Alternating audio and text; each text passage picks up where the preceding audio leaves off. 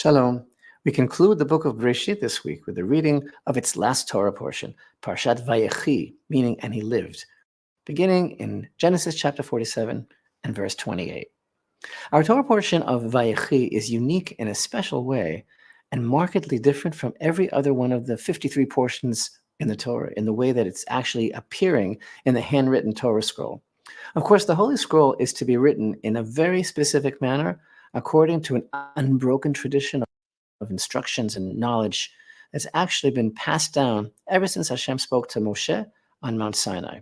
Indeed, the Torah scroll has been written in the exact same way for over 3,000 years. You see, there's generally a space left between the parshiot, between the sections of the Torah. The weekly portions always begin on either a new line in the scroll or on the same line that the previous parsha ended, but with a white space of a certain length in between. But our portion of Vayechi this week is separated from the previous parsha of Vayigash by the space of only one letter. This anomaly is called stuma, literally closed. It's a closed portion, a literal example and perfect usage of the expression a closed book, with all the enigma that expression Now, I implies. might be wrong, but isn't a stoma in a different context like a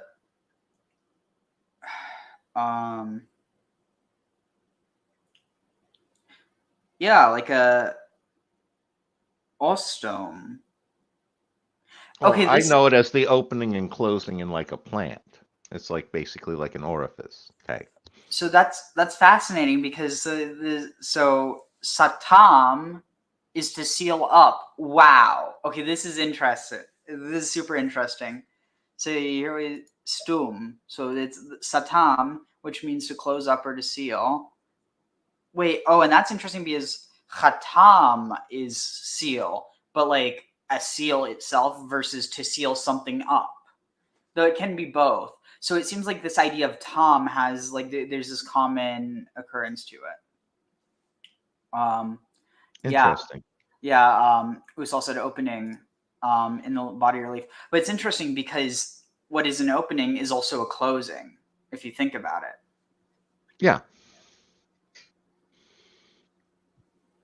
That's why I resorted to the slightly more generic orifice, even though it's not technically right.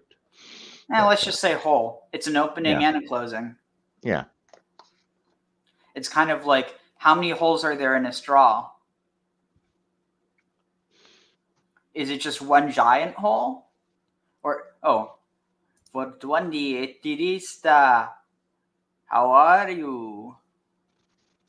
Yeah, like the opening for a tracheotomy or a colostomy, or what else is there? There's a, there's a difference between otom versus ostom. I'm pretty sure, right? It could be. Yeah. Ostom is what I usually know of for for stomata. Yeah, so no, otomy is the removal of something, I'm pretty sure. Like a lobotomy is the removal of the frontal lobe, or rather. I was going with O as being more like bone-like and rigid, as opposed to stable. So, okay. Wait, what? Like osteopaths. That's based off of bone. Yeah, but that's ost. That's what I thought you said. No. I'm saying that, like ostom versus. Well, so with ostom, it, really just stom, but you have like kolo from colon, and then ostom, which is, or see, that's the thing. I'm and then you have the body part that's the colostium. Yep. Yeah. So I have a feeling it has to do with the difference between opening versus closing, but that is something that I do not know, and that is why I did not want to become a doctor. That and many other things, including a lot of medical trauma. Mine was because I hated sick people. Oh, now that I think about it, that's another good reason why I never want to be a freaking doctor. They do amazing things, but okay, yeah. The suffix otomy refers to cutting or making an incision, while ostomy refers to a surgical creation of an opening in its organ for the removal of waste. Well, not inherently removal of waste. I feel like it could also be. Actually, I don't know. This is, but it's interesting because so here I think that like. I feel like the O is just a carryover. So like, but actually, let's see, what's the root? So is the word ostom, or is it, let's see, ostom, or is it stom?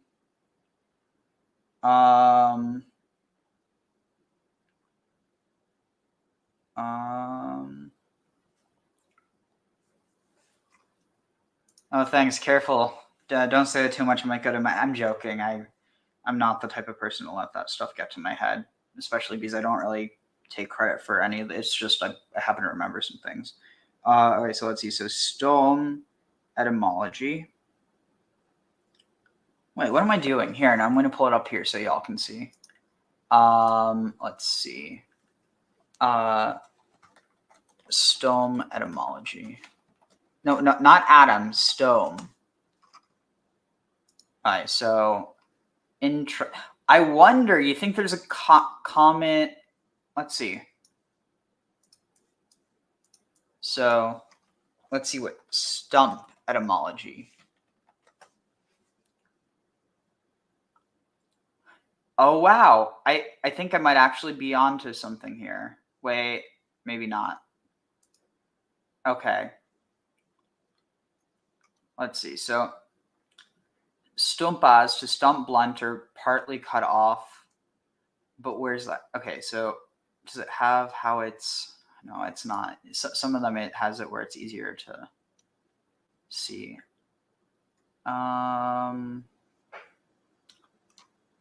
Stump. See more, maybe.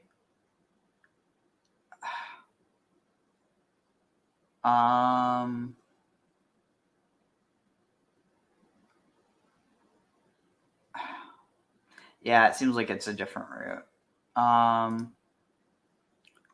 Stump. Let's see. So English etymology. Old Norse stump. Let's see. Stump. That comes from like to cut off. Stumpas. Interesting. It's related to stapiana, or to step. Stump. Dang, I thought I was going to find something. Let's see, related term stubas, which I wonder if it's to, let's see, it's to push, not, no, so a completely different root. So now I'm going to look for stone.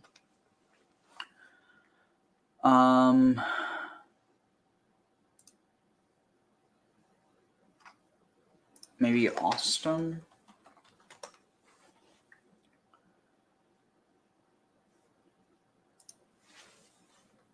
Stoma, maybe.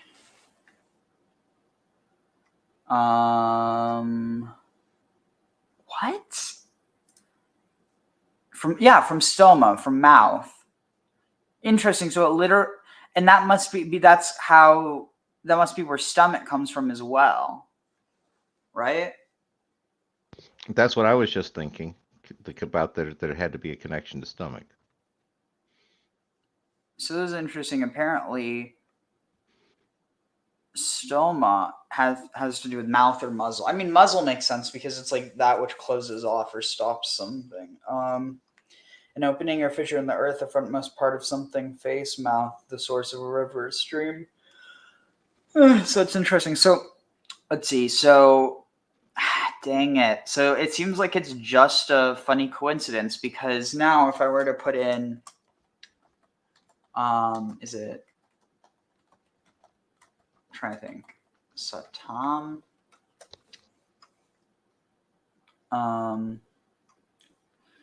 No, it must be with Samach. Satam. Oh yeah, Stam. Hebrew. Just Satam. To block. Yep. Here it is. Satam. To block a pipe or opening, to stop up, to clog, to close or seal, to block, prevent something or someone from passing. Specifically vulgar, to shut one's mouth, to shut up, to stuff oneself, slang, to fill one's stomach with food. From a setem is a blockage. So it's interesting. It's almost like the opposite. One, it's this idea of an opening. The other, it's this idea of a closing. And it has completely different etymologies. There doesn't seem to be any there doesn't seem to be any context that would suggest they have a shared etymology, which I think is really interesting. Let's see, ostomy. The three most common types are colostomy, ileostomy, and urostomy, all waste removal. Interesting. So I'm guessing. What about part of the connection that I'm wondering about then is where does it tie into like ostium, which is bone? No, but that's osteo. This is stome. Okay, I see. It's the second part. I was going with the os prefix is often changing, meaning bone. Yeah, imagine that would suck if your stomach, if it was like your ostoma is a bony stomach.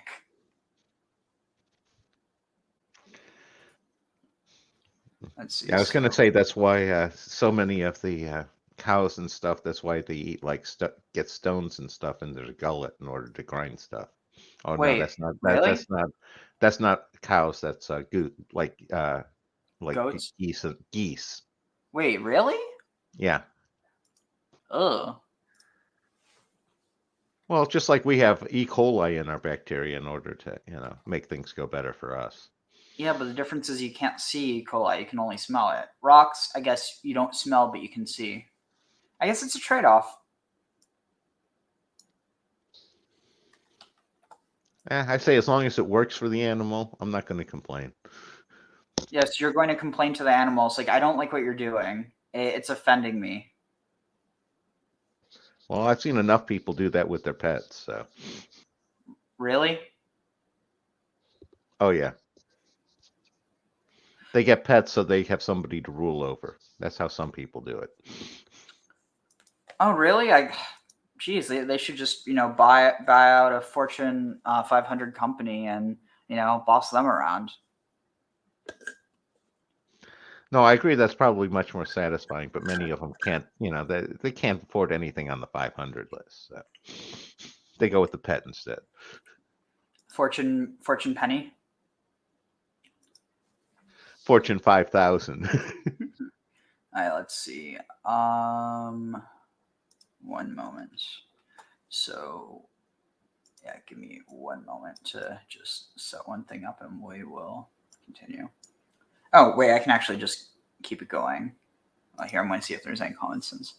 No new comments, so we will continue here. compelling.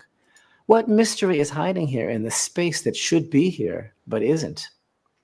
Although Vayechi focuses on the events immediately prior to and following Yaakov's death, the portion is named for his life, and Yaakov indeed lived a life to the fullest.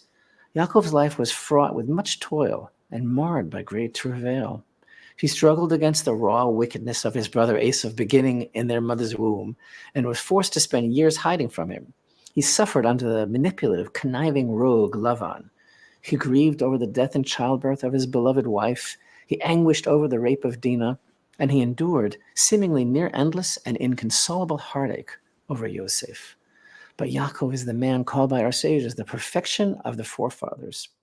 He was chosen by God to bring the tribes of Israel into the world. The man. There's a really interesting thing that I totally missed until now. So you've got this idea that like basically the first three Sefirot are really like they're too like supernal to really be like represented by any of the by any humans. So I mean, obviously you have within Christian tradition how, I think it was that chokhmah or like wisdom would get associated with like the logos or with or rather no, it was already associated with logos, or rather they start associating it with Jesus.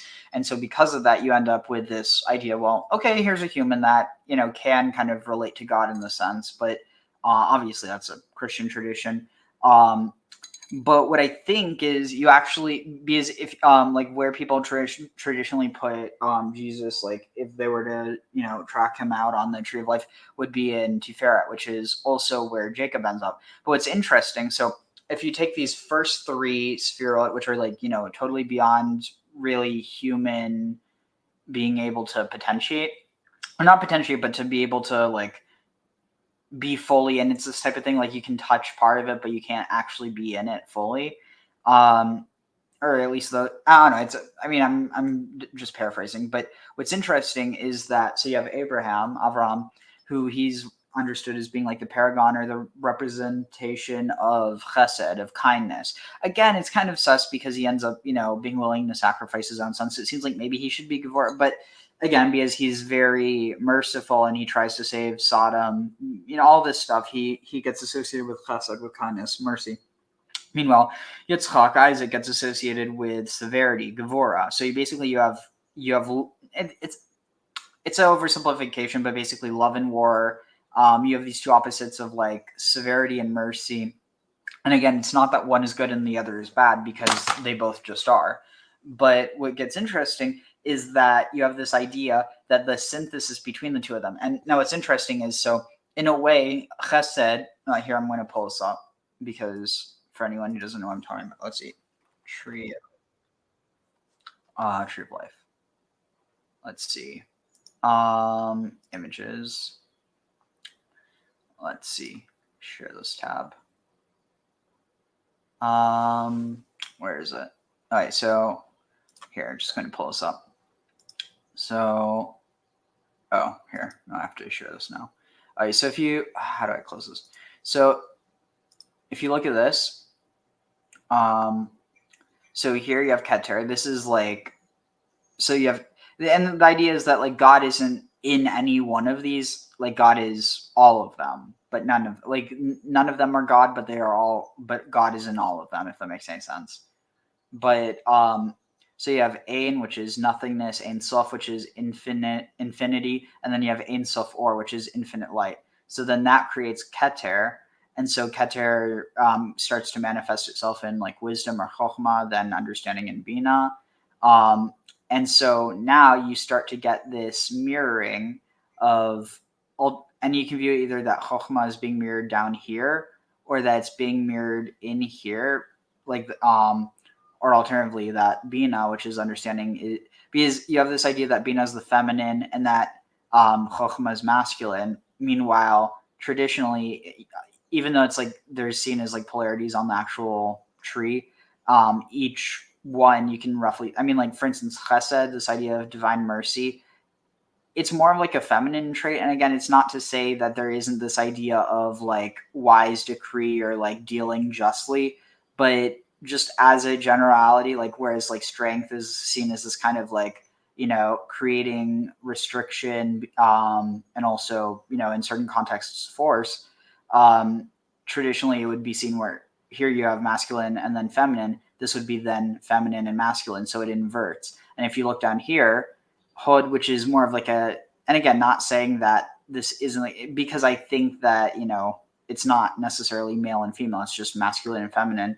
And that doesn't even, it doesn't correspond the way that most people would necessarily think. But that you have hod, which is seen as like an intellectual, very like mathematical type of, I don't even know how to describe it. It's like just basically in some ways almost like not knowledge, but what's the word? Like technique, like this idea of like disciplined, extremely, like in some ways you could almost say a detached type of intellect. Whereas Netzach is this very emotional, and again, not to say emotional is a bad thing, but this very emotional, very embodied type of, what's the word? Like, I mean, the best word would be like endurance or like overcoming, or like this idea of, like you could translate as victory, but it doesn't really give the context. But anyway, so in this case, then you have here, which this might be seen more as feminine, and this one might be seen more as masculine. At least that's in my own like personal interpretation. But what gets interesting is that here, if you look at it just going down, because there is also this, so like, if you view it in that way, you can view it as masculine and feminine. But if you're just viewing it as like associations with different characters, so you have, crown, which is basically this idea of like the unknowable. And again, depending on how you would lay it out, it really depends. But I guess to break it down, you almost have this idea of, and so actually, no, so this is what's interesting, because even if you want to say, yeah, so this is interesting. If you were to try to map out, and again, I'm just like entertaining this. If you were to try to map out like Christianity on this, wisdom would be, and see, this is the thing that makes it so difficult, because according to the Christian way of understanding things, Jesus would have to be both here and here at the same time. But the thing is that it's like, I'm not talking about God being in both places, because God would have to be all technically everywhere, but specifically in these 4 places. So you have like God is the unknowable, like this just force that is beyond any kind of comprehension. Then you have this, which you could see as like, so if you were to try to force Christianity into this, you'd have to have basically God the Father up here in Keter, wisdom would be Jesus, Bina would be the Holy Spirit, or wisdom Chochmah would be Jesus, and then understanding Bina would be the Holy Spirit.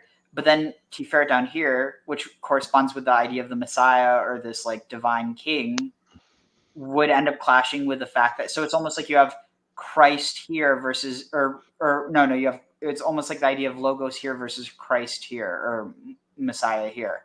So it's like, it gets really tricky, especially the way that, Christianity ends up developing.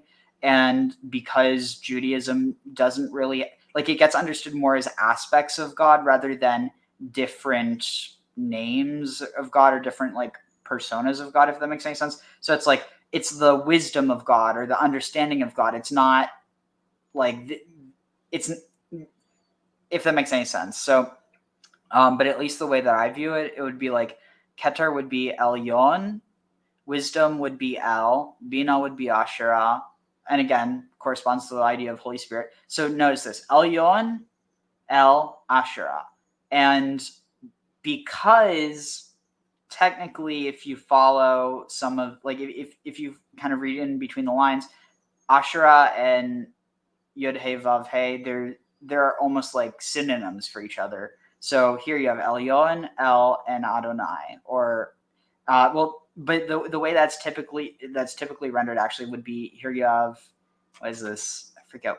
Would it be El? No, it would. Yeah, I think it's, honestly, I don't remember. It's been so long since I've read anything that would give me the context for this. I mean, it's only been a few months, honestly, but I don't have the best memory. But my point being, though, is so here you have this idea of God basically having to manifest itself twice over, basically into the masculine, divine, feminine, and or divine masculine and then divine feminine, and in order to then create humanity. And then this idea of, from there you can get these exemplars of humanity, where in Chesed it's represented by Abraham, and Gvura represented by Isaac, and their son, again, not like they were in a relationship. I'm saying their son because Jacob is both the son of Abraham and the son of Isaac, because there wasn't a separate word for grandfather or grandson, at least at that time. And so with that, you're going to get these interesting ideas that Jacob's essentially a fusion between the two, in the same way that Bina and Chochmah were split off from Keter, in a way. Not exactly, but you almost have this idea that you need to move down to the right in order to move down to the left, but previously you only had a point. So you create a line, but that also creates like dimensionality in this way. And then once you go there, you can then go here. And essentially in the process of doing so, because it eventually connects back, you end up actually creating a triangle from where there was previously only a point. And then you get that same thing here. And so it's almost like you can also think of it what is it? In Abraham, or Abraham / Chesed's interaction with Isaac / Gevurah, really, is it that he's merciful to Isaac, or is it that his mercy, like his wanting to do righteousness, that he ends up actually doing this harshness and ends up creating this division between him and his son? But what unites the two of them, what they both share, is their love for their for Jacob, which I think is interesting because of how just it's a fractal image. The Chesed, Gvura, and Tiferet is as below as Keter, Chochmah, and Bina are above. No, I agree with a lot of what you're saying. I was going to say, just to put a little bit of my own nuance on it, is you're making one of those categorical mistakes. You could talk about one Christian esotericism, because that basically that there have been so many different traditions and them arguing over the traditions, exactly like the history of Kabbalah. Because this tree of life that you're dealing with, this is the Lurianic version. And one of the things I find fascinating that I again like to explore sometime is some of the other setups for the tree of life, like the entirely embedded one, like a Matrushka doll, where one is inside the other sort of thing, and the various setups like that. Is again the idea that there's any one Christian esotericism. The other thing is Christian esotericism was very much a Renaissance movement, and it kind of, in a lot of ways, grew out of the Kabbalistic movement. You didn't really have it for almost a good 1,000 years there. So it's much more of a modern sort of thing. And it seems like some of what you're dealing with here is, in essence, like a lot of, you're evoking Trinity talk. Sort of like, God, because they say, God the Father, that they're all part of the same God, but they're not the same. You're using a lot of that one. And my way of keeping track of, or sort of making sense of the difference between, female and feminine, is sort of like the idea of water and wet. It's like one is the example and the other one is like the essence of it. It's like the woman is the female that's like the water, and then the feminine is the essence of it. If that's how helps me make sense of it. Tag.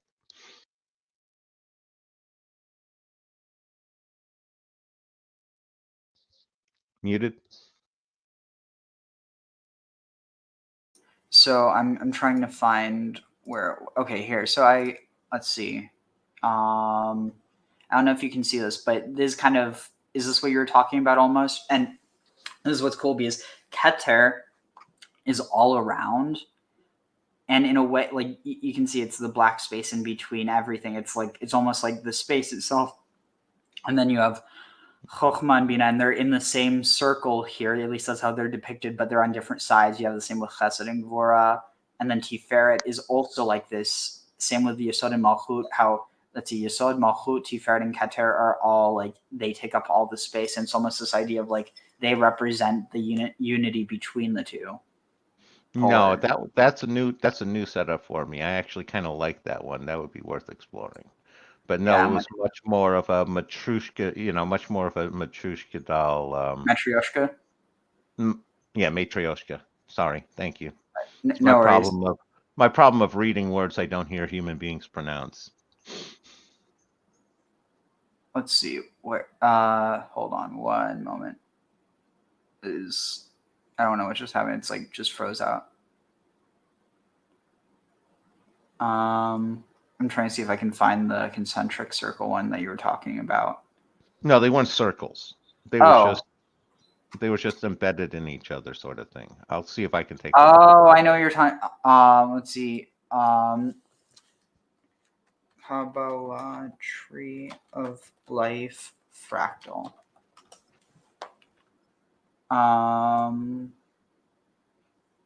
Here, is it this? Nope. Nope, but I like that one too. Yeah, I'm not 100% sure. But yeah, this is what I was. So this is called the Heat Kalalut, like from Kalal, which means like all. It's like all. Interesting. Let's see, Heat Kalalut. Interesting. Did Kabbalah anticipate the physics of Dr. David Bohm? That is something for another time.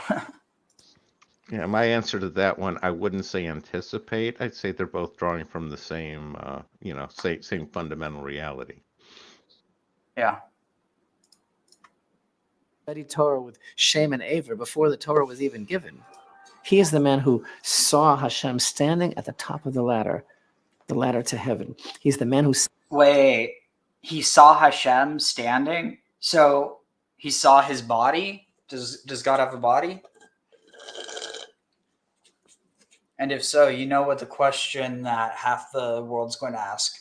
What did he look like? And by that they mean, what color was his skin? And by that they mean, did he look like me? And it's like, honestly, just imagine someone sees God and then it's like, well, that's not a human. I don't know what I thought.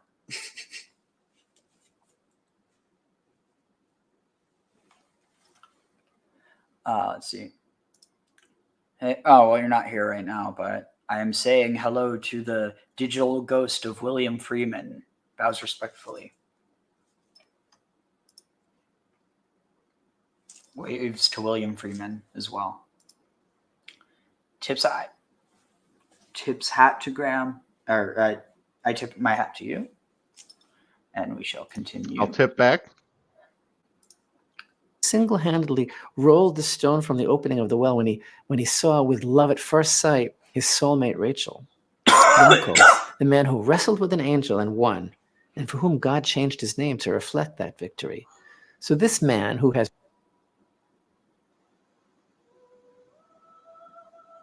What just happened? Striven with the divine and with man and has overcome, whose whole life has been one of purity and purpose, who has seen God on the mountain. He's seen so much in his life. And now, gazing into the future with the gift of prophecy, Yaakov sees even more. He sees into his children's future. And now on his deathbed and surrounded by those children as the time draws near for him to depart from this world, he wants to prepare them for their future redemption. And herein lies one aspect of the mystery of the closed parsha. Rashi cites an idea that this chapter is closed because on his deathbed, Yaakov wanted to reveal to his children the time of the end, meaning the secrets of the end of days, the messianic era. But he was prevented from doing so because his prophetic eyes were suddenly closed. The verse states, Jacob called for his sons and said, gather and I will tell you what will happen to you at the end of days. Gather and listen, sons of Jacob, and listen to Israel, your father. But we hear nothing of the end of days. He suddenly changes track and proceeds to give over these amazing personalized blessings laden with meaning, but not what he professed to have had in mind to speak when he began. He was about to speak, But Hashem took the revelation away from him, prevented him from divulging the information. And the configuration of our Parsha's odd spacing attests to this closing, this concealment. Although he was prevented from revealing to his sons all that would befall them from now until the end of time, until the time of the redemption, still the veiled blessings that he gave over to them, which are actually personal, unique insights into their essence and inner nature, their strengths and weaknesses of each tribe, these words would help his children rise to the challenge of achieving their full potential. And even divested of his original intention, there's still much between the lines. His words did include some signs and road markers for the nation's journey through the ages, some warnings and assurances, as well as allusions to what their future holds, some with clear messianic overtones. Much has been taught about this evocative scene, which I'm not going into right now. Yaakov on his deathbed about to tell all, only to have the prophetic rug abruptly pulled from under him. There are many important lessons here, and there are so many reasons that we could think of ourselves as to why Yaakov might have been prevented from giving over this information. I mean, if his sons had that information and future generations, if we all knew everything, would we still have free choice? How would our behavior be affected if we knew the exact date and everything in between was something to be expected? So open up your heart. As Yaakov's life and the book of Genesis draws to a close, despite the happy reunion of the family of Israel for these remaining years under Joseph's provision, there is an ominous overtone that we can already sense in our portion. Dark clouds are beginning to form on the horizon. There's a whole new world order that's coming and a whole new reality about to set in for the coming generation. A circle is closing that began when Hashem first told Yaakov's grandfather Avraham, Lech lecha, go for yourself. Avraham's journey to the land of Canaan began a process that had been foretold, a process that would require the descent of Israel into Egypt. Thus, our portion this week concludes the book of Breshit with the word Mitzrayim, Egypt, which literally means the narrow place. All of Israel has temporarily settled in the land of Goshen, and for the moment, a very brief moment, they're doing well, flourishing and multiplying in great numbers. But shortly, as we will begin to learn next week in the book of Exodus, this descent becomes a nightmare, indeed a narrow place, constricted, a dark exile of bondage, servitude, torture, and genocide. Yet this was all part of a divine plan. Here in the darkness of Egypt, the family of Israel is destined to become the nation of Israel, and all that they endure will purify and refine them, preparing them to become a kingdom of priests and a holy nation, preparing them to receive Torah at Mount Sinai and to accept responsibility for bringing Hashem's light into the world. But open up your heart in the deepest way. The prophet Micha, chapter 7, verse 15 says, as in the days when you left the land of Egypt, I will show it wonders. The nations will see and be ashamed of all their power. They will place a hand over their mouth. Their ears will become deaf. These verses inform us that the wonders of the final redemption will be so astonishing. The revelation of Hashem will be so magnificent. It will outshine, it will dwarf the wonders of the Exodus from Egypt. It's going to make Egypt is Coachella not and only Burning a Man geographical location look or a like- reference to this time in history.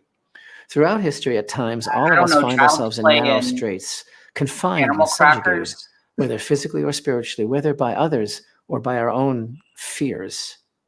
Each year, we conclude this book of Genesis and then begin the book of Exodus, reliving the We're descent into doing the an darkness of Exodus Egypt. from Genesis. And there, each of us, within the constricted and dark place of our own Egypt, we call out Genesis to and God. Exodus. That's why we're there. Because just as the nation of Israel had to go through what they had to go through in Egypt, so too, The only there way in out that is space, through. each of us goes through what we need to go through to grow, to learn to call out to Hashem, and to make preparations to leave our Egypt behind forever, to finish the walk that Abraham started towards the final freedom of the final redemption. Wait, you to saying you finally leave what Egypt. behind? This portion begins a trend of redemption, to call out to Hashem, and to make preparations to leave our Egypt behind forever, to finish the walk that Our Abraham Egypt. started towards the final freedom of the final redemption, to finally leave Egypt. This portion begins a transition through darkness, but leading to times of greatness, promised times, the time of redemption. There's darkness on the horizon here. The Egyptian exile is coming, but like everything else in this world, it's part of a divine plan, and great light will emerge. And you know what they say, it's always darkest before the dawn. So open up your heart in the very deepest way ever. Already pretty ever. open deeply. Our holy forefather Yaakov saw us as well. He saw these days as well. We are facing so many challenges, but the final redemption will outshine even the miracles of the Exodus. Bayamim hahem v'hazman hazeh. So, Bayamim hahem, in those days, u'behazman hazeh, and in this time. This idea that, like, you know, that which is happening before is happening now and is happening in the future, because it, I mean, in a sense that it's all happening at once, but also that, you know, the more things change, the more they stay the same. Like the portion of Vayechi, this year has been like a closed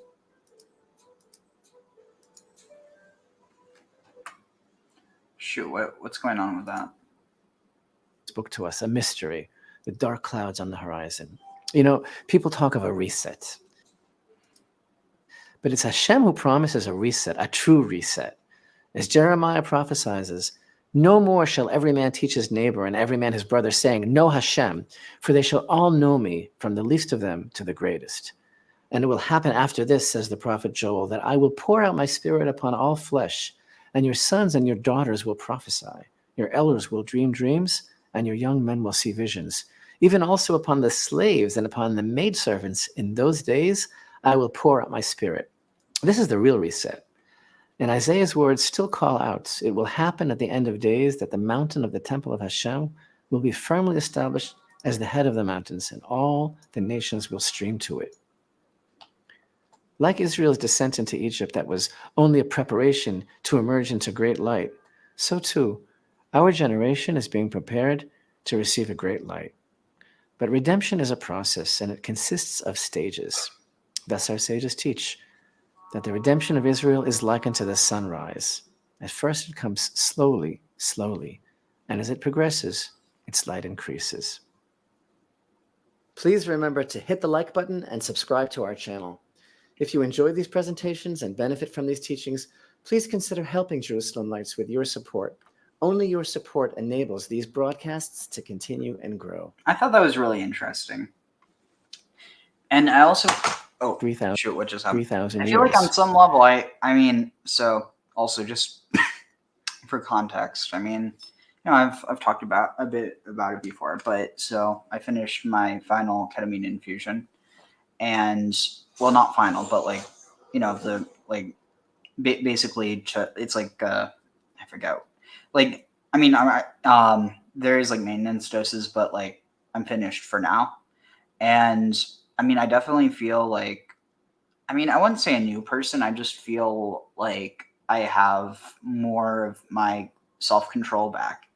And like, not like self-control. I mean, it's hard. Like, for instance, I meant to start this, funny enough, well, actually, honestly, either like 10 or 12, but that didn't happen. So, but no, more so just in terms of like, I don't know, just things have been difficult lately, especially with everything going on in Israel and Gaza. It's, I mean, you know, it just, and obviously I'm not even there. Like, I can't imagine what the people there are going through. It's just, it's absolutely horrific. And, but it's just, it kind of stirred it up in myself. And I don't know, it's also difficult when you're not around a whole lot of people lately. I mean, because I've been on break. But yeah, so it was just it's a little vial, but there's nothing in it except lepidolite.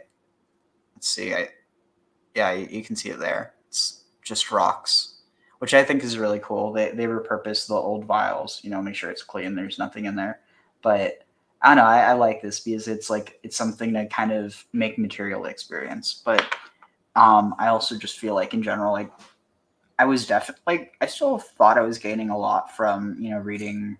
I mean, wow, to think it's been the whole book of Genesis now. Well, minus a few chapters, but that was before I realized I was missing out on stuff. I thought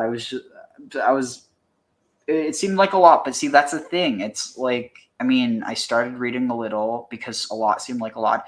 And now, I mean, we like last time we streamed and I think given it took a long time, but in one sitting I did 5 out of 7 of the chapters of Vayechi. So it really just shows that, practicing not only makes permanence, but it also actually makes things easier.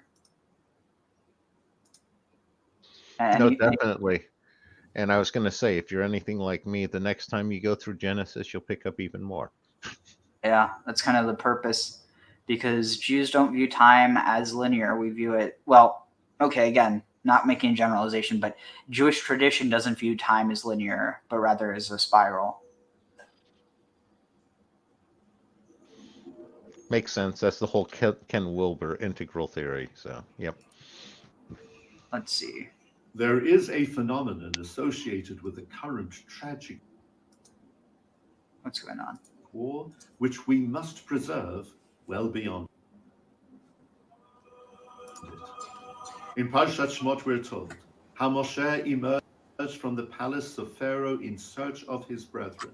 I'm sorry, Moses, you're not alive yet. We haven't gotten to this part yet. Unless I'm sure there was probably a group of Jews in the ancient world that thought of Moses as some sort of incarnated logos, and it's like, oh, Moses existed before he existed. But yeah,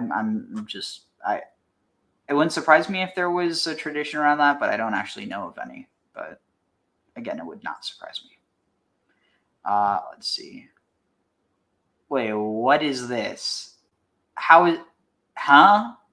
I'm sorry, what? Consider that New Year's resolutions are not the answer for you this year. You need real solutions, and therapy can help with it. They all thought we were just going through a phase until, I think when I was 15, I showed up at the house with a swastika tattooed on my neck, and I think they were like, well, maybe it's a little bit more. My name is Frank Mink. I grew up in Philadelphia, South Philadelphia. Didn't grow up Jewish. Actually was raised Catholic. A lot of our family, I guess, just integrated and went with it. Came up on a pretty rough life, single mom, dad in another neighborhood. And so, just kind of grew up poor. I guess Jewish, Mink. I rough life, Frank Catholic. Mink. A lot of our family, I guess. Honestly, sorry, I assimilated that into Fink. I'm like, Fink, that's a Jewish name.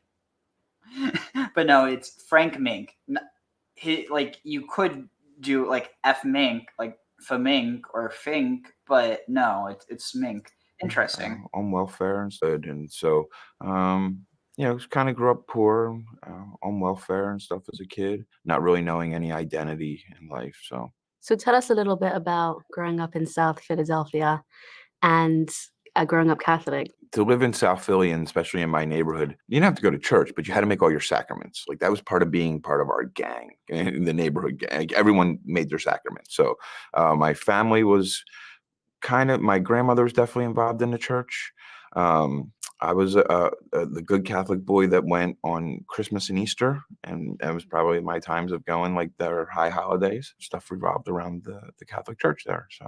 So could you tell us how old you are and what was the sort of process of getting more involved in the skinhead culture? Okay. So when I was about 13, again, it was a rough upbringing.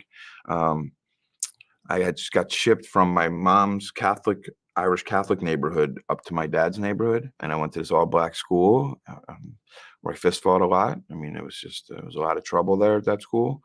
There was about 20 white kids, not 20%, just 20 of us. Coming from my mom's neighborhood where you were always taught like the others were bad. The Italians were bad, even though I was part Italian too.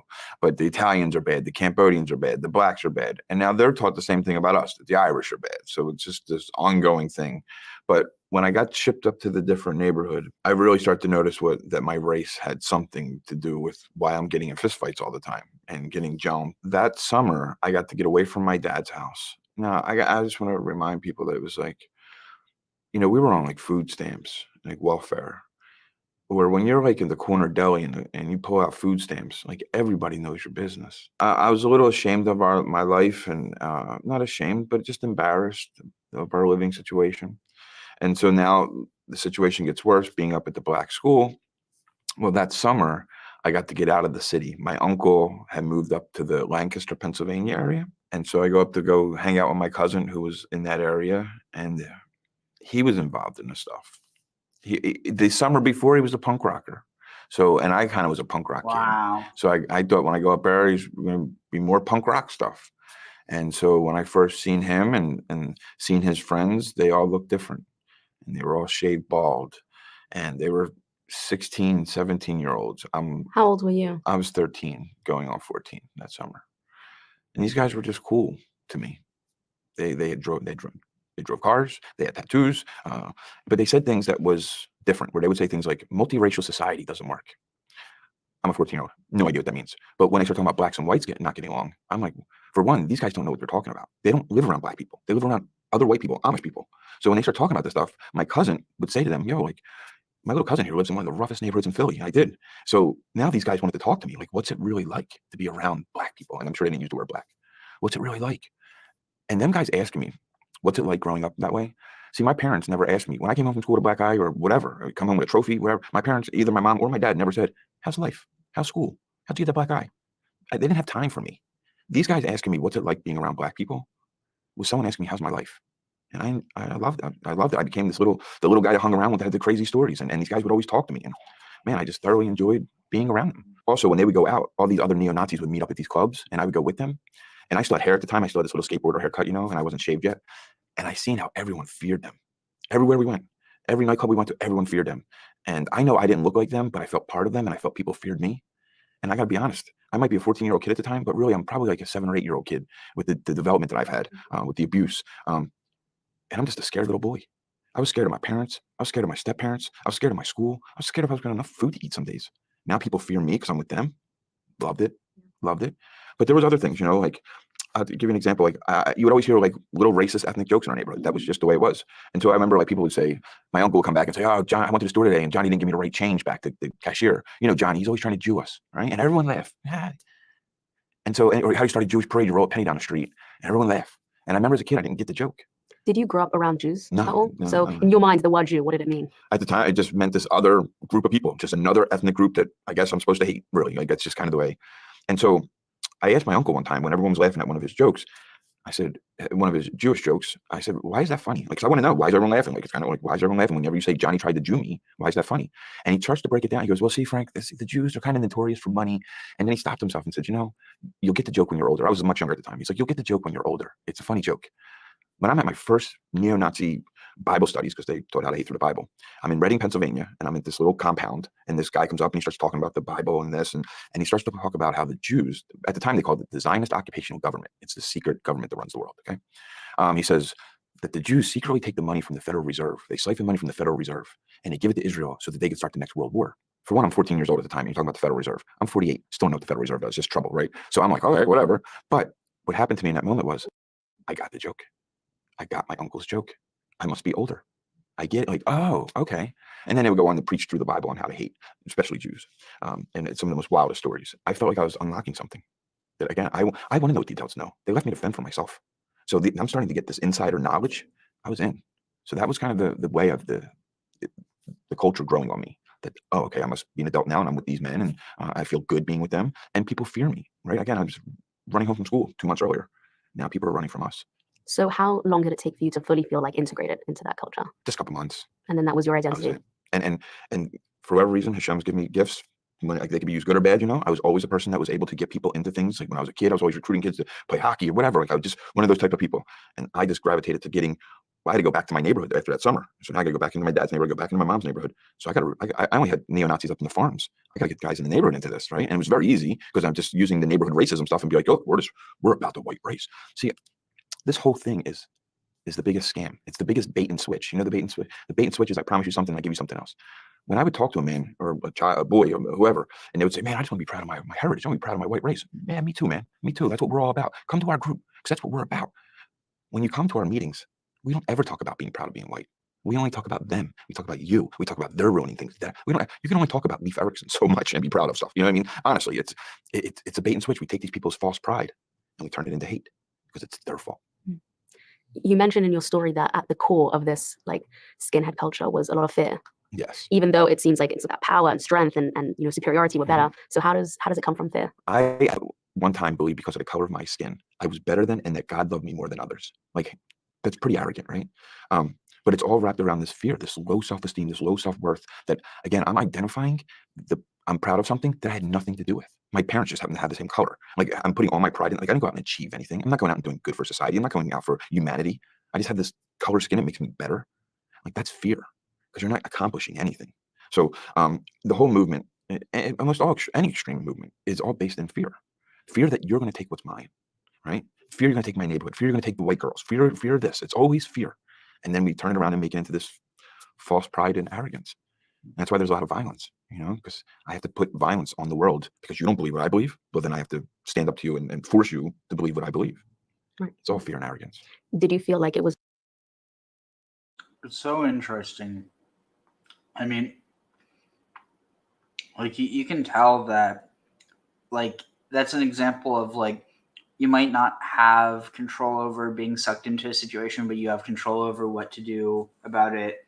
It's like, it's never too late to realize that you're in something bad and that you can change.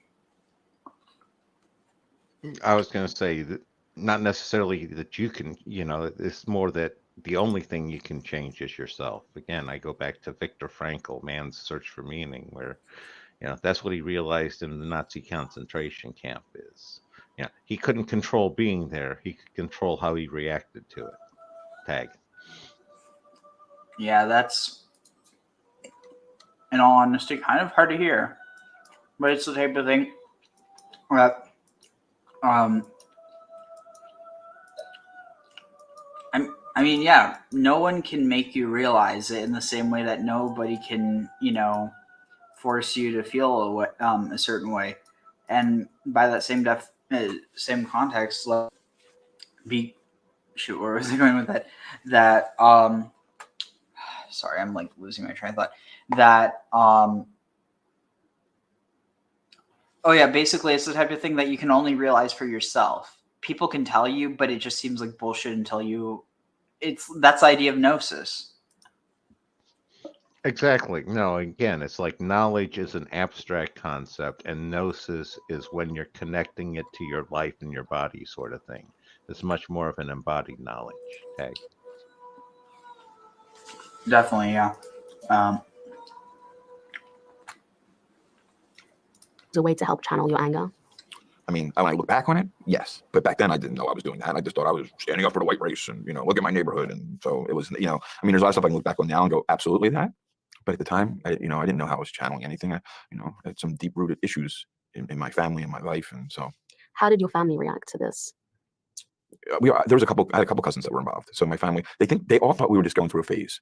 They did. They just thought we were going through a phase until, like, I think when I was 15, I showed up at the house with a swastika tattooed on my neck. And I think they were like, well, maybe it's a little bit more. They don't know that I'm like selling guns on the side at 15 years old, selling legal guns to people. They don't know what I'm doing. I wasn't, once I was 15 or 14, really, when I was 14 and 15, I didn't live home anymore. I moved in with the movement. I just went and lived with people in the compounds and all over the country. So I wasn't around my family much. And what about school and church? Did that just sort of slip away? Oh, yeah. No, I never went to high school. Church was, in my own way, I seen like the hypocrisy in church at the time, so that was not, I went to these Bible studies now that were all geared towards hate. So, and that made me feel good. Again, we go to Bible studies and be taught how to hate. And it made me go, oh, okay, God's on our side. That's why I say, like, because of my skin color, I thought God loved me better. Insane. People bring God into all sorts of things. Oh, absolutely. Absolutely. And they exclude him a lot from things too. Yeah. So how long did this whole, I'm not going to call it a phase because clearly it wasn't just a phase, but how long did it last before it started to chip away? So I started to get out when I was 19. I just got out of prison. Again, swastikas everywhere on my body. I knew at the end, when I got released from prison, I knew at the end of this that I was starting to still associate with a group that I knew the beliefs were wrong, but I had a lot of clout, I had a lot of pull, and that felt good.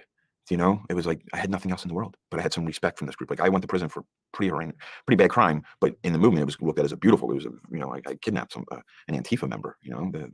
So to them, I got out of prison. I was looked at as a hero in a way, and it felt, and all that did again was build my ego, which my ego was broken. My ego was so broken. What happened in prison that sort of triggered this, doubt in the movement, or a little bit? It's because he was broken. It made it easier for people to get him to break other people. As a hero in a way, and it felt, and all that did again was build my ego, which my ego. But that's also, in a way, because of that, he was able to rebuild himself. Well, what those And movements do is they often, they'll put the broken pieces together in a semi-functional but broken way. And that's what he was finding out here in prison, is the way that he had been put back together was actually broken as well. So he had to re-break himself, sort of like your nose doesn't set right or something. You got to re-break it in order to get it to look right. Tag. Definitely, yeah. Let's see. Wow, where is it? pretty bad crime, but in the movement it was looked at as a beautiful. It was I kidnapped an Antifa member.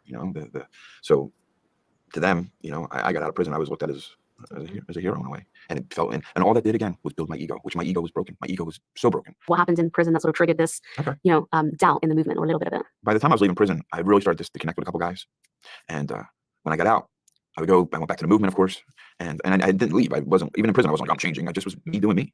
So when I got out and I started to hang back around with some of the neo-Nazi groups again, and I would hear just people go, all black people are this way, and I was like, man, I really share some intimate things with some of them dudes in there, just life stuff, and they weren't all that way, right? So I was like, okay, to stay part of this neo-Nazi group, I'm not gonna preach about black people anymore or Latino people, because I became friends with a bunch of Latino guys in prison too.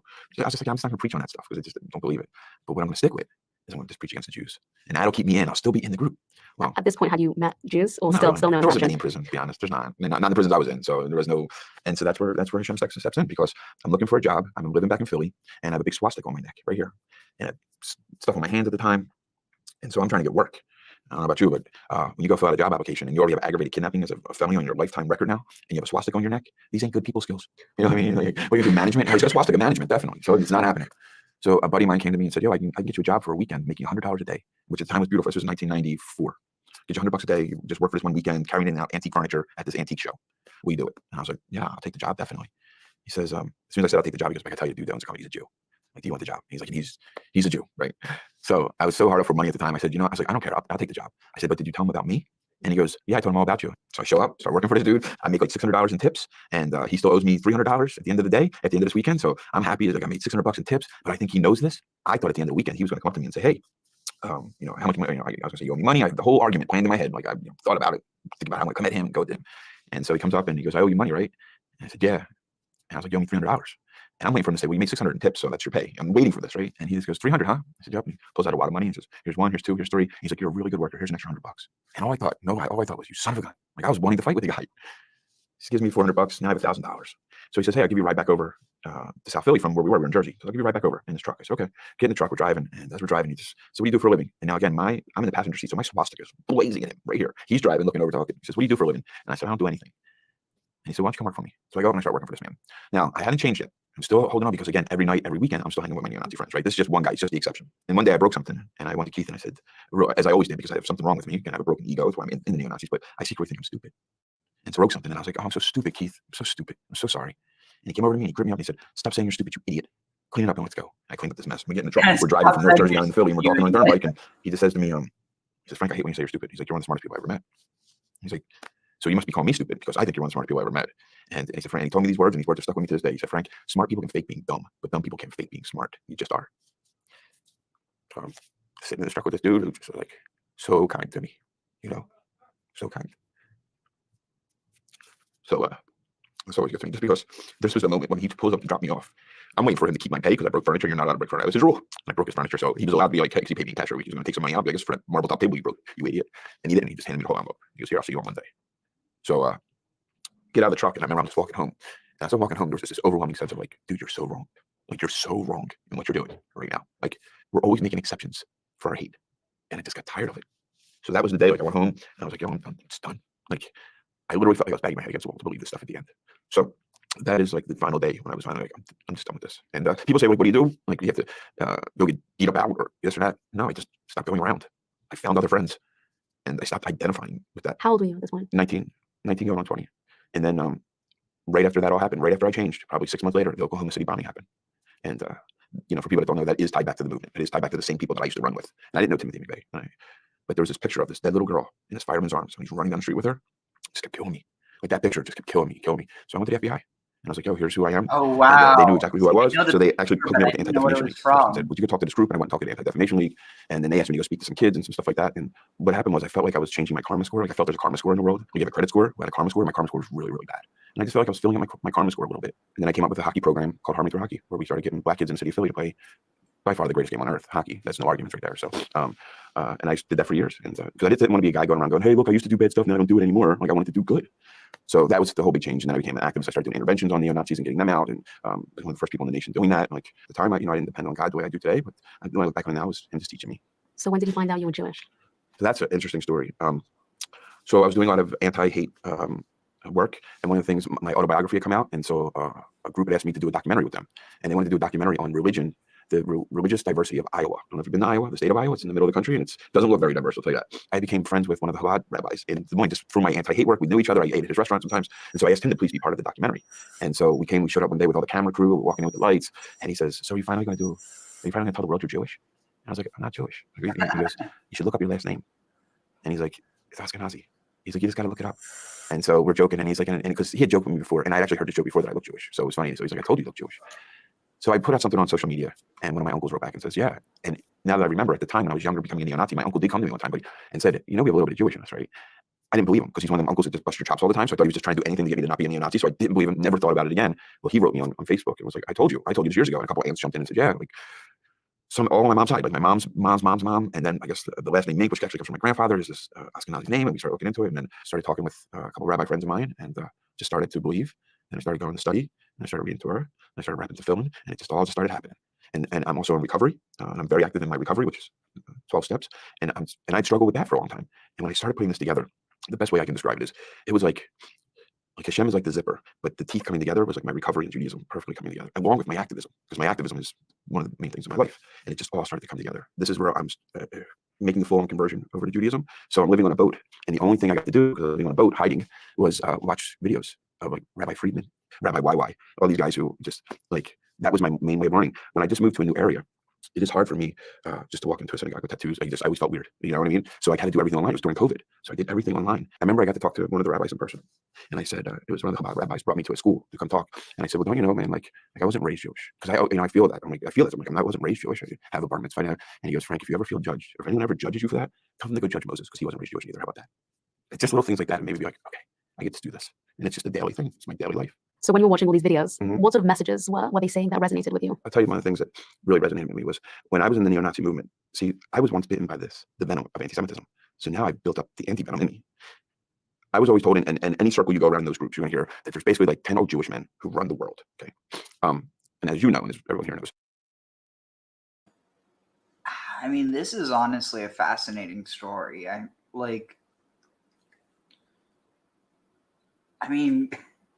Can you even imagine, like, that's really like this idea of like going to hell and coming back? Well, except he kind of started in hell and just left. He didn't kind of go there. I mean, no, I mean, he had hardship, but he didn't grow up in an environment that taught him to hate. I mean, like, he did, but it was like more passively. It wasn't like he wasn't indoctrinated by his family into being a neo-Nazi or into hating people. It was just kind of like the general environment of his milieu. No, agreed. No, I was thinking more of he didn't have the great life to start with. Yeah, but like it's very reminiscent of the Joseph story in a lot of ways, and even Moses. And I think Joseph was less to blame for it than this guy was. He made some conscious choice to hang with those neo-Nazis and do some of the stuff he did. Joseph was just sort of a pain in the ass and annoyed the brothers a little too much. Yeah, no, I hear what you're saying, but I mean, to be fair, people don't just join extremist movements out of nothing. Again, it doesn't mean that they're justified in joining them or in participating in extremist behavior. I'm just saying that and again, I'm not justifying it, because believe me, it really bugs me. And especially when I see it on my own side, given, it's pretty equal. I mean, or it's not, honestly, it really depends on the situation and the context. But the point being is that, people don't end up, picking up a gun to join, basically think of it this way. Why do people want to join a military? I mean, obviously people might have different reasons, but you could look at like someone who joins the military because they want to protect their country versus they want to join the military in order like to, wreak vengeance on their enemies or whatever. Those are two very different reasons. And I think that on one hand, you have to look at why people might be one way versus another. And a lot of it just goes down to how they were raised and the experiences they had when they were growing up. And again, it doesn't justify it, but I think that it's like if you're trying to, it's almost like if you and again, I'm not. I need to be careful with my words. Basically, if you're expecting someone who has not been like again. Say you have like say you have an overabundance of food in a city, but regardless of how much food there is, you need to pay for it, and it might not even be a lot. But say you don't have any money, so then say someone they're starving so much, they haven't eaten in so long that like they like if someone were to like try to take away like a piece of food if they picked it up or whatever because they didn't pay for it, they might like lose their shit and start beating them up. Again, it doesn't mean what they're doing is okay, but like if you expect to be able to rationally deal with someone who is, in a state of extreme distress, then again, it doesn't justify what happens, but like I feel like that's something that it's like there's a fine line between and again, it never justifies it, but it's like on some level you need to know kind of the situation and the context you're in. And it's one of those things where I'm not trying to connect this back to what's going on now, but in a lot of ways I do think it's oppression. The fact is that and I forget what this broke like a week ago, but the IDF didn't have any plans basically for a situation like what happened. They couldn't conceive of it, and that is why it happened. If they would have if they would have considered it at all, they would have known, what type of measures either they could have taken to counter that or have methods ready in order to like it. And the thing is, if that would have happened, and again, it's one of those things where like, oh, what are you going to do? Blame the people for not defending themselves better. But the truth is, if not as many people had died, there wouldn't be as much, casualties on the other side as well.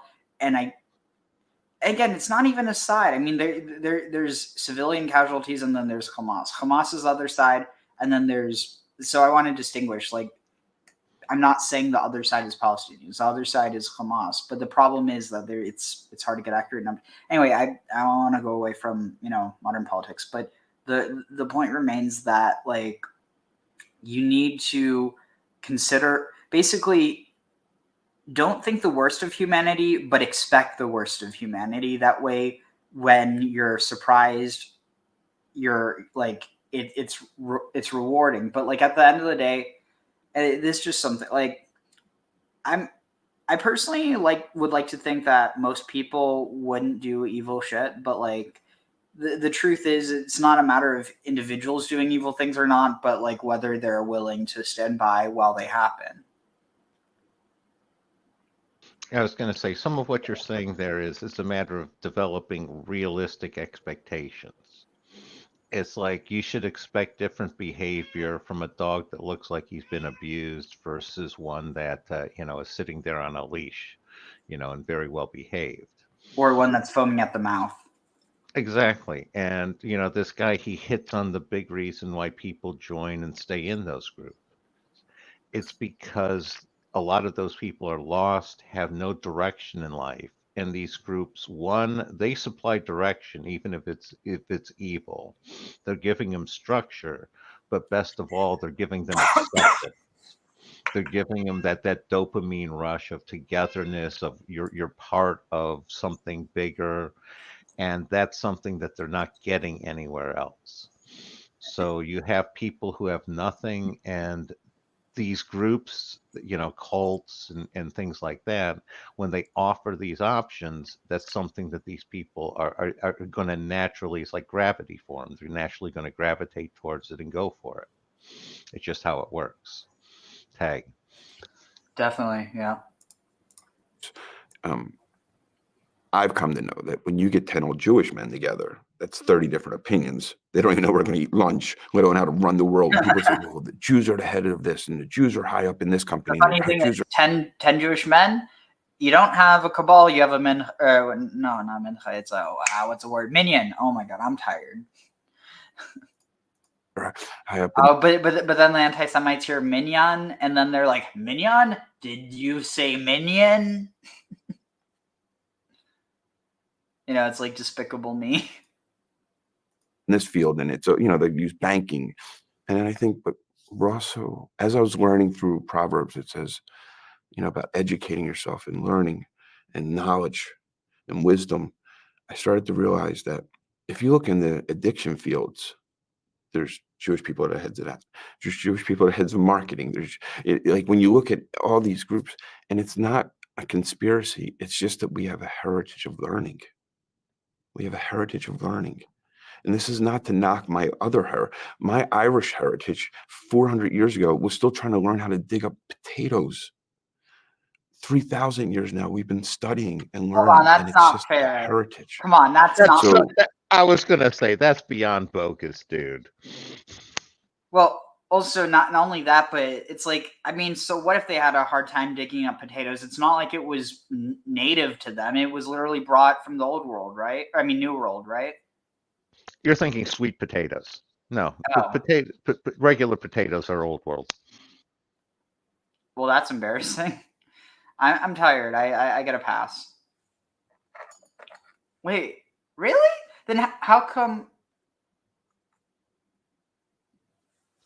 That's one of those whole big things about the Polynesians and South America, is they needed to explain why there were sweet potatoes, yams in both South America and Polynesia.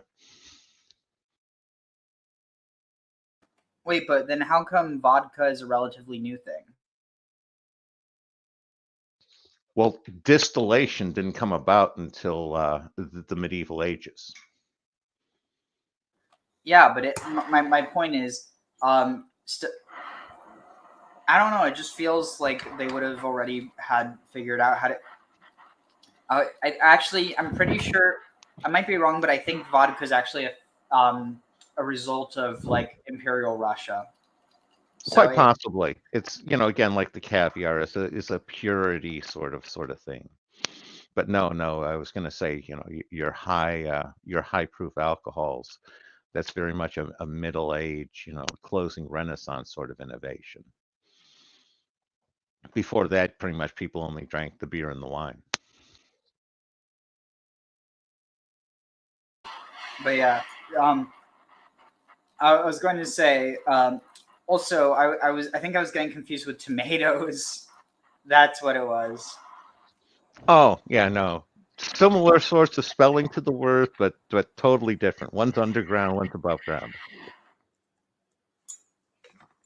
Yeah, it's like the tree of knowledge versus the tree of good and evil, or tree. And if I use that tree for of life versus tree of knowledge. good, if I use my knowledge and my discernment to be good in this world, then Hashem's going to show me the right way and show me the right things to say and show me the right way to do my activism, which is a huge part of my life. It's his plan. And that's what I've learned from all these guys. It's his plan. Have a Shabbat in my life. Make sure it's reckoned. Make sure that I celebrate that. He's got it. He's got this. And I don't do my mitzvahs so that I'll get anything. I honestly, I'll be honest, I feel sometimes that when I do things, I just get a little wink from Hashem. Like, got you. I got you. Just go be of service. I got you. in the world of the internet, there's lots of things to be able to learn online, and people can educate themselves online, especially young teenagers who are impressionable. For young people who are looking for answers online, you know, sometimes going through a bit of an identity crisis, so they might be going to the wrong places in terms of some inspiration or some sense of identity and purpose. What advice would you give to young teens, adults who are looking for something, you know, just how to make sure they're searching in the right places? If you're online and you're searching and you're noticing that everywhere you're going is someone talking bad about others to make you feel good, then you're going down the wrong. If you want to find your identity, find where you're listening to people that are talking about how you make you better. Just make yourself interesting. Better. I don't think we know anybody like that.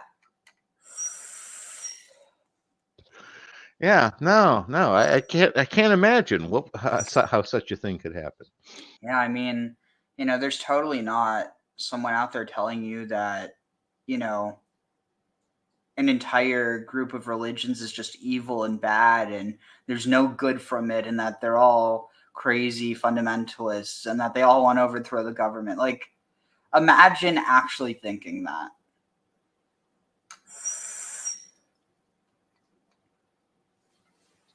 Yeah, it's kind of, I imagine that one as sort of a small little world. It is a small world after all. It's like the question at that point, is your head really that big, or is it just that the world you're in is so small that your head only seems big in comparison to it?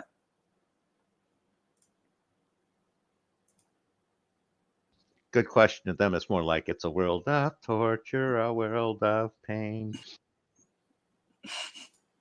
If you're gravitated towards, and the websites and the rabbit holes you're going down are always at the end, you're blaming them, then you're not in the right spot, because it's never about it's never about what others are doing. It's about what you are doing.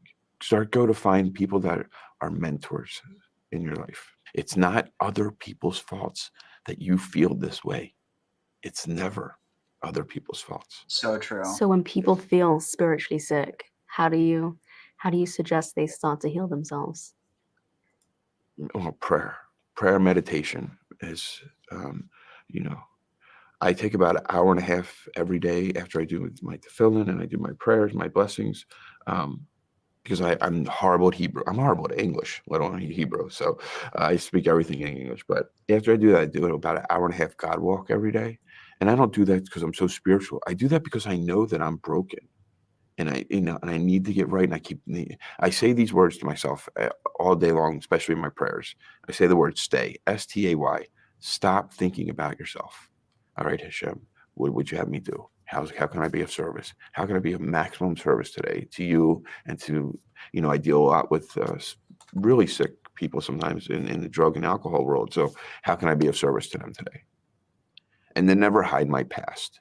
If you make mistakes, be okay with the greatest thing we get to do with each other is be like, oh, I did that too. Oh my God, I felt so stupid. Oh my God, do you ever have that time when you're having that conversation and you're feeling really bad about something and your friend says, oh my God, I did that too. And you go, oh my God.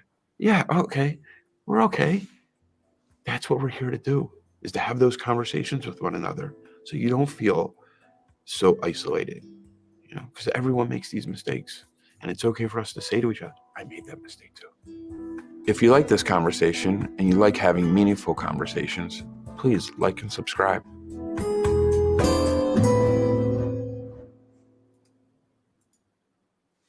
That was interesting. Hi, everyone. Mark Barden here at Sandy Hook Promise. On December 14th, 2012, my 7-year-old son.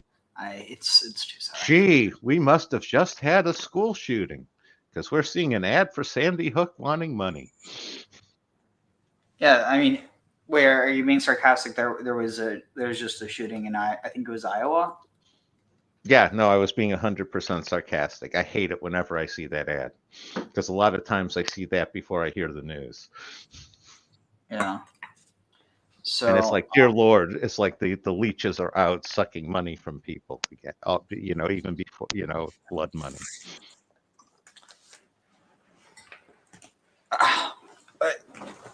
let's see. All right, so let's get to it. Where are we? Here. So. Baruchu et Adonai Amvorach. Baruch Adonai Amvorach leolam vaed. Baruch atah Adonai Eloheinu melech olam. Asher bachar banu mikol hamim v'natan lanu et Torato. Baruch atah Adonai noten haTorah.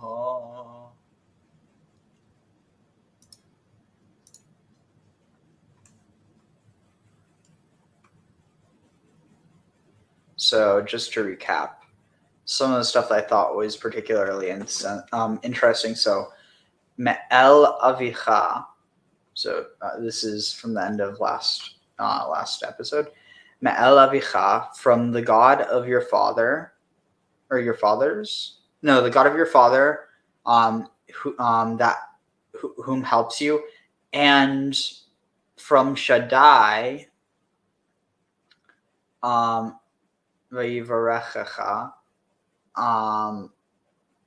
who blesses you, Birkot Shamayim, blesses you with the blessings of heaven above, and the blessings of Tehom that crouches beneath, the blessings of Shadaim and Racham, the blessings of, this is fascinating, the blessings of the breasts and of the womb. So this is fascinating. You see what they're doing here? So Shamayim with Shadaim and Tehom with Rachom. Yeah, that doesn't translate into English real well. It would be like, let's see, deep and wait. Let's see, Tehom. I'm going to see if, let's see.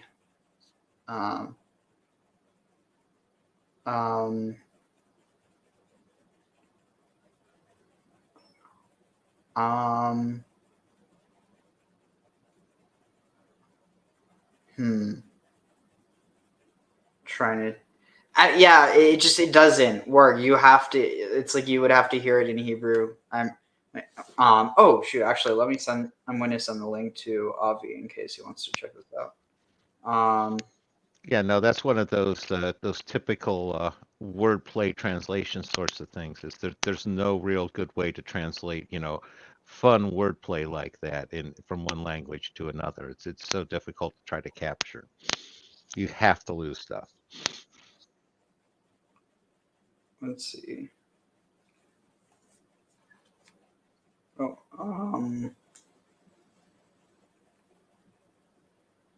what's that? Share, copy, paste.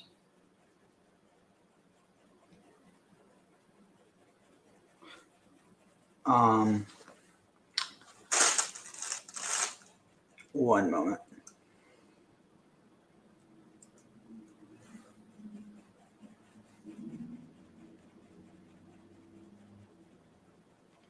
Let's see. Parallel of Shadaim with Shamayim and Tehom with Rachom. Tehom.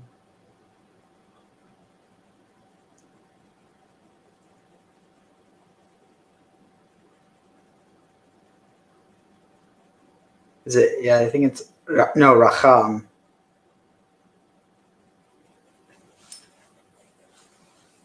And it even matches because see, so Shaddai, the breast, and Racham, the womb, just like Shadaim, like Shemaim, which is above.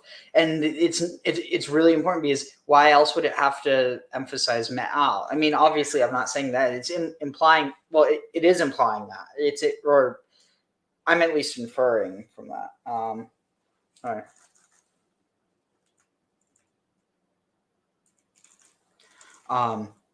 But yeah, I feel like it's this idea. I mean, it's literally as above, so below. So it's Shadaim, Shemaim, breasts and heavens, womb, and I mean, you even have this idea because the breast is like associated with the upper body, whereas not only is the womb associated with the lower body, but it's also associated with waters, which is what Tehom is associated with.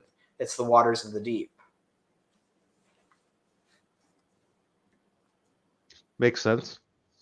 And what here it seems like, at least what I'm understanding, is that the blessing of the breast is to be able to give milk, and the blessing of the womb is to be able to give birth.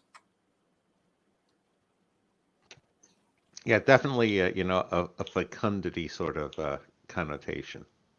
Yeah.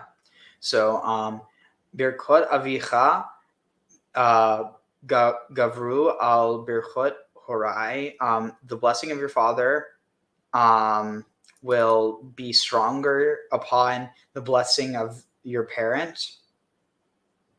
ancestors, sorry, until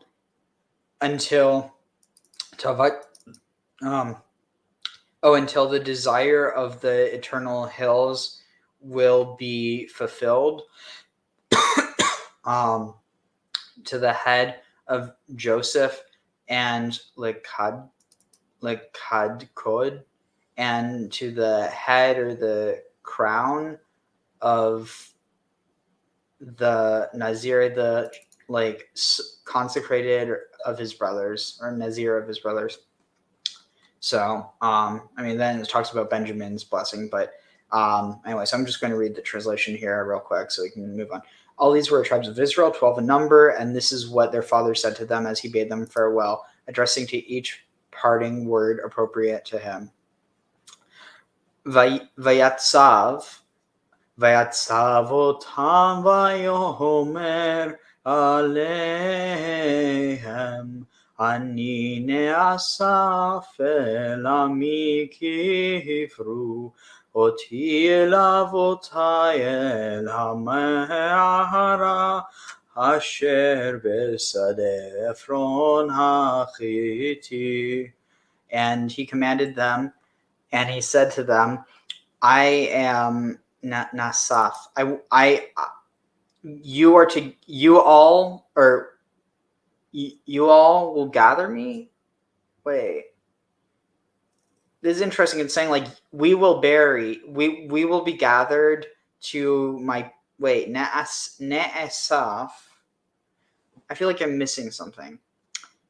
Ne'esaf el ani Ne'esaf el ami. Okay, this is interesting. It's like my people, we are going to gather me to them. It's like the Ne'esaf. I'm pretty sure. Oh, wow. Okay, I feel dumb. It's because it's Nephal, I think. So I am assembled. I'm going to be gathered to, yeah. So, wait, passive call? I don't know why it's putting it as a call. Anyway, so basically, I am going to be gathered as opposed to I am gathering myself. So I am going to be gathered to my people.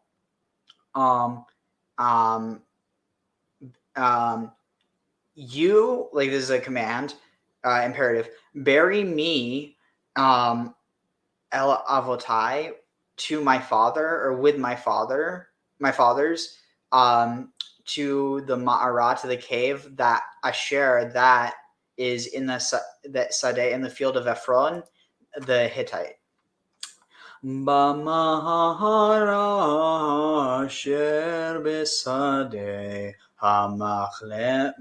Machpelah asher al penei Mamre be'eretz Canaan asher kana Avraham et hasadeh מת עפרון החיתי לאוכל לאחוזת קבר שמה קברו את אברהם ואת שרה אשתו שמה קברו את יצחק ואת רבקה אשתו ושמה קברתי את לאה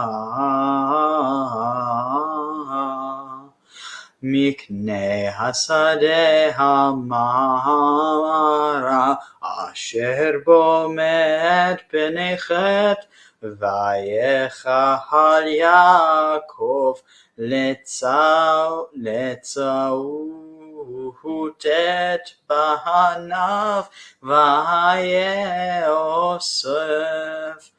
רגליו אל המיטה ויגבה ויאסף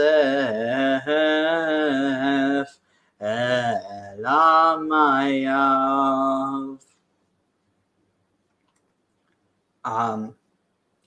In the Mara, in the cave that is in the field of Machpelah, that is in front of the Mamre in the land of Canaan. So it is interesting. Now it just says Mamre. It doesn't say the Alon Mamre, the Alon of Mamre. It's just saying Mamre. So that's interesting. Yeah, one thing that I'm picking up the first, on the previous one is that gather together, that echoes Osiris, with where you have to gather the body together. I don't know whether that's intended or not, but I was just picking up echoes of that tag. I mean, I don't know if that's necessarily intended. Thanks. Happy Friday to. Well, missed when Halsey was watching, but happy Friday to you, Halsey, as well. But it's more so just it's a Semitism. It's a way of referring to being buried. You're not saying you're not being put into the ground, because given it's this idea of a reunion. You're being reunited with your ancestors. Not it's not a loss. It's they're not viewing it in the sense necessarily of the people you're leaving behind as much as the people that you're being reunited with. Which I think is also interesting because the way, for instance, the death of Sarah is Chaye Sarah. The death of Jacob is Vayechi, which means and he lived. So, and interestingly, it's also the death of Joseph. So, oops, spoiler. Sorry. So upon that is in front of Mamre in the land of Canaan. That Abraham. So this is interesting. It's saying the land that Abraham bought in Canaan, but Canaan asher Canaan asher that he bought or acquired. That Abraham acquired the field at Ephron from Ephron the Hittite as an acquisition, like a burial site. Oh wow, I didn't even look at where it said burial site. I just assumed that would be a good way of translating it. I mean, it works. So there you will there Abraham buried. There Abraham buried Sarah, his wife. There Isaac buried Rivka, his wife, and there I buried Leah. Miknei Hasadeh, the field and the cave. The cave of the field, the cave and the field, the field and the cave that is in it, Me'at b'nei chet miknei, from the Hittites, it was acquired. And this idea is it was purchased. There's this idea of a transaction. Vayichal Yaakov latzut, and when Jacob was able to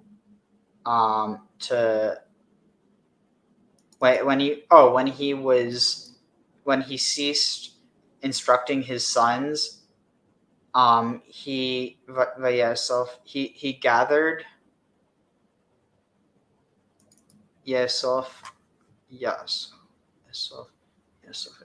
he like gathered or removed his feet to the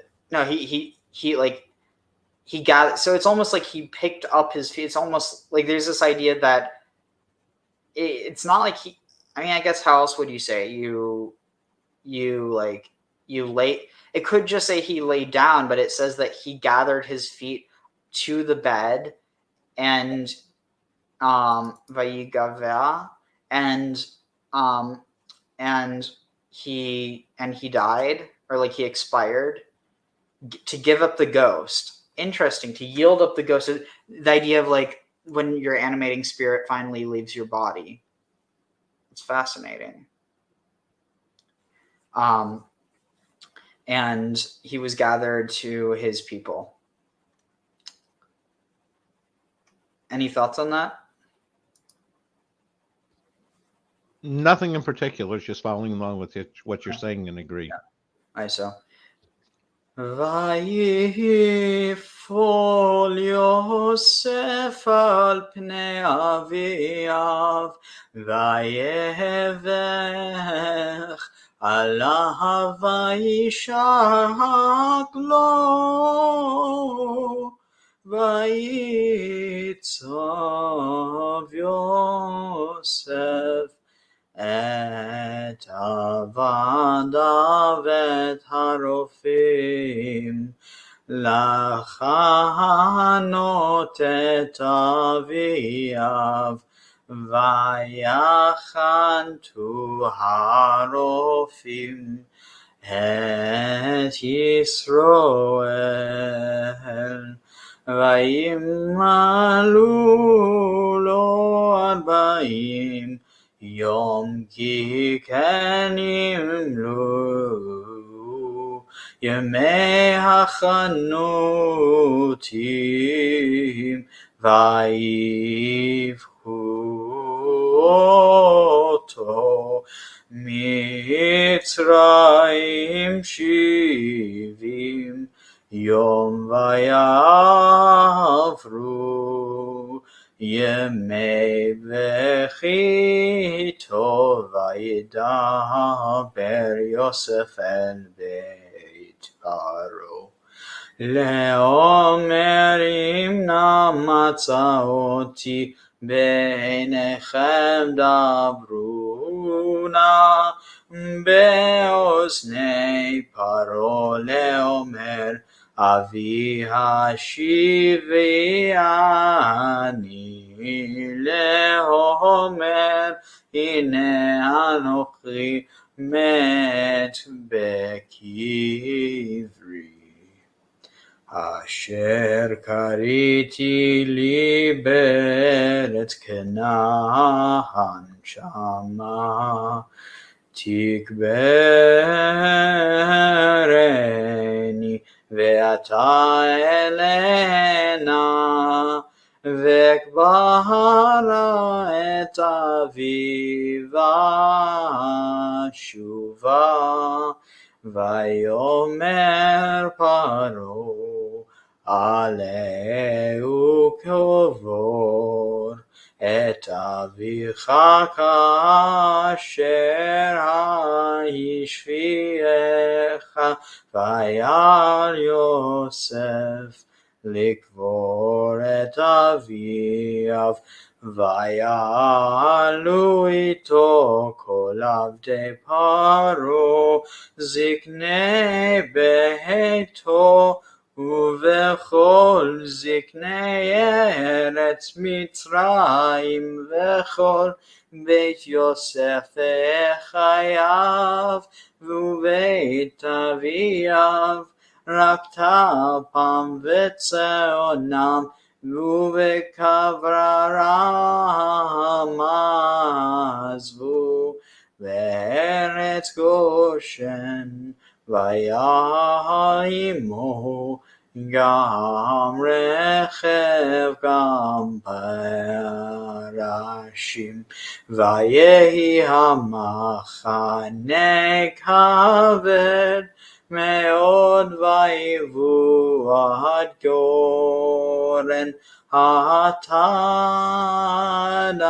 שבעבר הירדן, ויספדו שם מספד גדול וכבד מאוד, ויעש לאביה בבל 7 ימים.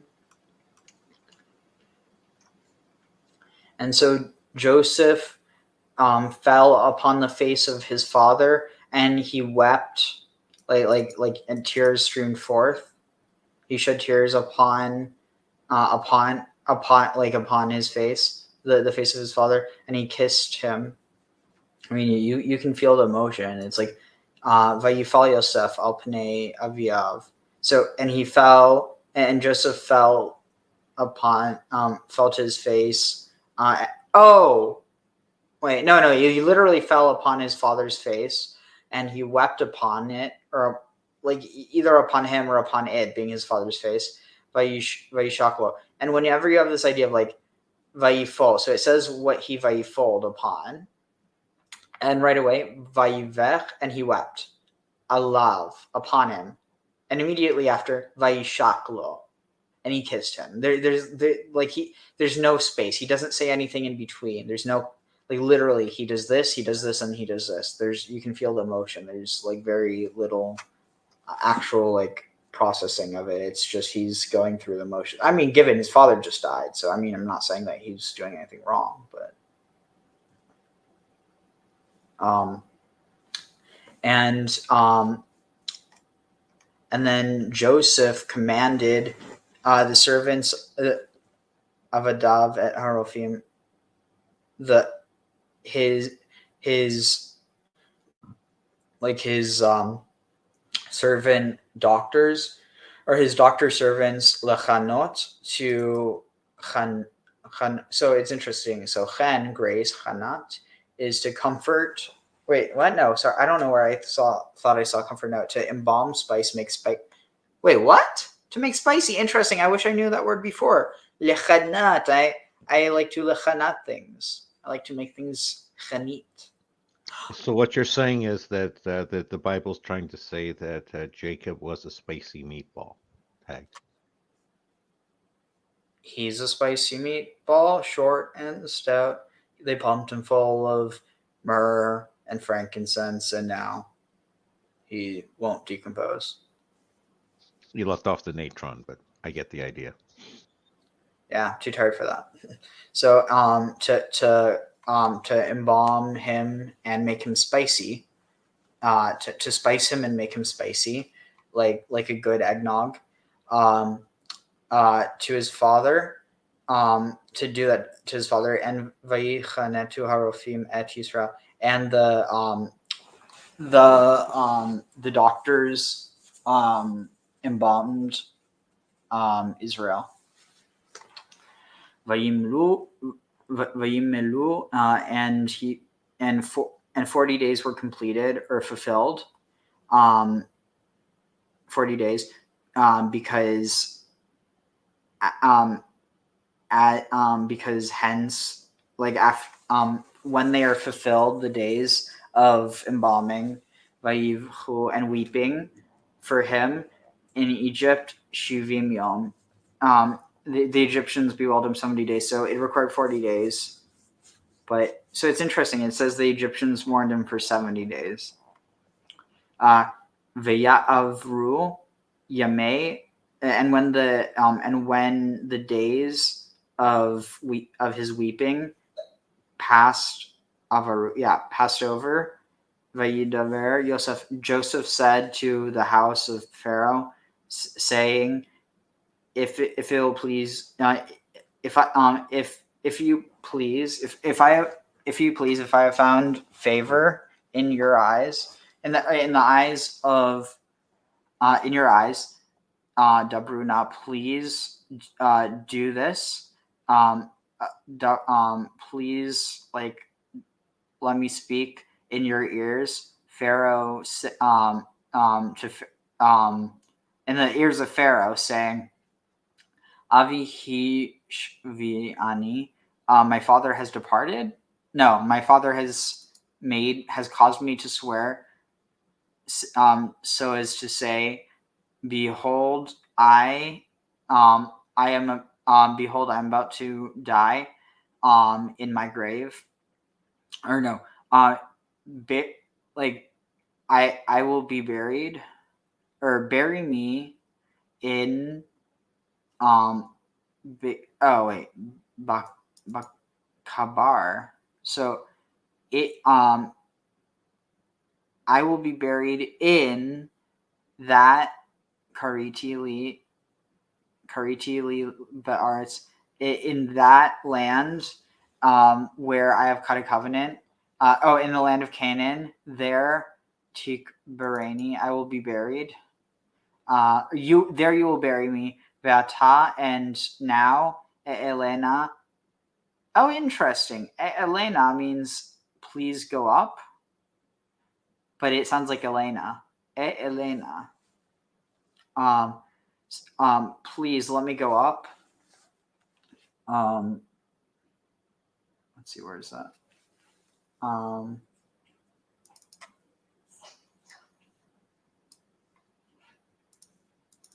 Let's see.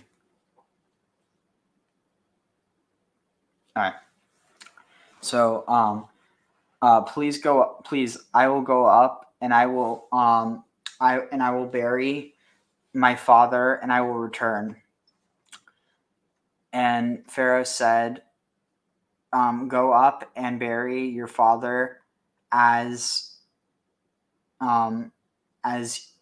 he caused you to, as you have promised him.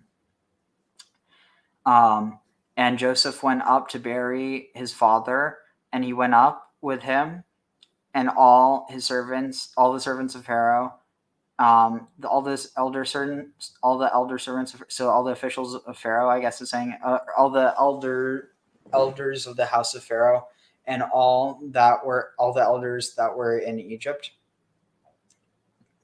and all the house of Joseph and his brothers, and the house of his father. Only the children and the flock and the cattle remained azvu, or like abandoned, or were left in the land of Goshen. It's like, it's a party time. All the Israelite kids are breaking out the alcohol in Egypt. All the parents are away. That actually sounds kind of fun. I mean, obviously, I want to say, contextualize this. Back when I was a kid, it would be weird if, honestly, I feel like that's how cults get started. Like, someone forgets to make sure that they bring along the weird guy, and then he ends up starting a cult with all the children of the town. And then by the time that the people return, it's all children of the corn up in that bitch. Sounds like you're doing the Pied Piper myth. Wait, I didn't realize we were talking about a myth. Well, again, I should say urban legend. It's a questionable historical veracity. No, the joke was that I was talking about it being something that actually ends up happening. I'm joking. I don't know. I was just... All right, let's see. What was I looking for? So is there any commentary? Let's see. Resources, commentary. There's got to be some commentary on this. Does seriously nobody talk about the fact that this honestly sounds kind of fun?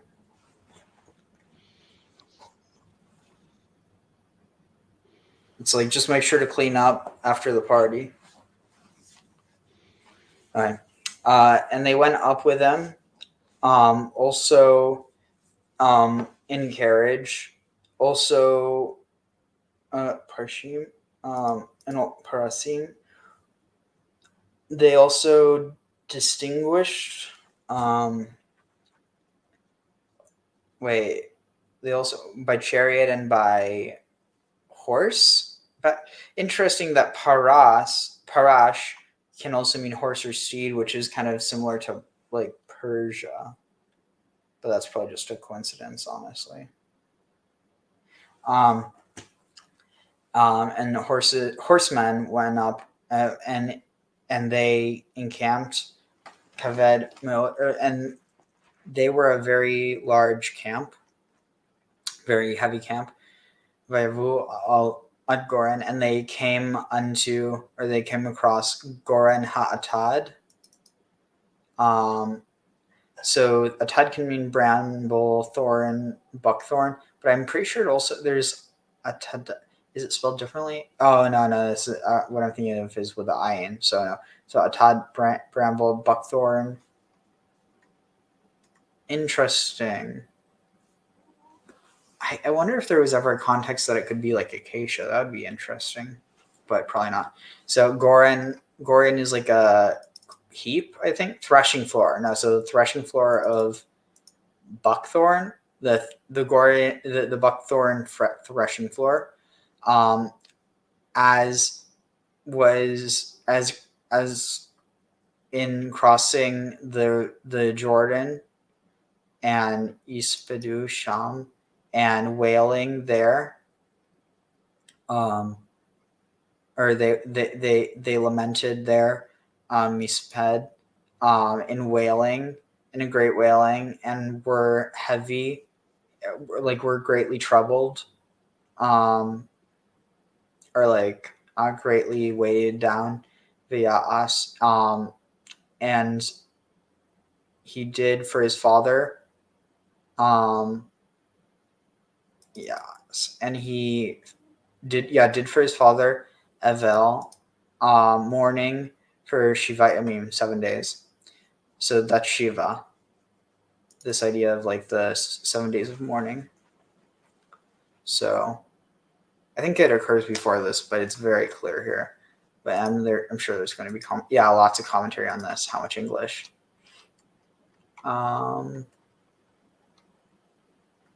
See.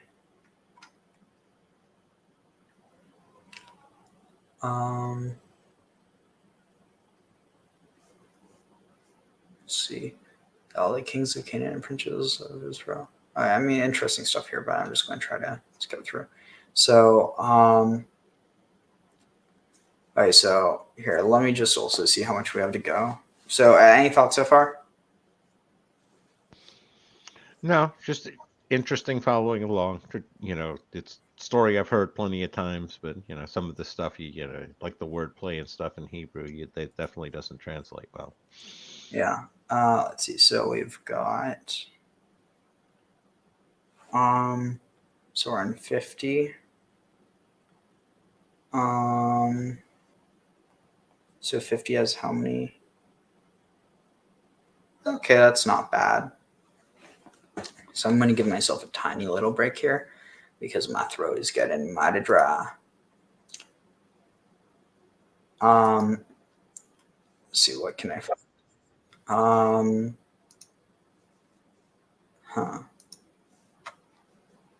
Let's see.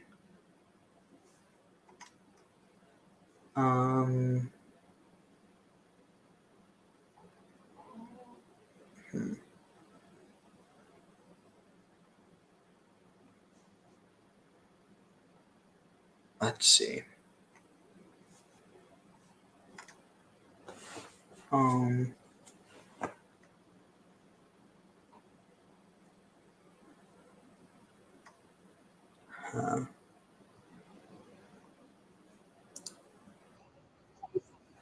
Buried in the land of Israel. In this week's Parashat Vayechi, we read the beautiful story of the death of Jacob, how he is transported to the land of Israel, buried in the cave of the Machpelah, together with his fathers in the patriarchal and matriarchal tomb.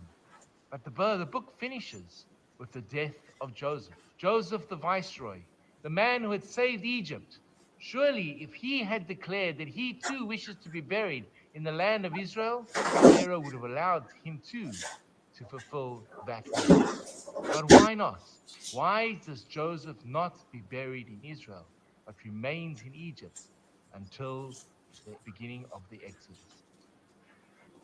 Why was Joseph never buried in the land of Israel? In this week's parasha, Parashat Vayechi, we read the beautiful story of the death of Jacob, how he is transported to the land of Israel, buried in the cave of the Machpelah, together with his... This week's reading of the Torah Parsha Vayechi. Why was Joseph never buried Sorry. in the land of Israel? In this week's parasha, Parashat Vayechi,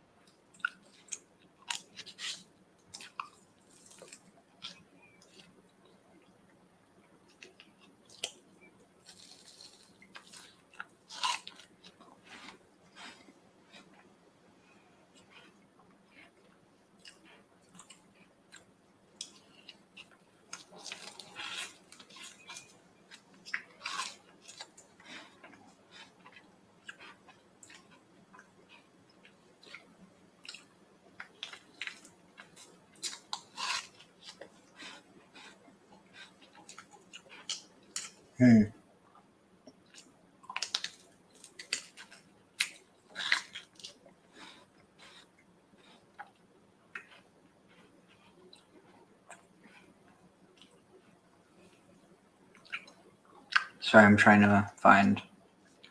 Let's see, what's this?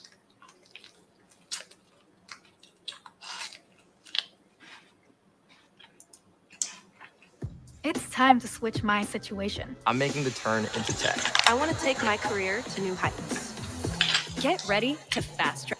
If you enjoyed this program, please like and subscribe. In fact, Paul uses that he refers to the devil as the Lord of this world. And that's an idea that's thoroughly unbiblical. It's highly dualistic. It has nothing to do with Judaism. It has everything to do with Gnosticism and the kinds of ideas that would fuel Manichaeism.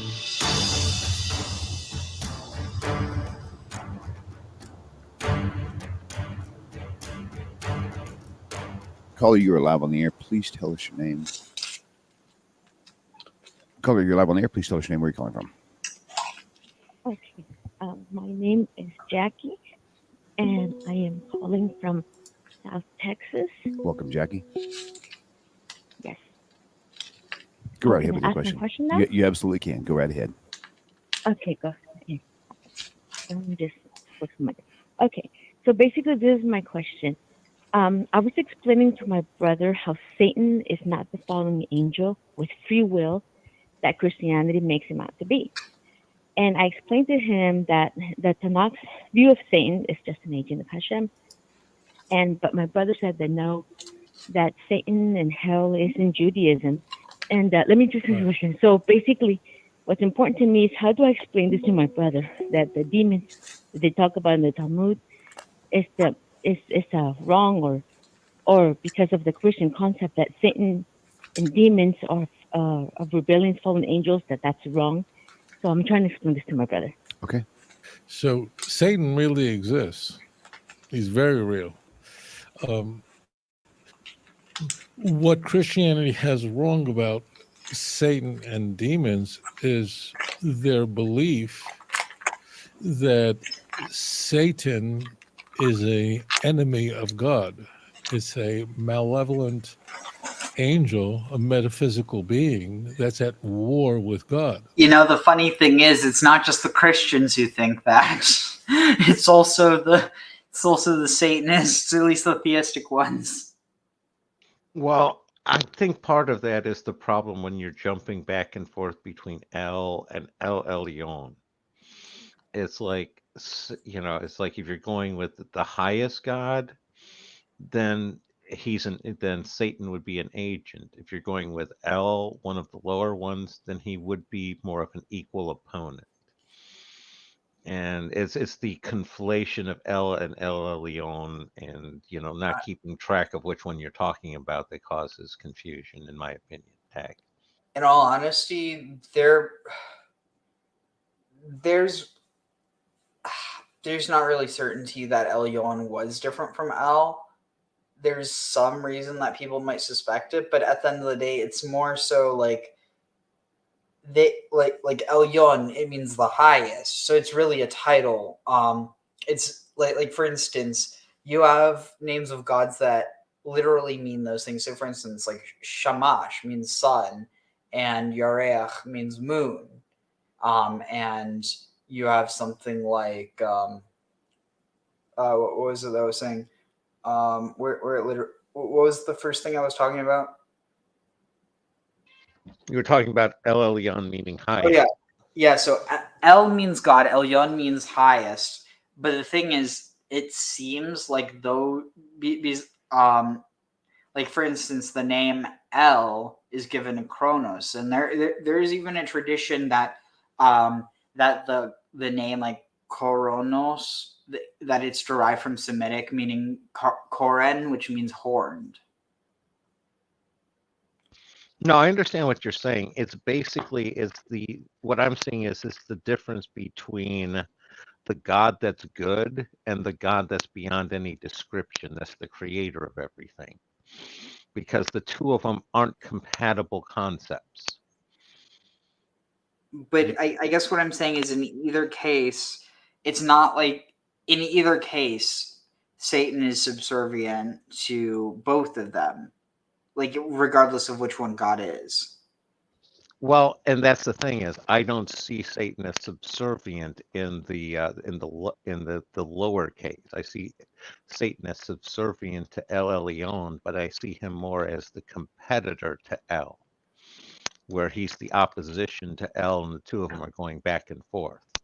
It's like when you're dealing with the Satan El level, you're dealing with the duality level, and when you're dealing with El Elyon, you're dealing with the with the monad, the unity of the two. That's sort of tag.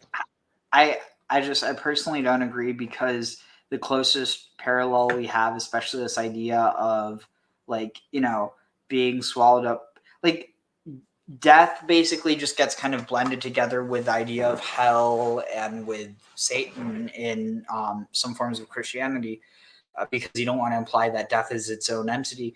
But in the Baal cycle, for instance, you have Baal being swallowed up by Mot. But Mot is called El's darling. Mot is literally an agent, is like a child of, but is a servant of El.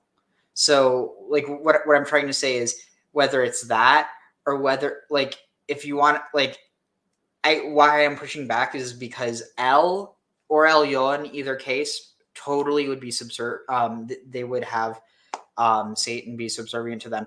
But where you start to get the difficulty is, and where I would agree with you, is if you're talking about like Baal or Yahweh, they do have Satan as a rival, or they do have this, because the implication isn't necessarily that Satan's trying to seize the throne, but that he's there to fix the power imbalance. That if someone gets too powerful, he's there to knock them down a peg. I guess part of it, I'm taking the approach of I'm not as tied to the labels as I am the functions going on. And it's like, if you're dealing with a God that is inherently good but not evil as part of the nature, you can't be dealing with that higher level God. You have to be dealing with a lower level, and that one is going to have an inherent opposition of a being that's also evil, that they're in competition with. And I guess I'm sort of saying is, it doesn't matter what names you're associating with them. That sort of dynamic is going to, metaphysical dynamic is going to inherently occur. Tag. I disagree with that as well, because the name is actually what determines the archetype. Now we're at a fundamental agree to disagree, because I see the archetype as being beyond any sorts of words or descriptions, that it existed before language did. Well, no, I'm not saying that I'm not saying the opposite, but what I'm saying is, like, for instance, you can see there's a formula to it, that the way that when certain names are used, they're used for certain purposes. So like the names are built around the archetypes rather than the archetypes around the names. I'm just saying that you can't disconnect the two. Well, You're not no more than you can disconnect, protons and electrons from the atoms. I'm seeing as different layers, one layer underlying the other one. But like what I'm trying to explain is that if you look far back enough in the liturgy before you have this general conflation, you can see that the name El Shaddai, and as well as I'm trying to think what else. I mean, mainly that's used in context of healing and fertility. That the name Adonai Tzvaot is almost always in the context of being this type of redeemer, this divine man of war. Anytime you have this idea of bestowing of mercy, not specifically this idea of blessings, but just this idea of forgiveness or atonement, that's almost always connected to El or to what else is there? El Chanun V'Rachum, great, gracious and compassionate El. So I mean, what I'm saying is there's a pattern, and so I think that to not base it based off of the names kind of ends up missing the way that it goes about, because I'm not saying that you can't break from that pattern, but if you don't notice that pattern, you're going to end up missing a lot.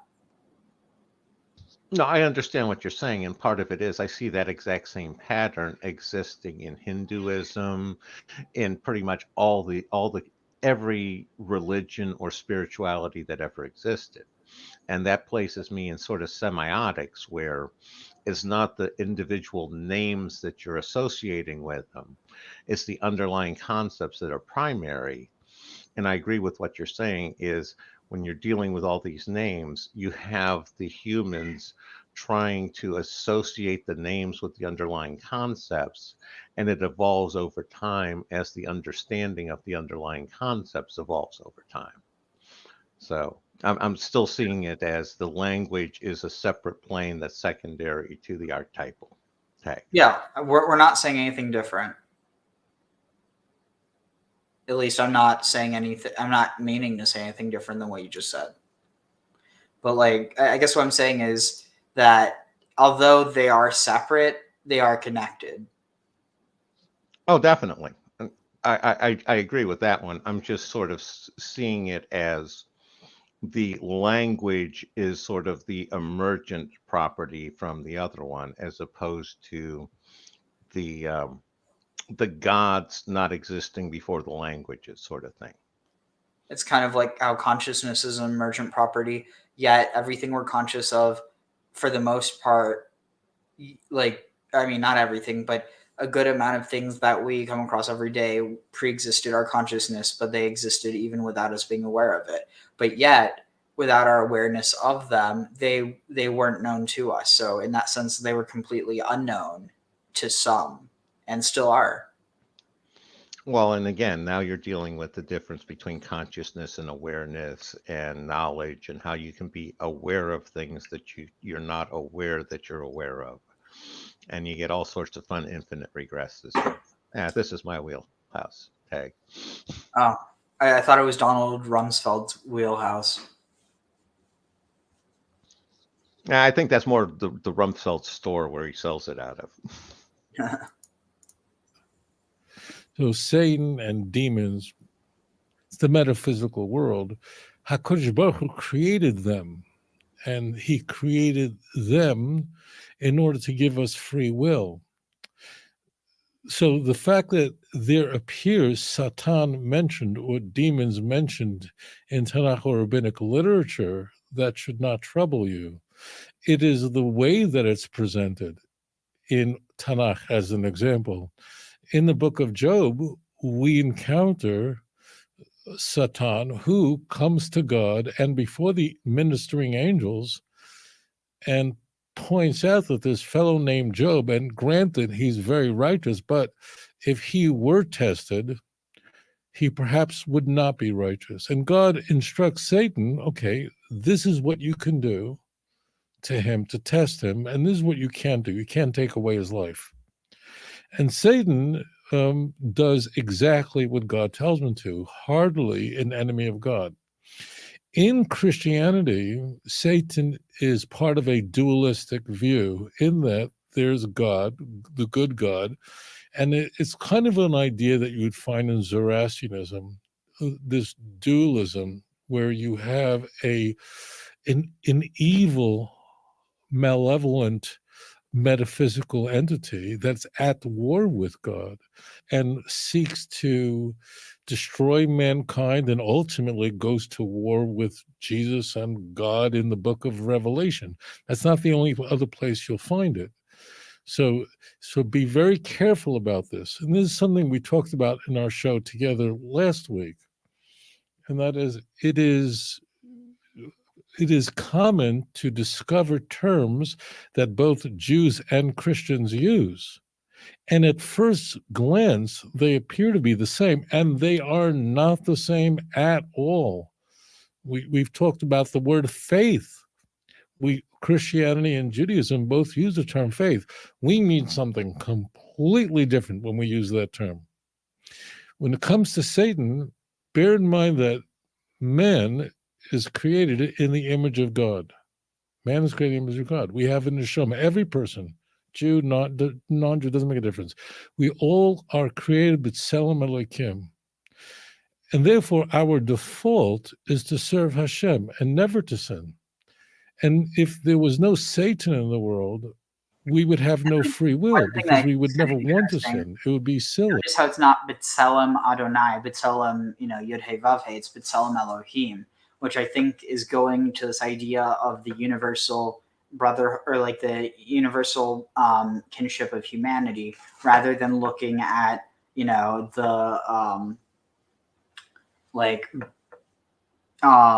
this idea of being created by Adonai, because then if it basically you have this idea that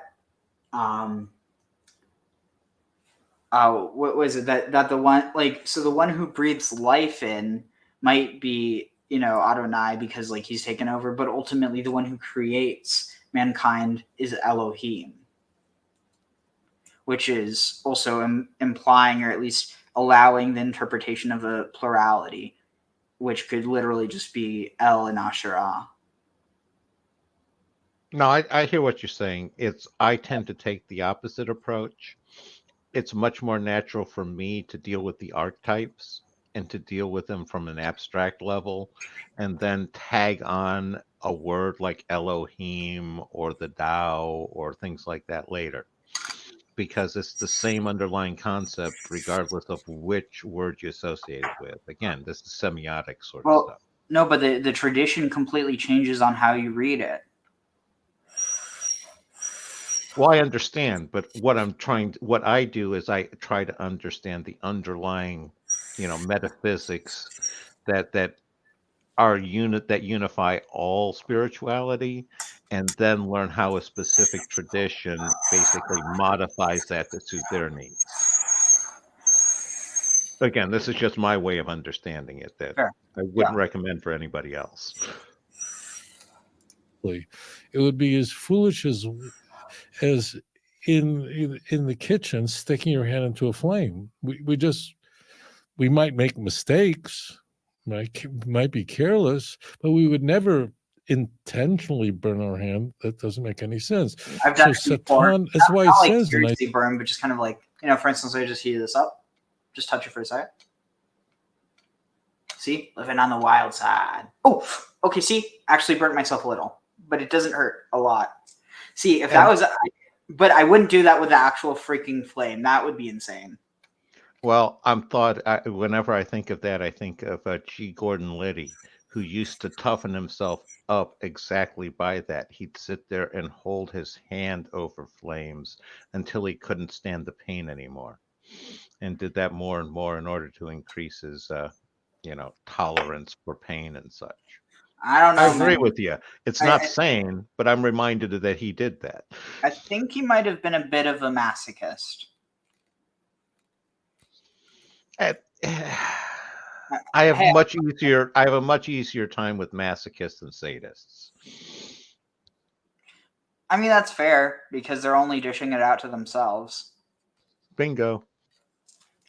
Don't dish what you can't take, and by definition, you're dishing exactly what you can take. Well, except in some cases, if also I don't know, I entertain literally every thought, and then I realize, hey, maybe I should just stop here. But no, I mean, I feel like, definitely anything can be taken too far, but, just at the very least, don't hurt other people. Try not to hurt yourself, but absolutely don't hurt other people. Isaiah 45. Bingo. Speaking of, that Hashem created evil.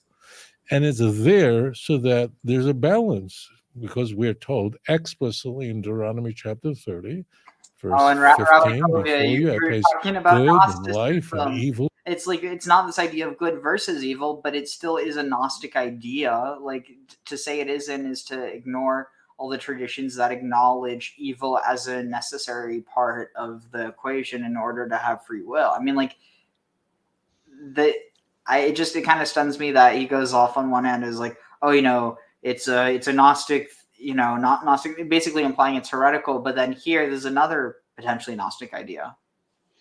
Yeah, and part of that is the implicit that goes back to the Gnostic emanation theory, where you can't have one option without also creating the alternative. The syzygy. Yeah, more or less. I was going to say that's more or less an alignment of three, but yes, the idea that if you want to have good, you also have to allow for evil, and then you have free will, where you want the people to freely choose good over evil. And that, yeah. Go ahead. I was going to say, probably going to say the same thing, and that's what allows for people to choose evil. Yeah, that's the syzygy, though, because notice you have the tradition, again, going back. It's just, honestly, it's easier, and I feel like I can speculate more on this without feeling as uncomfortable, because it's like, I mean, sure, I have friends who are Christians, but it's not like they're going to hold this against me. And again, I don't think that, like, Jews would hold it against me if I had a theory I have plenty of theories on Judaism that go against the grain. But my point being, though, is that when it comes to this idea of the syzygy, the free will, that's, in a lot of ways, you don't get the figure of Christ without free will, or the figure of the Messiah. It's about having it's about having this responsibility, but then actually choosing to take it on of your own free will. No, absolutely. That's the way in my metaphysics. I build free will in at the foundation, and everything is basically just free will self-binding itself. Okay. And then also another thing to look at is how, with the story of Jesus, you have Jesus Barabbas and you have Jesus, what would it be, like Jesus Bar Joseph or whoever, basically Jesus, Barabbas, well, everybody knows as Barabbas, but literally the son of the Father. And then you have Jesus the Christ. But the thing is, the son of the Father versus the Christ, what is it saying? It's like, honestly, I feel like there's a lot of things you could derive from that, but the main thing that I think is important to focus on is that Barabbas was seen as a murderer, and then Jesus was, seen as, at least in Christian tradition, as the savior. So you have a savior and you have a murderer. That's literally a tradition of, you have the same person. And the funny thing is, there were traditions around Jesus that would basically make him into a terrorist. And so what happens when you have Jesus the terrorist versus Jesus the miracle worker? And the truth is that that's basically what free will is. Yeah, it's the old saying, one man's a freedom fighter is another man's terrorist. And also you have to throw alongside the Bar Abbas tradition the whole Didymus Thomas thing, the twin of Jesus as well. And you have yet another one of those those dualistic parallels in addition to the Bar Abbas tag. Interesting. Cool. And you should choose good. So Hashem is placing that before us. So don't be distracted here. Be very careful. Satan is real. The question is he an enemy of God? No, it's really, I'm not going to say it's silly, because it's very attractive. it's so attractive that you could see that in fictional characters, in cartoons and movies, you have a good guy and a bad guy, right? And no one's quite sure why the Riddler is doing this. Like, why are the villains, right? All right. No angel can go into rebellion against God. That can't happen. They have no free will. They only do what Hashem created them for. Satan is there to give us free will, and he's mentioned very infrequently in Tanakh, and therefore it's very easy to identify exactly what his purpose is in the world. And therefore, the fact that Satan, demons are used, that's not relevant to anything. Satan is there to give us free will, and we can overcome sin. We can just step on its head, and he's done with, he's finished. But in Christianity, in fact, Paul uses that he refers to the devil as the Lord of this world. And that's an idea that's thoroughly unbiblical. It's highly dualistic. It has nothing to do with Judaism. It has everything to do with Gnosticism and the kinds of ideas that would fuel Manichaeism and other religious movements at the time of the early Christian movement. Thank you for your question. If you enjoyed this program, please like and subscribe. אדון עולם אשר מלך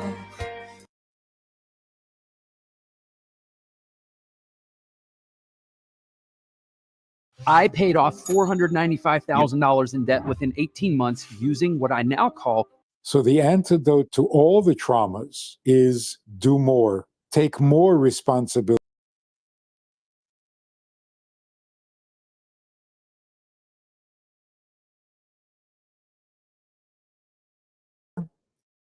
So the antidote to all the traumas is do more, take more responsibility for the quality of life in the world in general. Don't make it personal, make it godly.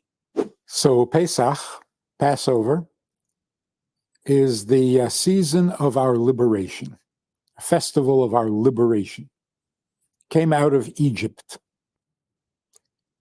Coming out of Egypt is not the same as coming out of slavery, even though in Egypt we were enslaved. But those are two really separate issues. In the Haggadah, we begin with Avodim Hayinu. We were slaves.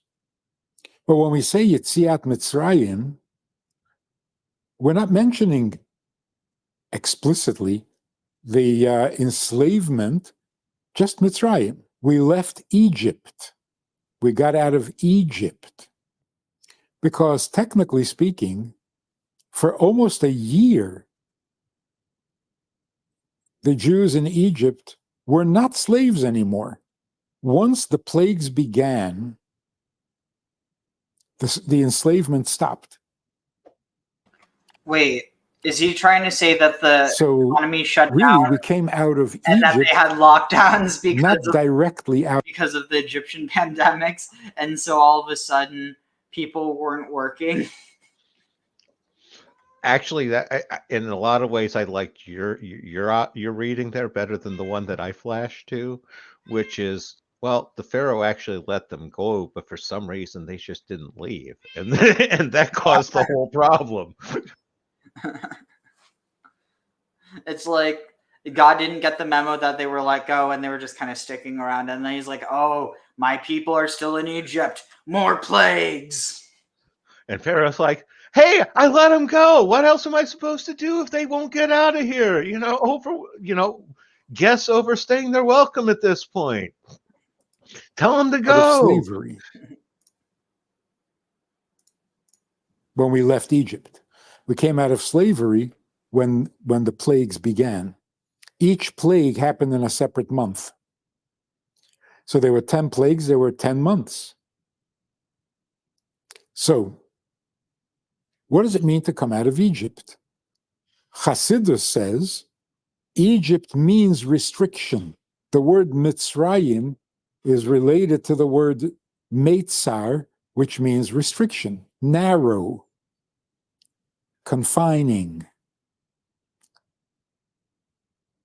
The festival of liberation means the opportunity or the anniversary of the experience of freedom from restriction, freedom from limitation.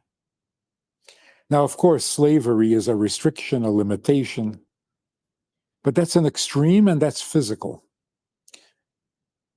The restrictions that we need to liberate ourselves from today is more spiritual, more internal, self-imposed. Psychological and mental. Yes, there is pressure. There's peer pressure. There's social pressure that can sometimes be devastatingly difficult to ignore. But the most common restriction is the self-imposed ones.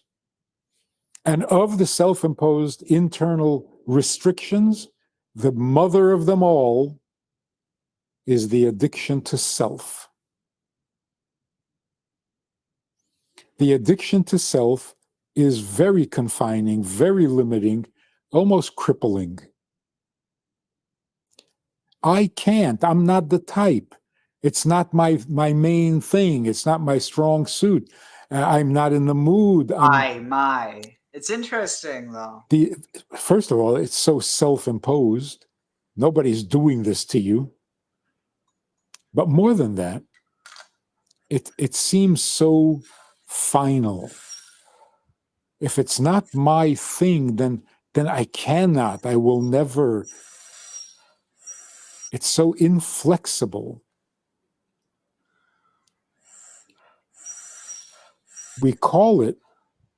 We actually describe it as our needs.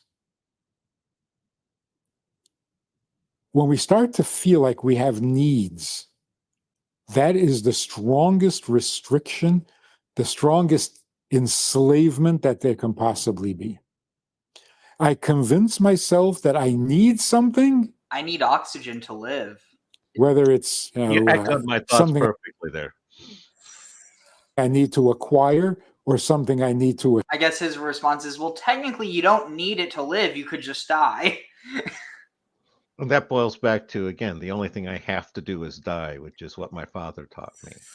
And a lot of what the territory he's talking about here is people who shift their wants in their psychological into the psychological category of needs. There's nothing wrong with wanting something, but when you make that want into a need, and then you start having pain, like you're no oxygen if you lack it, now you've just done psychological harm to yourself. And to me, that's the territory that the rabbi's exploring. Tag. I mean, technically speaking, you're not doing psychological harm to yourself if you need, I feel like I'm missing something. If you need oxygen. Well, there are things that you need in life, and then there are wants that are, superfluous above and beyond those needs. Yeah, but the thing is that, for instance, to say I need oxygen to live is to say this body needs oxygen to live. I mean, I guess on some level, if you believe it, depending on, I guess I could mean different things depending on what you think about the existence of a soul or not. But I need the new iPhone when it comes out every year. There are people, there are people who that's genuinely a true statement when they say that they do need it. If they don't get it, they have pain, just like, their existence is threatened, just like they would be if they didn't have oxygen. And this is what funny. I'm saying is when they do that to themselves, when they elevate, wants into needs, they're inherently harming themselves because they're good at wants can't always be met. Needs can't always be met. And you're getting additional pain by unmet wants in addition to unmet needs. Tag. Yeah, it's kind of funny. What? What was it? Shoot, I think I lost the thought. Gates. Yeah, I lost it. It'll cycle around again. escape from. Oh, right. I don't even know what type of iPhone I have without looking it up. Like, it's not even something I concern myself with. Oh, I didn't say everybody. I'm Oh, saying no. Yeah. I'm not saying you were. I was just giving a comment. Like, it's kind of funny. I was just saying it's funny, not that I was like, oh, well, actually. I just actually kind of find it funny because sometimes people ask me, what type of iPhone do I have? And I'm like, oh, shoot, I don't actually know. Yeah, no, it's those items people can handle with them perfectly well. They handle them fine. I'm pointing out the problems when they don't.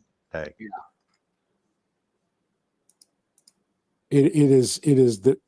It more than just enslavement. It's solitary confinement. You've locked yourself in and you cannot get out. The truth is that psychology has done us a disservice. See, there was a time. See, I don't think it's psychology. I actually think it's psychiatry. I kind of agree with them because part of the problem is psychology, especially the talk therapy and all that.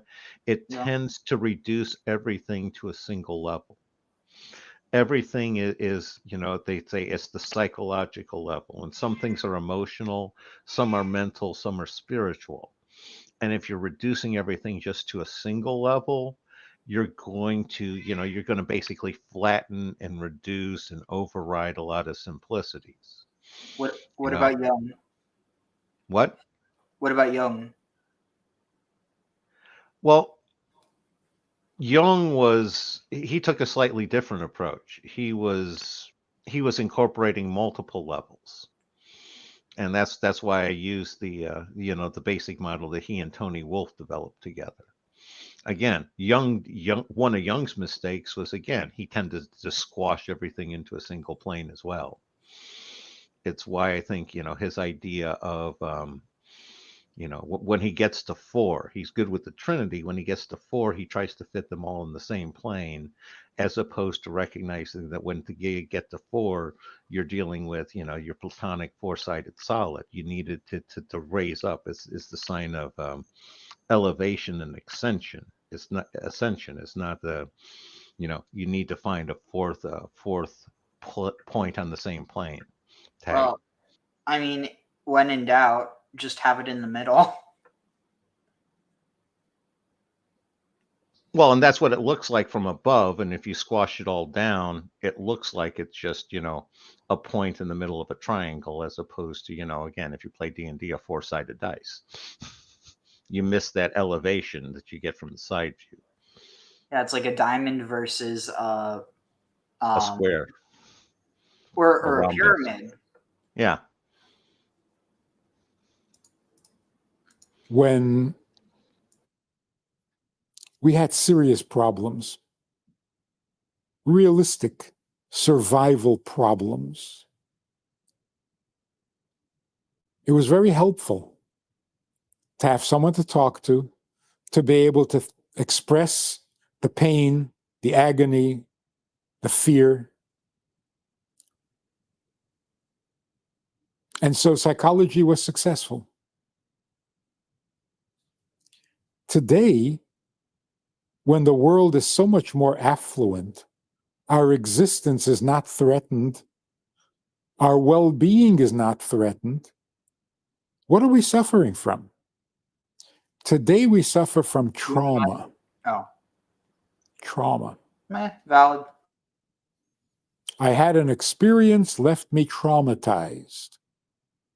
Almost every experience is described as a trauma. No.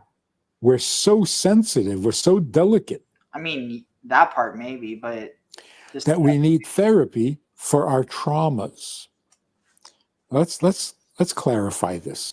I think that really ignores the fact that we aren't living in homeostasis like we used to. I mean, given it's not to say life was perfect. No, people got wiped out by diseases. I'm not saying and again, I don't think that it's like, oh, all good, or it's not like you have to get all That of that. homeostasis was an illusion. Life is like, your body's like balancing and riding a bicycle. It's all balancing, paradoxes and conflicting pulls. And that idea that it is stable, that it does have these stable states, is like a like a stroboscope, where you see that stable point, even though the whole thing's spinning around, moving at the rate. But the thing is, it's the linkage between circular and linear. the- Each cycle of a circle produces one step in a linear process. Okay. yeah, the only thing that I would, like just try to remind you of is, what was it? Like, for instance, that can be true on a macro scale, but if you zoom out enough, you see that the pattern is solid, more or less. So there might be troubles at one time or another, but you can see that it's more like it's within a rhythm. So it's if it's like, it could be like left, left, left, right, right, left, like going back and forth. But then what happens if you have a point where things don't correct, or like, for instance, you have introduction of all these novel materials and chemicals that are affecting humanity in a way that it's unprecedented. And then you have the fact that people are living much different lives than we were even 100 years ago. And the fact is that even if you want to argue for, some ancient civilization and some, long time ago, the point is that we've been, I guess you could argue maybe it's just, if you zoom out further, then it's, just the same pattern again. But I would say that, You're hitting on the fractal nature. Yep. Yeah, but I think that on some level, at least to the most of our knowledge, because, we can look at layers smaller until the point that we have no more knowledge of anything outside of that. But I guess it works both ways. But the point is that realistically, what's going on now is unprecedented. Like, short of chemicals that were previously in our environment that might have been introduced by some other source. Like, yeah, there was a point where they were novel. So I'm not saying that's not the case, but like, if you look back in time, at what point can you say that's not true? True, but I guess the difference is, rather than something being introduced, we're the ones introducing it. Yeah, it's just our turn on the stage, like Shakespeare says, all the world's the stage, we're but merely players. This is our turn to play our part. Somehow it feels like the whole world's been prepared, and then all of a sudden us, humanity, we're on stage and we forgot to study. Yep. Again, can we say that wasn't true? Why do you have to be so right? It's a curse. What can I say? Cassandra, like Cassandra, but without the A. Yeah, not as much of an asshole as the one with Alexandra was. When there were serious problems. Honestly, short of using Grampong as the name for your character, I feel like Cassandra would be a good name for your character. No, I see your, yeah. No, I see where you're going with that. It's like the one who knows what's going to happen, but dude, that would be funny. Okay. Survival problems. And the therapy was helpful. What did the therapy consist of? Focus on yourself. Focus on your inner strengths. Focus on your true needs. Focus on who you are. Don't lose your confidence. Don't let it intimidate you.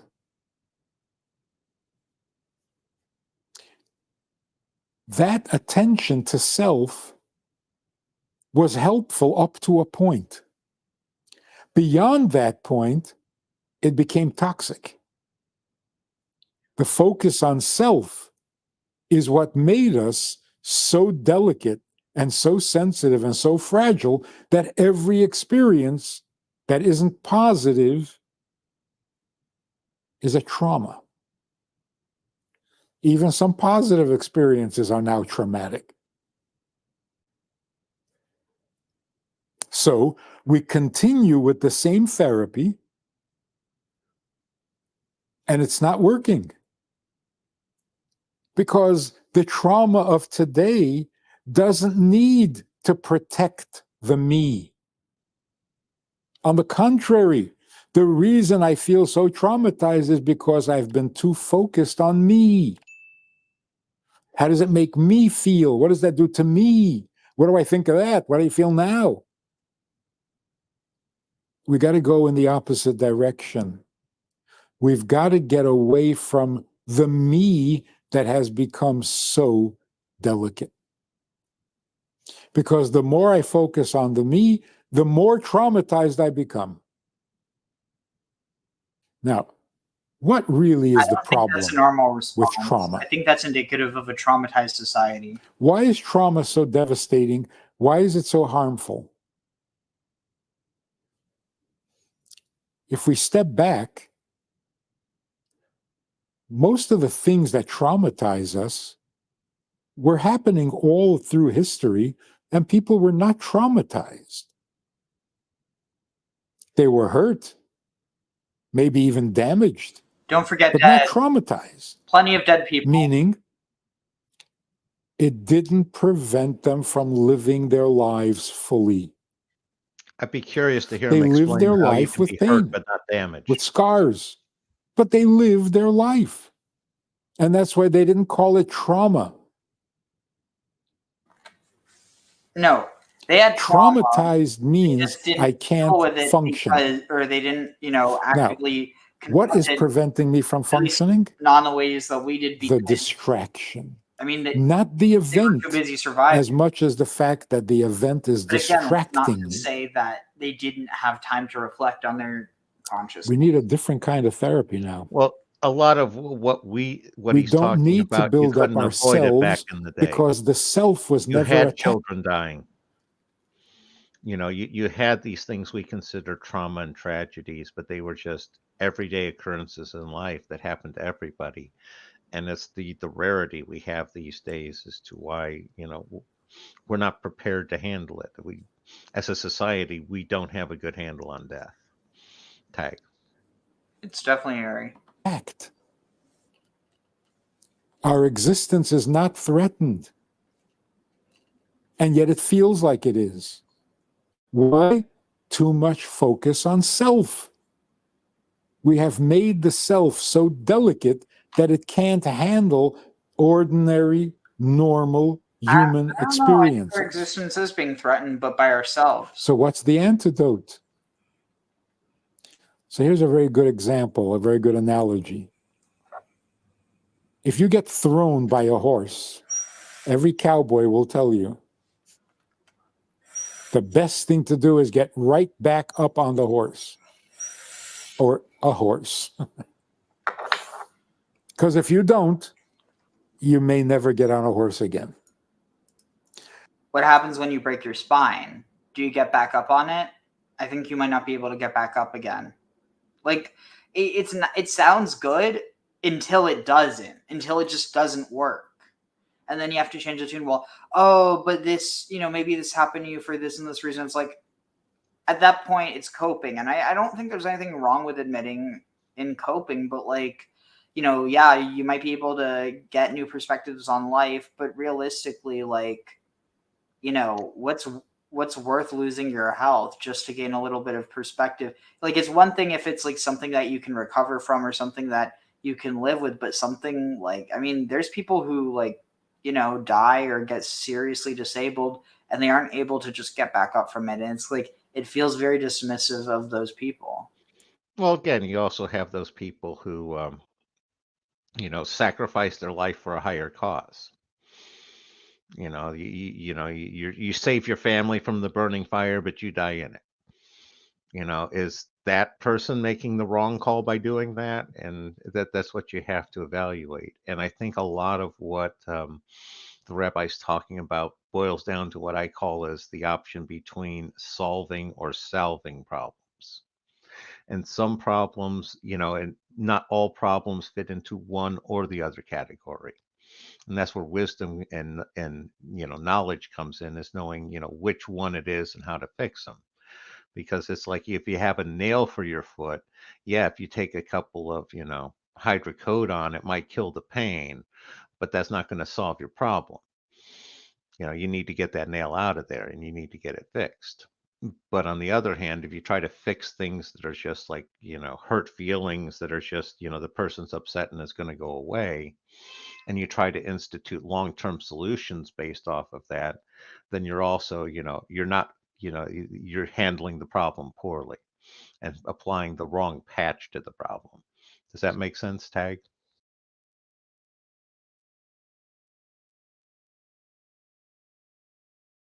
Muted. Yeah, thanks.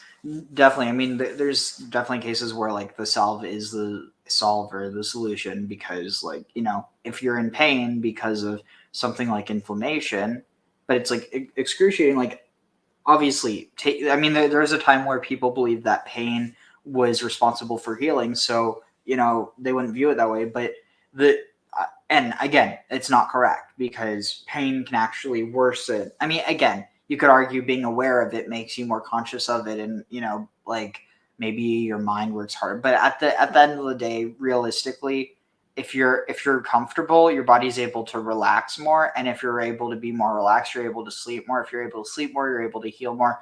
Also, if you're more relaxed, you can eat more. So there's all that. But so I just think that it's really crucial that like people soothe themselves when they need to be, but like say there's something wrong in your life and you don't know how to deal with it, and you just soothe it using like alcohol or drugs, then obviously that's not going to solve it.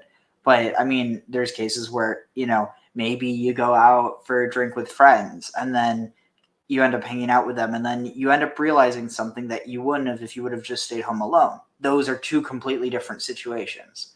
And I mean, I feel like that might also seem a bit hypocritical because, here I am dabbing away, but I'm also like, my dependency is also because like I'm doing it because of the fact that it helps me. It's like the one thing that, I mean, like for instance, right now, like if I really thought about it, I actually do have quite a bit of pain, but I'm able to just not give it my attention because of the cannabis. I mean, I'm also able to basically be completely functional.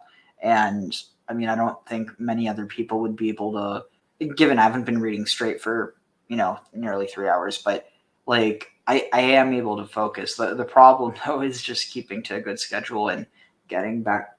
It's like I need to get back on a normal schedule. So we're going to finish this up soon. Yeah, I was going to say you're hitting on the idea of there is no one size fits all solution to everything for the most part. And the same answer that is going to work perfectly fine for one person could be the utter recipe for disaster for another. Tag. Bees? Yeah, B. Yeah, I slurred. Whatever. What? No, I said I slurred my words there. No, You didn't slur your. No. I'm literally. Bees? That was my response. Oh, I don't know. I don't understand what bees meant. One second.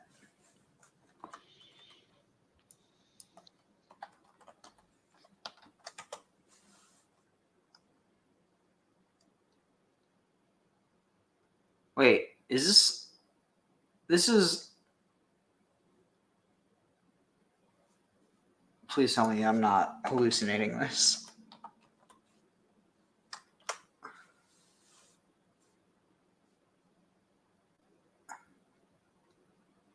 This is. What? Is this not a thing? Open the box, Joe!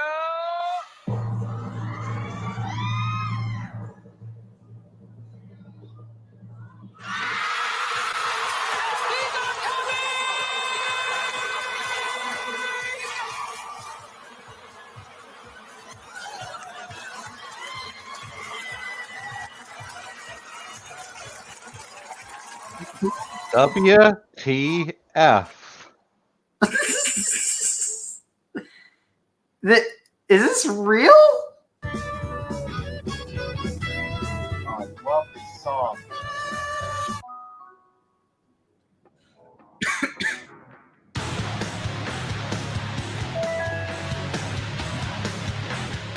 this Oprah? You all been watching your Oprah? Yeah. Every year.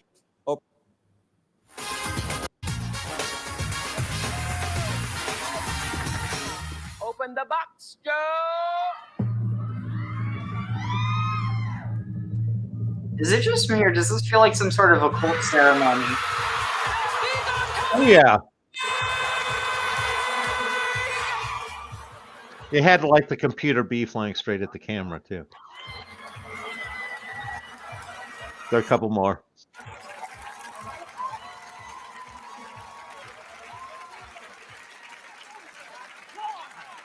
Oh my God! Well, that's not terrifying at all. Not at all. But yeah, dude, I don't even know half the stuff I reference. I reference it and then I look it up and then I find out what I was talking about. Again, that's a way to follow your unconscious. That is true. Let's see. Ah, dang! I didn't realize that that they were live today. That was 12 hours ago. Ah, shoot! I wish I would have known. Damn. I mean, I'm guessing maybe he'll be live tonight. Not sure. Oh, you guys weren't. I was talking about Dr. Bob and whatever channel he's been on lately. Yeah, he does a fair amount of lives, you know. Oh yeah, that's good to know. Oh yeah, let's see. What am I looking for? See, did we finish watch? No, we didn't. Wait, where is it? Go back. Open the box. This is okay, where were we? Oh, here it is. So, what is the antidote to a trauma? Do what you need to do. Don't let it stop you. Okay. There is a mission for which we exist. Smoke some more. There is a purpose for which we were created. There's a job for which we were born. Anything that prevents us from fulfilling that purpose is the enemy. In the past, we had some serious enemies determined to not let us live out the purpose for which we were created. Like, for example, Egypt, Pharaoh said, "You are going to serve me and be my slave." That's not what we were created for. But he was determined to prevent us from living out the purpose for which we were created. He wanted to replace it with his own purpose. That's called enslavement. Enslavement means I'm not going to let you live your life. I'm going to force you to live my life, the life I choose for you. So let's be clear about slavery and freedom from slavery. We all know, everybody will quote this for you. What did Moses say? What did Moshe say to Pharaoh? Moshe came to Pharaoh and said, "Let my people go." That is not the end of the sentence. The God of Israel said, "Shalach es ami v'yavduni." Let my people go so they will serve me. Finish the sentence. Don't be misleading. Moshe didn't say, "Let my people go," period. He said, "Let my people go so that they can serve God."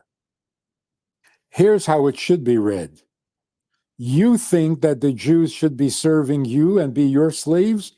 No. Let my people go so that they can serve me. So it should be read, Shalach es ami v'yavduni. We're not going from slavery to retirement or to vacation. No, we're going from the wrong service to the right service. But there's no non-service. A human being is always creative, useful, productive. Why do from slavery to service? Like, if you fall off a horse, don't take time out, get right back on the horse. The problem with today's traumas, even not life-threatening, they feel like they are. But the reason for that is because it distracts us from our purpose. And when you're not fulfilling your purpose, it feels like you're dying. So what is the solution? If you suffer a trauma, turn your attention to the purpose for which you exist. The trauma wants you to be stuck thinking about yourself. Your purpose in life is to think about others. So if you've had a trauma, all the more reason to serve others, make the world better. Turn outward. We're way too introverted as a result of the therapy that was once helpful, but now has become toxic. So the greatest favor that God did for us was to take us out of Egypt and give us the Torah. Again, don't stop in the middle. Don't live with a partial concept. God took us out of Egypt in order to give us the Torah and tell us what our true purpose is and what creative or productive things we can do that God really needs of us. So the antidote today to all the traumas is do more, reach out more, take more responsibility Or does he for sound the identical to quality Jordan of Peterson? life I don't even listen in to the Jordan world in Peterson. general. Does he Don't sound identical to who? Jordan make it Peterson. godly. If you enjoyed Yeah. this conversation or this You know, again, better and you're beard looking than for more Jordan, but information, sure. or you want to hear it again from another angle, there's a way to do that. And that is in this book. It's all there. Order I it feel like from he's the Amazon. Jordan Peterson of You read it, Judaism. reread it, and share it. Except, at least from my knowledge, I'm hoping he doesn't have as many bad takes. And I don't even mean like politically, I just mean in general. Like, I kind of feel like Jordan Peterson lacks a certain level of self-awareness. And I mean, I guess maybe we all do on some level, but like, he really does. Oh, 100% totally glaring. I was going to say one of the differences, I'm pretty sure the rabbi isn't addicted to, antidepressants and psychiatric medicine that like Peterson was. They had to put him into a medical coma for months to get him off the stuff. I mean, dude, believe me, I know that I'm like the first person who thinks of that whenever someone brings up, but like at the same time, it's kind of an ad hominem. I mean, plenty of people who have done a lot of good have struggled with addiction issues or with No, that's not a slight against his character. That's a piece of factual evidence in support of him being unself-aware. Oh, okay, I see what you mean, but I mean, to be fair, there's just as many people who end up going through that type of thing and are self-aware because of it. So, well, I would like to see the specific situation, because for the most part, I think people who are going into addiction, who get into those sorts of addictive situations, it's because they're masking things, and they're usually masking stuff that they're not aware of. And they're getting into the addiction situation because of something that they're not self-aware of. oh, I see what you mean. I wasn't thinking about one of the more crazier things that he's done. I was more so, maybe he's have memory issues. I was more so thinking about like his wardrobe. Like the dude looks like he walked out of, I don't even know what. I mean, it looks good in a context, but not actually to wear out. And again, I look at it again, YouTubers and university professors, it's like they tend to fall into a certain look and a certain type of clothes, and that's basically all they wear for decades on end. You know, I see it. And some of that is that whole egg-headed thing. Their head's too busy on something else. And Einstein sums it up where he had, wore identical clothes every day because that eliminated the need to think about it. Yeah, but where's the expression in that? I think Einstein saved that for his hair tag. That's true. Isn't it? I mean, I'm pretty sure this is correct, but you ever hear the thing about how apparently Yoda was modeled after Einstein, but I forget what. They're like Einstein, but something else. Einstein meets Kermit the Frog? Einstein meets something. I just don't remember what the something was. Again, I can see Einstein, Kermit the Frog, and Elf in there with those ears. Wait, Elf or Alf? That would be Elf, because Elf came out later. Ah. I loved Elf. That was a fun show. All I know is the character from the kind of wacky look. I never saw it. I mean, it's before my time. Oh yeah, no, it was again that whole alien with a family. His thing was eating cats. It's fun. That doesn't sound fun.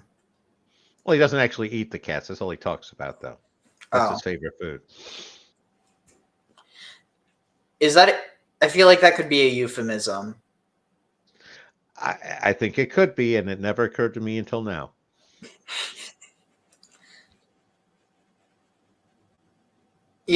I'm not. No. I'm moving on. Because I just wait. Again, bringing it back there, we need to get back to Jacob with his 2 wives and 4 wives, and I guess he ended up marrying the other two, according to what they said. But I mean, marrying just means to cohabit with someone, really. Yeah. All right. So, let's see. Where are we at? All right. So, Vayahara Yoshev Haaretz Haknanyani Et ha'eved bagoren hatan Vayomru evel kaved Zele Mitzrayim ken gara shama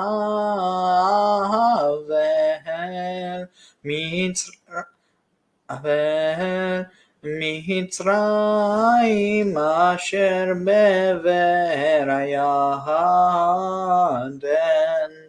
Vayasu banav lo ken kasher Sivam vayisau oto banav arza Canaan vayikberiu oto bemi'arat Sadeh Machpelah asher kanam Avraham et hasadeh achau zot hakaver ואת עפרון החיתי על פני ממרא וישב יוסף מצרימה הוא וחייו וכל העולים איתו לקבור את אביו אחרי קברו את אביו ויראו אחי יוסף כי מת אביהם ויאמרו לו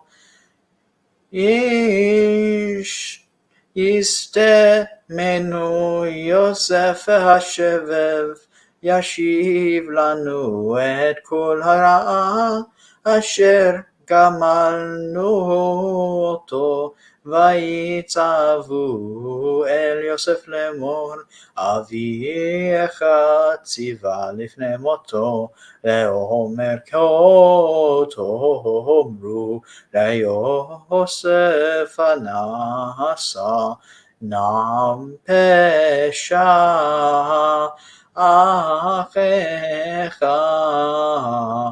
והדחת אותם כי גמלוך הווה שנא לפשע עבדי אלוהי אביך ויבך יוסף בדברם אליו.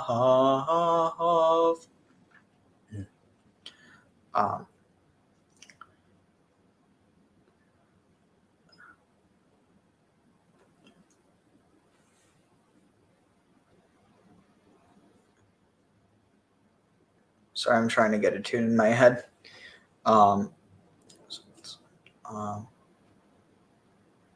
Okay, got it.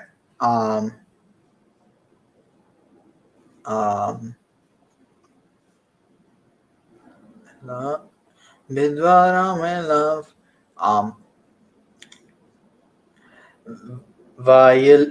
וילכו גם מחייו ויפלאו לפניו ויאמרו הננו לך לעבדים ויאמר עליהם יוסף אל תיראו כי התחת אלוהים אני ועתה חשבתם עלי רעה אלוהים חשבה לטובה למענו עשה כיום הזה להחיות Amrav. Okay, wait. And then there's 6 more, so. And it's like, I'm starting to fade. You can tell because like it's not coming as easy to me. And he, and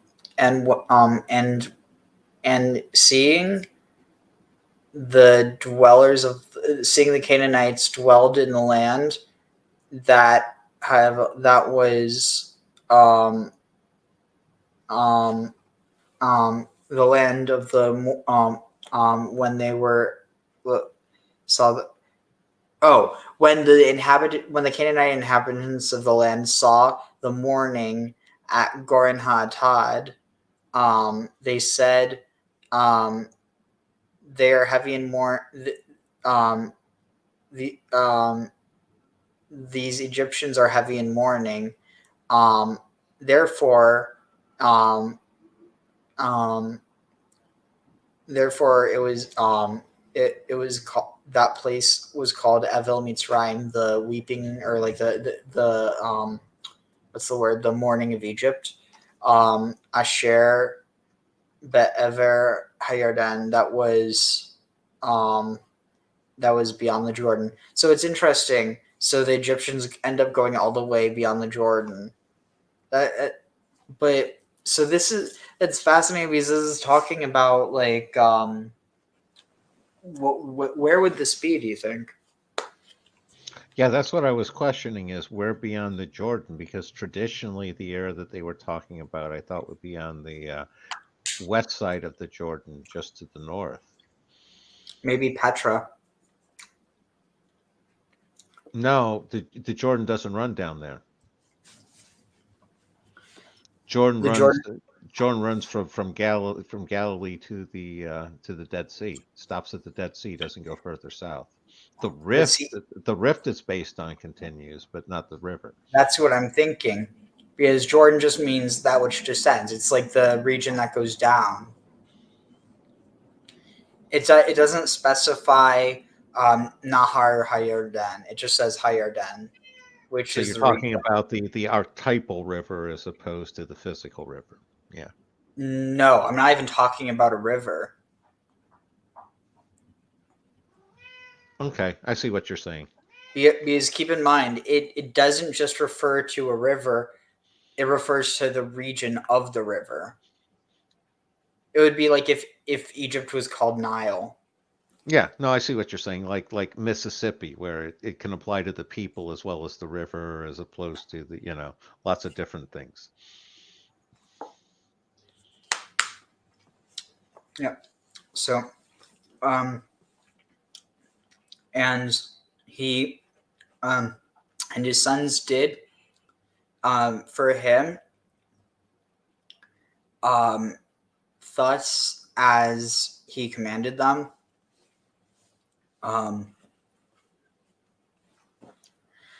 And they lifted him. His sons lifted him carried him off to the land of Canaan. And it's interesting, they're not calling it the land of Israel, they're calling it the land of Canaan. And they buried him in Ma'arat, in the cave of the field of the Machpelah, or Ma'arat, of the double field, or the field of Machpelah, that was purchased by Abraham. The field for an acquisition for a burial plot. From the hands, not literally, but from Ephron the Hittite upon the face of Mamre, or before Mamre, or near Mamre,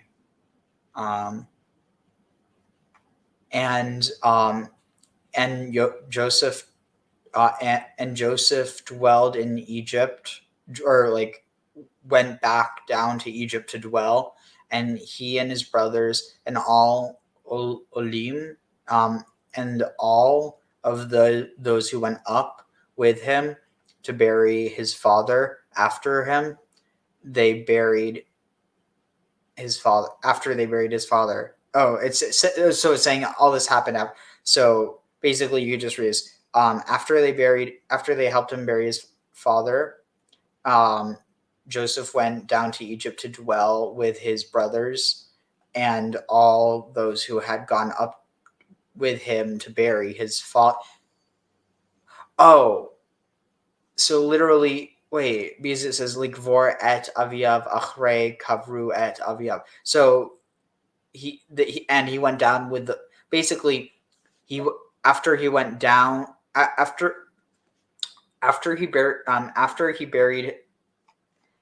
buried his father, Joseph went down to Egypt to dwell with his brothers and all those who went up with him to bury his father. So it's kind of interesting. It almost feels like you're telling the story in a way where you could keep going and it would keep being correct. Do you see what I mean? Like it would be continuous. Yeah, I see what you mean. It's almost like an Ouroboros.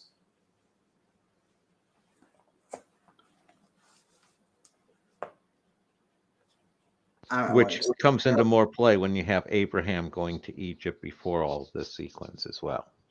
And again, when you got Ouroboros, now you're seeing a fractal pattern, or at least I am. Okay.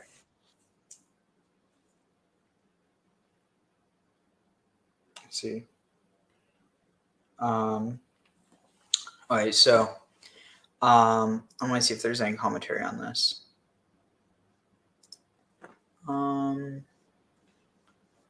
Commentary.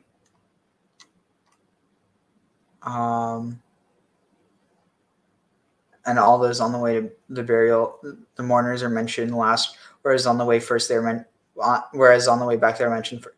So on the way to it, they're mentioned last. On the way back, they're mentioned first. This is still the custom. On the way to the cemetery, the mourners follow the others, and on the way back, they precede them. That's interesting understanding. Also echoes the last shall be first and the first will be last. Oh, interesting. Yeah. And all those who bury is return to Egypt, and then repeats the words after he buried his father. It may differentiate between those who waited with their return and until after the burial. None of it's super deep. Okay, wait, what's this? And all those who had been going up with him. This verse contains an allusion to the fierce fighting which preceded Yaakov's burial in the cave of Machpelah. This is why it was necessary for the Torah to report that all of Joseph's family returned to Egypt in peace. Not a single person who had engaged in honoring Yaakov by traveling to Canaan to bury him came to any harm. When the brothers had fought against Shechem and had subsequently been engaged in battle with the Amorites, they also did not. Interesting.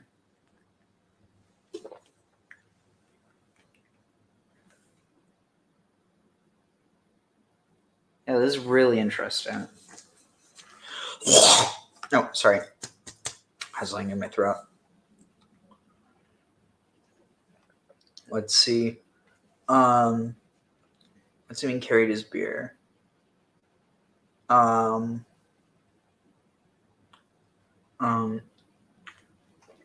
don't know what it's saying about his beer.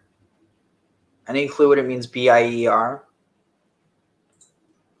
Yeah, that's the it's again, I usually see that with the Vikings. That's basically what you put the body on, and then they would usually light it on fire for the cremation. But that's clearly not what they're going to be doing here, because you don't do the cremation. Mm-hmm. But it's basically, my guess is the pallet that they're carrying the body on.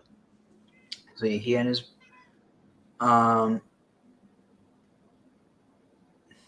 let's see.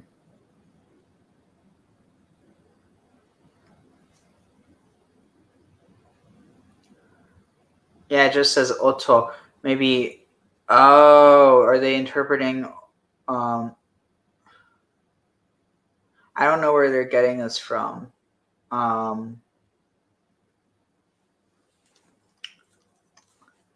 I'm not sure. Anyway, oh shoot, where did it go? Alright, so,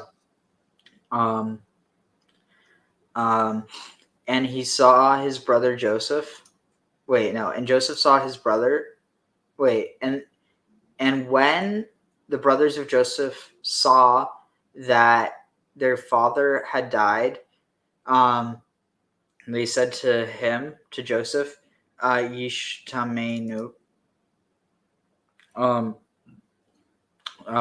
they said to him, wait, what? They said, what if Joseph hates us, and surely returns upon us all the evil that we have brought upon him, or brought for him. And so they instructed, and so they instructed to Joseph to say, your father commanded before he died, saying, thus you shall say to Joseph, please lift up, Anna, I beseech you, lift up, please, Pesha, lift up the transgression of your brothers, v'chatotam, and your sins, no, or who sinned against you, and their sins, because of the evil gamluch. Please forget. Please forgive. Where's forgive? Gamluch. Please deal goodly with your brothers, and lift up the transgressions. Okay, lift up the transgressions and sins. And now lift up, please, for transgression, the my servants, no, the servants of the gods of your father, and he wept, and Joseph wept, Bad Baram, in his speech. He wept as he spoke to them. So it says, "Forgive, I urge you, the offense and guilt of your brothers who treated you so harshly. Therefore, please forgive the offense of the servants of the God of your father." It's strange. It's a very interesting formula. Are you picking up on it as well? Yeah, I don't know what to make of it, but I'm picking up on it.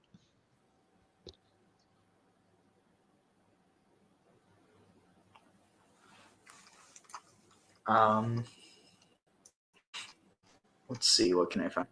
And now, from this word on, the sons of Bilhah added words. So some people are interpreting this as different ones are saying this to him. All right, let's finish this up. I just want to see if there's anything else. Yeah, not particularly. Joseph cried when they spoke to him. He cried when he realized that they suspected him of harboring hostile thoughts against him. This verse is proof that Joseph had never informed Yaakov that the brothers had sold him. For if Yaakov had been aware of it, he would have ordered Joseph not to hold a grudge against the brothers on that account and to make up with them. According to the Midrash, after Joseph's original meeting with his father in Egypt, Joseph made a point of never again to meet his father without someone else being present, so that his fathers would never have reason to suspect him of telling his father that they sold him. That's interesting. It's almost this idea of like he didn't want them to, like he didn't want anyone to know they betrayed him. Well, he didn't want Jacob to know that his brothers had betrayed him.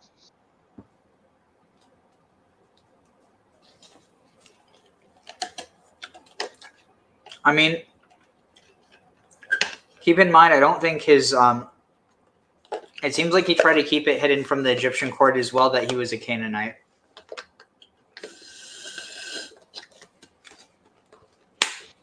I was going to say, could be. You know, to a certain extent, they knew he had been a slave. So, yeah, but I'm not sure where being a Canaanite is worse than being a slave. You know. Well, no, I think it was more so he was trying to blend in. He wasn't. He was trying not to stick out. Gotcha.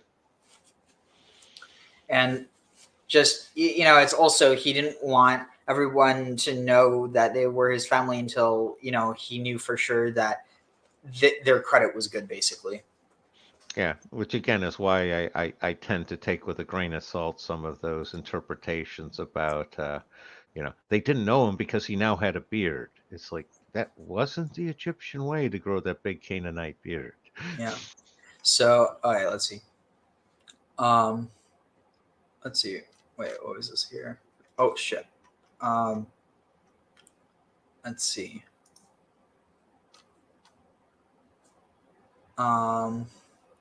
Let's see. Oh yeah, we already read that. Okay, so and they, and his brothers also went, and they fell, or they caused themselves to fall.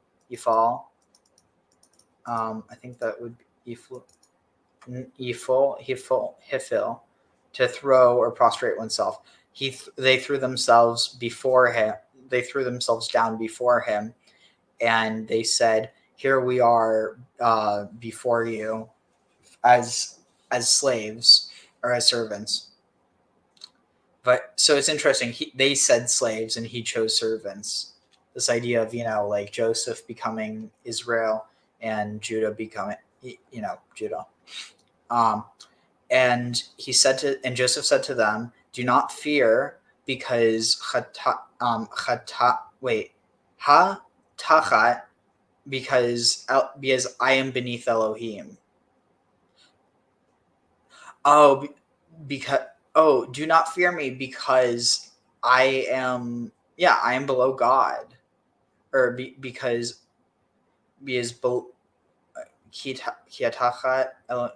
beneath Elohim am I. He's basically saying, why are you fearing me? You should only fear God. Interesting. Are you picking up on that? Yeah. And again, that whole fearing of God is one that it's an interesting usage of the word fear. That's not the typical standard one all the time. Yeah. For am I in the place of God? Sadia Goen explains this as meaning, am I in the place of God that you fall before my face and say, behold, we are thy bondsmen? Am I then in God's place? Joseph meant, if you are guilty, it is up to God to punish you. It is not up to me to revenge myself or to hold a grudge against. Holy, this is literally the idea of turning the other cheek, isn't it? Definitely sounds like it. Again, you're back to that whole Joseph being a pre-incarnation of Jesus, depending on how you want to interpret it. Or Jesus just being what's the word, like a revamp of both David as well as Joseph. Hey, he has some Moses in there leading him to the promised land too. So yeah. All right. Let's see. It is not up to me to revenge myself or to hold a grudge against you. Joseph may not have told the brothers that he had forgiven them, because under Noahide law, the matter did not depend on his forgiveness at all. Under Noahide law, once a person has committed the sin of kidnapping or robbery, he is guilty of the death penalty. The fact that the victim forgave the criminal is irrelevant to the penalty. Joseph added that he had to interpret the brothers' actions in a manner which reflected credit upon them. That's fascinating. So it's almost this idea of it doesn't matter what, like, you have to uphold the law. But again, what that does is it sets the standard that allows you to be justified in upholding the law when it's rightly. But still, they wouldn't actually execute people that frequently. yeah, it's the difference between you have to uphold the law difference between that and you only have to uphold the law. Yeah, upholding the law is required. It's not, it's not sufficient for everything. Okay. Yeah. Like, in order to uphold the law, sometimes you have to know when to be lenient. Yeah, it's a lot. I refer to it, some of it's spirit of the law versus letter of the law. And depending on which way you err, you can cause problems. Yeah, it's the difference between chesed and gevura. There's a time for both. Definitely. So, okay, let's see where we let's see. Do not fear, for am I instead of God? He meant that the reason they do not have to be afraid was that he implied himself as a God-fearing man. He implied, as explained, Unclose, who uses the word dachala, real fear, that even if he were bent on retaliation, this would only backfire, as God would punish him in turn. The letter hey at the beginning of the word hatachat must not be understood as introducing a question, but as part of Joseph's conception of fear of the Lord. If one fears the Lord, it is because one knows that he returns tit for tat. We have other examples where such letters hey, which at first glance appear not to introduce a question, do in fact do so. Compare blah blah. The translation of these words is clearly not did I appear in the house of your father. Rather, these words need to be translated as I revealed myself to your father's house. Joseph repeated the words do not be afraid in both verses 19 and 21. The verse fear, he spoke. Interesting, and notice he's saying do not fear almost like the angels do. Yeah, no, I do see. Good catch.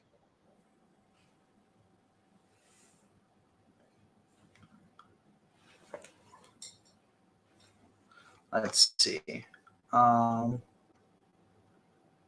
my instead of God, the hey, interest is the Holy One, blessed be designed for God. Well, it's true that I'm a judge. So he's saying that a judge, because Elohim can also be a judge, I guess, a surrogate of his, charged with the task of carrying out his decrees, and I could punish anyone who was empowered by him to carry out his decrees. This is analogous to the principle that one must not annul the rulings of a previous court on the same subject. Establishing precedent, is that what it is? It is true that you had been charged by God to carry out his decrees, but you did not send me here deliberately, but God. In lieu of God, some commentators understand Joseph as remonstrating with his brothers who had prostrated themselves before him as if he were God, something most inappropriate, especially when they said, "Here we are, ready to be your slaves." He didn't seem to have any issue with it before. Well, maybe that's because that was just fulfilling the dream, and now the Right. dream's been fulfilled, and they need to stop bowing. All they had to do was do it once. Right. And you and your and that and you and your thoughts and your thought and but you had you had devised upon me evil while you had devised evil upon me, Elohim, or bad upon me, Elohim thought for the good, or decided for the good, and on account that Issachar Yom Hazah, I can do like so I could do so I could make like this day, make a day like this, or make like this the day, make the day like, make this day like, let's see, so as to bring it up, let's see, so as to make for this day to be the survival of a great people, or a great many of people. Do you have any thoughts before we continue? Nope, go away. ואתה אל תיראו אנוכי אכלה ואתה אל תירא אנוכי אכלכל אתכם ואת אפכם וינחם אותם וידבר על ליבם וישב יוסף במצרים הוא בית אביו ויחי יוסף 110 שנים וירא יוסף לאפרים בני שילשים גם בני מכיר בן מנשה יולדו על ברכי יוסף ויאמר יוסף אל אחיו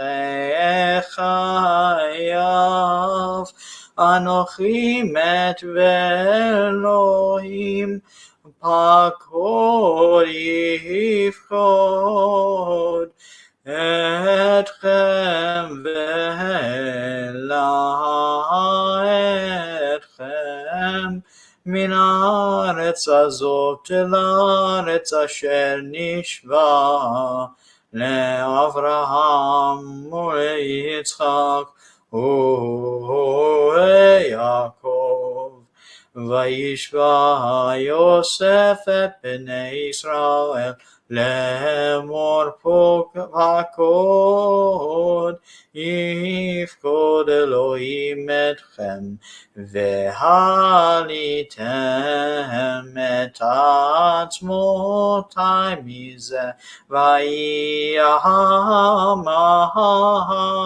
יוסף בן 120 שנה ויעמד יוסף בן 110 שנים ויחנתו אותו ויישם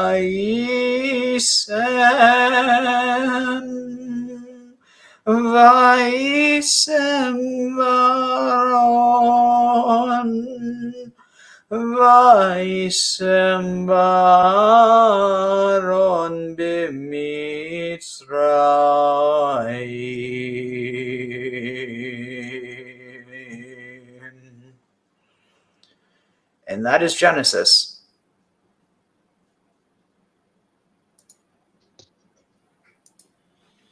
One down, a bunch more to go. Imagine having to do the rest of the Bible, but not using your thumb. I am officially wait. Which primates is it that don't have opposable thumbs? I think all primates do, don't they? Oh, well. I know gorillas more or less do. Do sloths have opposable thumbs? I don't know. As you can tell, I am not a biological anthropology student. Just anthropology, not the biology part. Mainly cultural. So, let's see. Oh, yeah. Sorry, I forgot. I actually have to translate that. Let's see. So, and now do not fear. I will be I will Anochi achal kel. I will hold, I will endure, I will maintain, maintain. I will nourish, I will sustain you, I will sustain you all. I will sustain you and now do not fear. I will sustain you and your children, and he comforted them and said this to their hearts. So he spoke to their hearts. Vayeshev Yosef, and Joseph dwelled in Mitzrayim in Egypt, and he and his house and his father dwelled in the house of his father. And Joseph lived 110 years. Dang, he doesn't make it to 120. All the good Joseph does, he doesn't even get 120 stinking years. and Joseph saw for Ephraim the son, and Joseph saw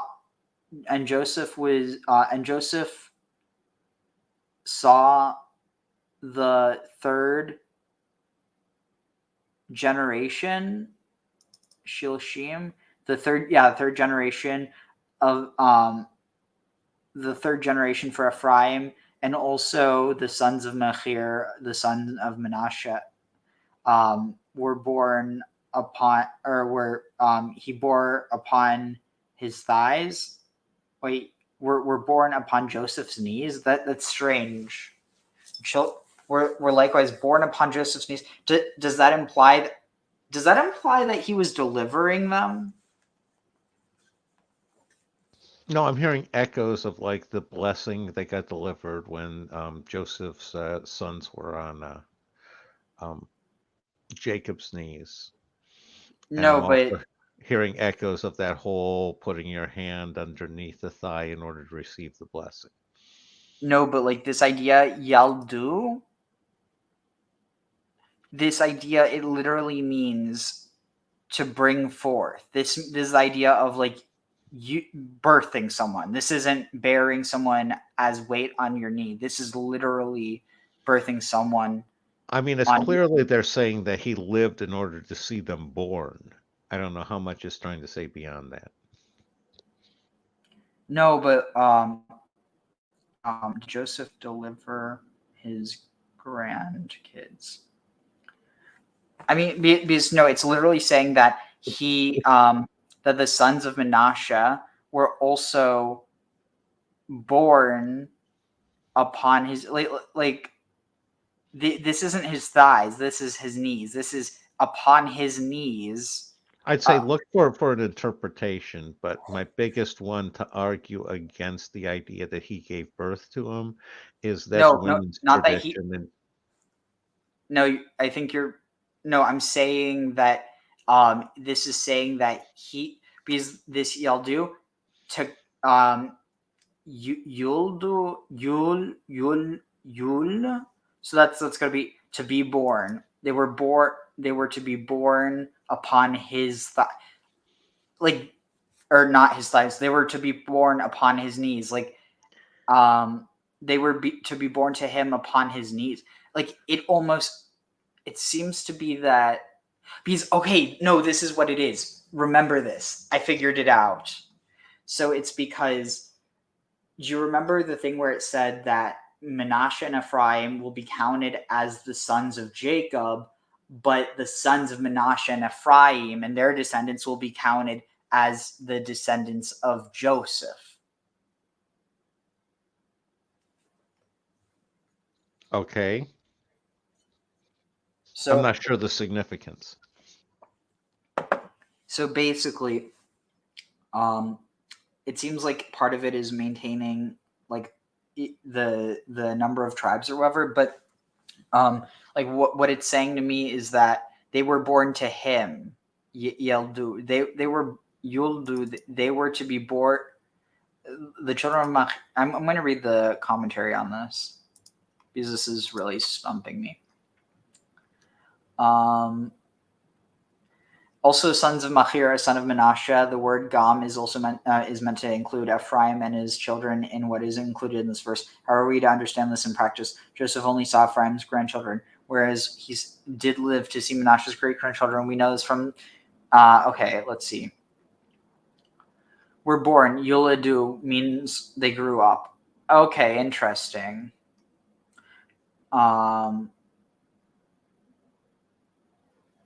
Let's see. Is there anything else? All right. I think I'm correct here. So the word Gam in this word, Gam b'nei Machir ben Manasseh, indicate that Manasseh also lived in Joseph's home. However, seeing that Joseph loved Manasseh better than Ephraim, the Torah mentions the fact that Manasseh's grandchildren were born on Joseph's knees rather than those of Ephraim. That's what I'm talking about. They were literally born on his knees. Okay, I'm not sure what the significance is, though. I mean, not like I've ever seen it in person, but the whole idea of someone being like a midwife essentially being like they're sitting on their knees as they help the woman give birth.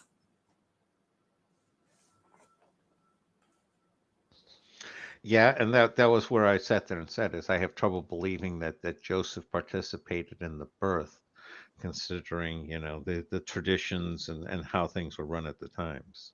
That seems very strange to me. That's what I'm saying. It does seem strange. That's why it's sticking out.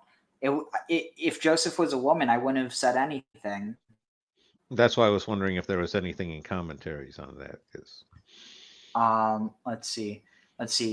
Okay, so my rule is usually if I find it strange, there's usually some commentary that tries to explain why it's not really strange. No. That Manasseh also lived. Okay, so let's see. Grandchildren were born on Joseph's knees rather than those of Ephraim. The Machir named here was actually Gilead, son of Machir, son of Manasseh. He was the grandfather of Zelophehad, or Zelophehad. The Torah wanted to show that Joseph raised righteous people in his own home, people who in turn produced daughters of outstanding caliber, such as the daughters of Zelophehad. Let's see, grandchildren. In spite of this, Ephraim was more fruitful and multiplied more than Manasseh, as Yaakov had said. His younger brother will become greater than he. They were born on Joseph's knees, meaning is that the Targum gives it, he brought them up upon his knees. Well, that doesn't really explain it. That just is what it literally says.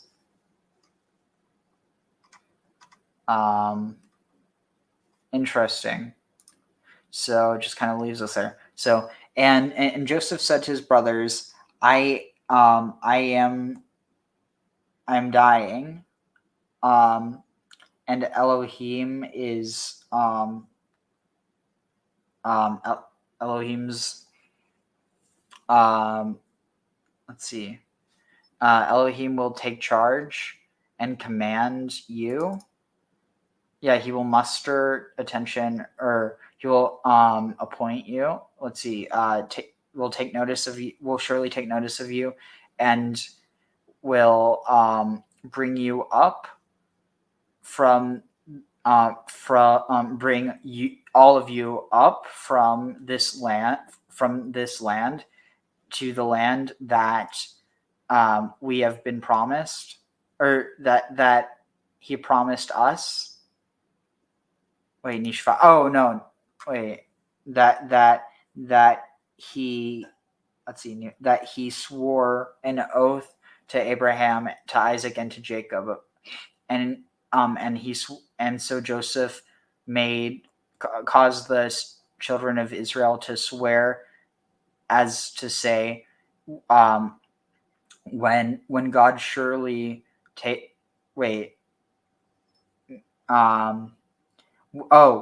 when God surely takes notice of you.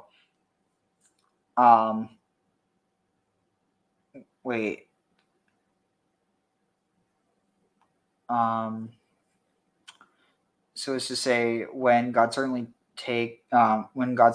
notices you, and brings you up, that you will bring up my bones from here. And Joseph died, the son, or like a man, a son of 110 years, and he was embalmed there, and he was placed into an aron, an ark in Egypt. So that's kind of sus. So Aron They're saying Joseph was in the Ark of the Covenant? I don't think that's what they're saying, but at the same time, I don't think we can rule it out. Let's see. Or Joseph is the Ark of the Covenant? Let's see. Again, I could sit there and say that as, he was the vessel through which the heritage of the three fathers, Abraham, Isaac, and Jacob. Again, I like three fathers better than four fathers. Numerically more accurate. Let's see if I can find. Where is it? There's a perfect one for this. Wait, what was it we were just talking about again? Oh, it was Joseph being the Ark of the Covenant, or being in the Ark of the Covenant sort of concept. Again, it's not traditional interpretation. Let's see. I'm almost certain I remember this right. I just need to think of what the keywords would be. Let's see. Okay, here.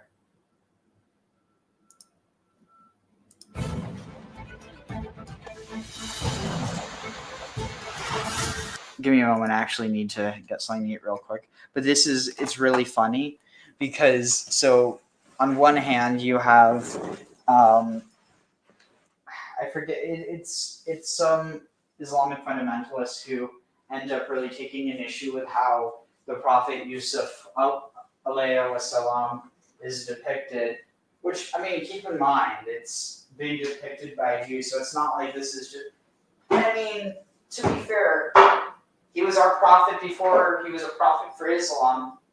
And, like, I know they believe that Islam was around before, before any other religion, but, like, regardless, organized Islam wasn't. So, I mean, in any case, it just seems kind of like, I mean, I get one thing if you have someone going around to Muslims and trying to be like, don't you know, like if you're trying to shove, like comedy about Joseph being effeminate, trying to shove that into someone's face, obviously that's an issue. I mean, like, I know for one, my rabbi really doesn't like the series, but, like, I understand why. But at the same time, it doesn't mean that it's bad. Well, definitely. And I was going to say, a part of me, I don't understand that fighting over whether he's the Jewish prophet or the Islamic prophet. It's like, can't you just share the prophet? Well, no, what I'm trying to say is, like, it's one thing if you have, say, like, Muhammad's only a prophet in Islam. Now, if someone who's not Muslim starts accepting Muhammad as a prophet, that's great and all, but that doesn't give them the right to start depicting Muhammad how they want. I mean, like, technically they have that right, but, like, just because they accept him as their prophet doesn't somehow mean that they have this authority because he's their prophet. Because, like, in the same way that I think that it's kind of silly that there's, I don't know, it's like, I guess the way I'm looking at it is I always had an issue with people claiming that Abraham was Jewish or that Adam was Jewish. I mean, to be fair, I don't think people really claim that Adam was Jewish, but there's definitely people claim that Abraham. I mean, plenty of people say Abraham was the first Jew, and I mean, he just wasn't because, I mean, like, you can say Judaism starts with Abraham, regardless of, how fundamentally real Abraham was. But the point being, though, is that, like it or not, like, the tradition does start with Abraham.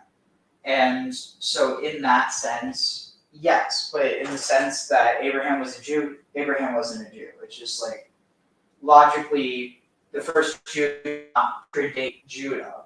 Like, it's kind of like saying, are the people who lived in the Philistine lands before it was called Philistine, like, were they Philistines? No, not really, but, like, kind of. But it's, it gets into semantics. Well, that, again, you're now at the problem of trying to apply the shift between the realm of words to the realm of, reality. And the two isn't always, it can be a bumpy ride at times. Wait, you're telling me that when I speak, it's not literally reality coming to be? Well, there's some people who would seriously disagree. I'm joking. I don't think that. I'm like. Well, I was going to sit there and say they have a point to that one, because when you're speaking it, you are bringing it into reality in an essence, but you're not, like, creating the object itself. Oh.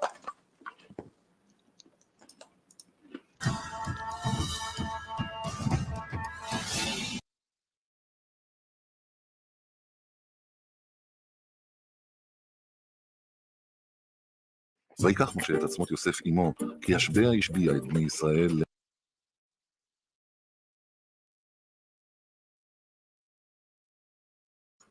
Wait. Is this? ויקח משה את עצמות יוסף עמו, כי ישבע השביע את בני ישראל לאמור, פקוד יפקוד אלוהים אתכם, והעליתם את עצמותיי מזה איתכם. אוי, משה, נו.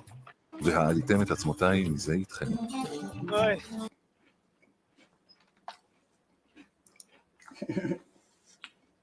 So, because Joseph had been, this is why I brought it up. Because this is literally what they swore, right? This is a literal thing that he made them swear.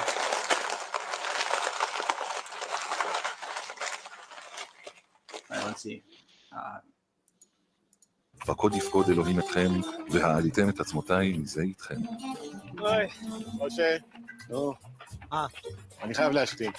כן, משה, נו, תן לנו איזה 5 דקות, מה קרה? אני חייב להשתיק. כן, משה, נו, תן לנו איזה 5 דקות, מה קרה? מה בוער? בדיוק, מה, אז במקום 40 שנה תעדכן, זמן הגעה 40 שנה 5 דקות, מה ההבדל? בסדר, קחו 5 דקות, עם של קקו. Wait, did you say I'm Kaka? קחו 5 דקות, עם של קקו. יאללה, תשים אותה. דקות, עם של קקו. Sorry. Just trying to make sure I hear this right. 40 שנה, 5 דקות, מה ההבדל? בסדר, בסדר, קחו 5 דקות, עם של קקו. I don't know. תשים אותה! הלו, מה זה? מי מדבר ככה? לא עושים תחרות. תשים אותה! בסדר, קחו 5 דקות, עם של קקו. לא עושים תחרות. תשים אותה! מה זה? מי מדבר ככה? נו מה, אני אחכה עוד הרבה? תפתח! מי זה?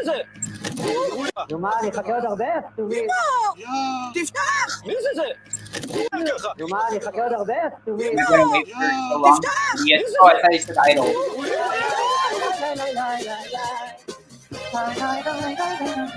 יוסף? thanks God, 300 שנה אני בארון. יוסף! מה קורה, עם ישראל? מה ניש? אתם נראים כמו טיול שבורות של העת העתיקה. למה ככה? אז בוא נשבור את עצמות! מה זה הרעש הזה? מה קורה יוסף פה? קם לתחייה! יוסף? היי, מה אני? יוסף! יוסף קם לתחייה! Wait, מתחייה? מה זה הרעש הזה? מה קורה יוסף קם פה? לתחייה! יוסף? היי, מה אני? Wait, מה זה הרעש הזה? מה קורה יוסף קם פה? לתחייה! למתחייה. יוסף? היי, מה אני? יוסף? Is that life? יוסף החכם והצדיק באדם. אני מצטער, נשבר לך האגן מהטלטולים. לא, זה מקודם. יוסף, אני מעריץ מספר... Oh, wow. That's a bad joke. No, that was before. Yeah.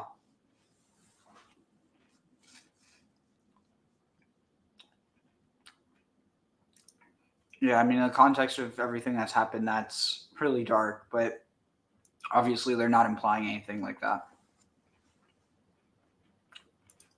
נשבר לך האגן מהטלטולים? לא, זה מקודם. Oh, he said no, that was from before, that he broke his pelvis when he was alive. יוסף, אני מעריץ מספר אחד שלך, Exactly. אני מכיר גם את כל החלומות שלך, איך אתה תמיד עושה, חלומי, חלומי. כן, בול ככה אני עושה. טוב, מה קורה וזה? מה דיבור? לאן זוש? אנחנו עכשיו בדרכנו לארץ כנען, לארץ ישראל, ולפי בקשתך אנחנו מעלים את עצמותיך לקבור אותם בארץ ישראל בשכם. בשכם? אומייגאד, זה מה שאני ביקשתי? אובייסלי, אני הייתי ממש שיקור כנראה שביקשתי את זה. אני גר במצרים, הכי מהממת ונוצצת בתבל, מה יש לי לחפש בעיר שהדבר הכי כוסי בה זה טחינה הגמל? הוא צודק מה שאמר. בסדר, מה אתה רוצה שנעשה? ונוצצת בתבל, מה יש לי לחפש בעיר שהדבר הכי כוסי בה זה טחינה הגמל? הוא צודק מה שאמר. בסדר, מה אתה רוצה שנעשה עכשיו? מה זאת אומרת, מה? שתחזיר אותי? לחפש בעיר שהדבר הכי כוסי בה זה טחינה הגמל. הוא צודק. אני גר במצרים, הכי מהממת ונוצצת בתבל, מה יש לי לחפש בעיר שהדבר הכי כוסי בה זה... Wait, is it sped up? Oh, that's why. טחינה הגמל. הוא צודק במצרים, הכי מהממת ונוצצת בתבל, מה יש לי לחפש בעיר שהדבר הכי כוסי בה זה טחינה הגמל? הוא צודק מה שאמר. בסדר, מה אתה רוצה שנעשה עכשיו? מה זאת אומרת? הדבר הכי כוסי בה זה טחינה הגמל. הוא צודק מה שאמר. Take me back to the pyramids. מה יש לי לחפש בעיר...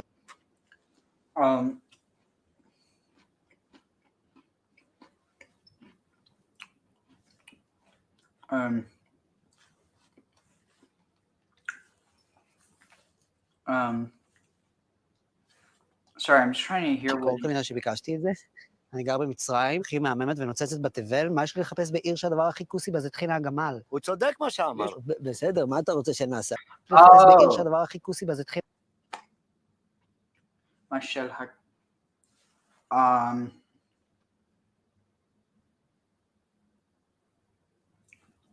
let's see, is it... So kus yeah, I thought that's right. So kus is vulgar for like basically I think he's saying like the most pleasurable thing. It translates as beautiful, but it's like context is the tchina of the camel. So I just want to make sure I heard that right. טחינה הגמל. הוא צודק מה שאמר. בסדר, מה אתה רוצה שנעשה עכשיו? מה זאת אומרת? מה? שתחזיר אותי הביתה, לפירמיד. מה? לא, יוסף, אני מצטער, זה בלתי אפשרי, עם כל הכבוד אליך, ויש הרבה מאוד כבוד. אנחנו בדרכנו לכנען, כמו שאלוהים ביקש. קדימה, אחריי לכנען, בואו. רגע, אבל... וואו, your attention please. כל מי שרוצה לחזור איתי למצרים, לשכשך כפותיים בנילוס ולשתות וויסקי סאואר, שיבוא אחרון! וויסקי סאואר, שיבוא אחרון! וויסקי! שיבוא אחרון! Acharuz. Charaz. Acharuz. Charaz. I'm trying to figure out. Charaz is Jerez. Charuz. To rhyme. What's he saying? שך כפותיים בנילוס ולשתות וויסקי סאואר שיבוא אחרוז, אחרוז! וויסקי! לא, זה אחרוז! What? Come after. שך כפותיים בנילוס ולשתות וויסקי סאואר שיבוא אחרוז, אחרוז! Oh, okay, that's what it is. So I need to look up Acharuz, which means, let's see, English. Sorry, let's see, Lacharuz is,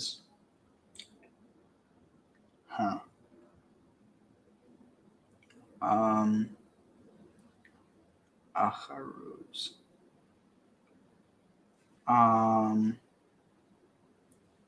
Yeah, I'm not sure. Anyway, let's finish this one. לא, זה לא מה שאתם רוצים, אנחנו דיברנו על זה, אתם רוצים להגיע לכנען, להיות בארץ משלכם, עם תורה משלכם, עם אלוהים משלכם. במלחמות משלכם. מה? אלוהים הבטיח משלכם. Oh wow, this really hit. במלחמות משלכם. משלכם, עם תורה משלכם. You want to arrive to Canaan to be with a land that's yours, a Torah that's yours, and a God that's yours. עם אלוהים משלכם. במלחמות משלכם. And wars that's yours. מה? אלוהים הבטיח לנו את הארץ ולא הבטיח לנו מלחמות. כן, הארץ באמת תהיה שלנו, אבל קודם צריך לכבוש אותה. כן, ושתגיעו כבר לארץ הזאת, מתחכה לכם ממש ארץ בובה. מרועטת קומפלט, מחלות מקיר לקיר עם 4 כיווני אויבים. חלאס, די מהאילוז'. בואו אחריי, חזרה לציוויליזציה, או שתלכו אחריו 10,000 שנה אחורה ותמותו מקשקשים בשיער. תקשיבו!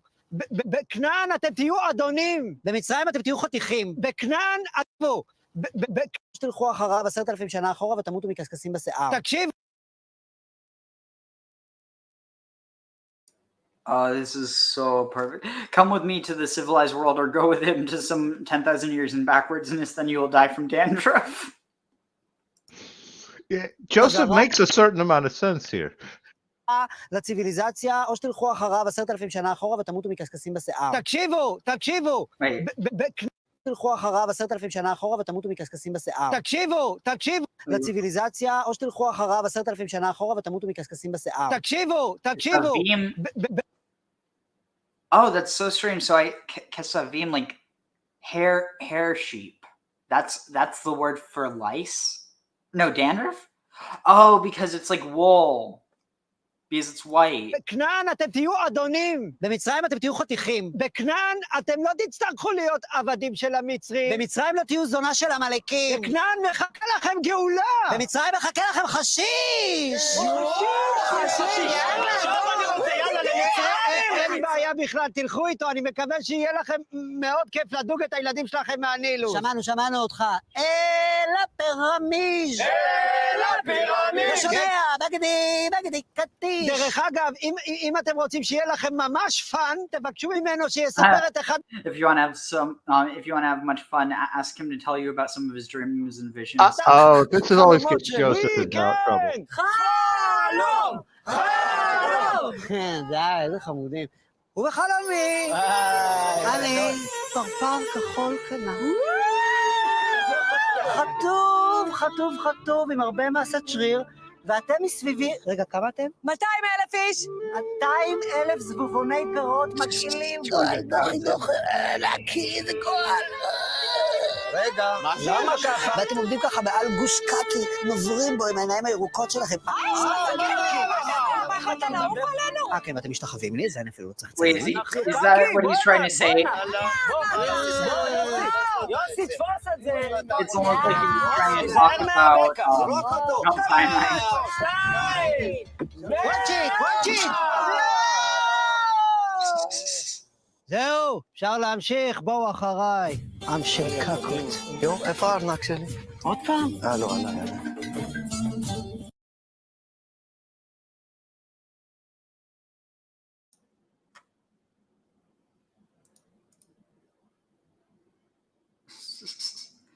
Oh my god, that's hilarious.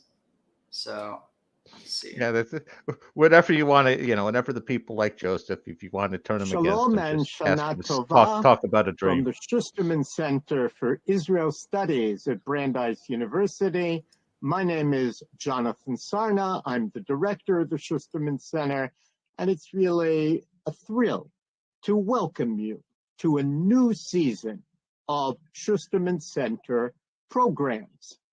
All of our programs this year will be broadcast over Zoom, and I invite you to consult our website for details about other programming. We hope to see you often. It is a pleasure now to turn the program over to my colleague, Dr. Shana Weiss, who will introduce today's very exciting program, HaYehudim Ba'im. The Jews are coming to Brandeis. Thank you, Jonathan. I am thrilled. I just want to echo that you are all here to join us. And I just want to briefly introduce the show and the creators who are with us today. So Yehudim Ba'im, The Jews Are Coming, just finished its 4th season. It's almost impossible to describe, but it's a sketch comedy show that covers everything in Jewish history, from Moses to Barbie to former prime ministers of Israel and everything in between. And joining us today is Asaf Beiser. Asaf is from Tel Aviv.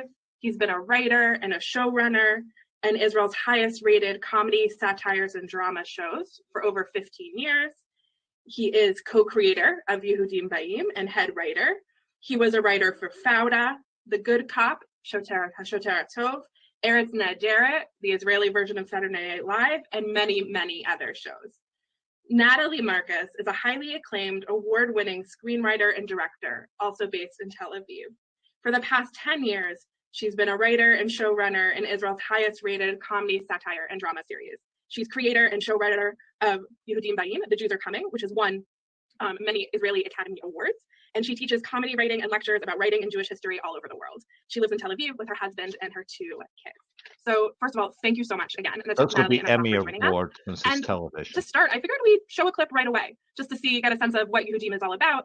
And in this clip, just a brief word for those of you who aren't familiar with the practice, we're going to be talking about the mezuzah, right? Kissing the words of Torah that Jewish people put on their doorposts. And what you need to know for this is that while the commandment is to put the words on your doorpost, many of you have this or may have this in your own homes, the idea of kissing it is something that comes later. So I'm going to share my screen and we will see. 1 second. I'm not gonna allow you to show clips anymore if you're gonna spoiler the. I know, I'm sorry. I wanted to make sure everyone. That's my fault. Okay. שלום עליכם. עליכם השלום עליכם. שלום עליכם. שלום עליכם. שלום עליכם. מה קרה? מה אתם צריכים? המזוזה. בסדר גמור, מה הסיפור איתה? לא נשקת מזוזה. למה זה נשק מזוזה? באמת! מה עשית לו? סליחה, אני לא שמעתי לצאת לך, פה דרך כלל. מה עשית לו בסדר? ממתי אנחנו מנשקים מזוזה? משבוע שעבר. איפה זה כתוב? זה לא כתוב. זה נוהג כזה. מה זה נוהג? עכשיו התחלנו להמציא גם דברים, חסר לנו מספיק כללים. זאת פסיקה של הרייבה, תראה מה עשית לו עכשיו.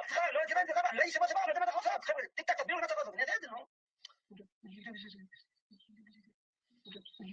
תנו נשק את המזוזה. בסדר, לא ידעתי. איך זה? ככה? לא ככה, עם היד. קצת מוזר, אבל אני דורם איתכם. רק עם היד, רק עם היד.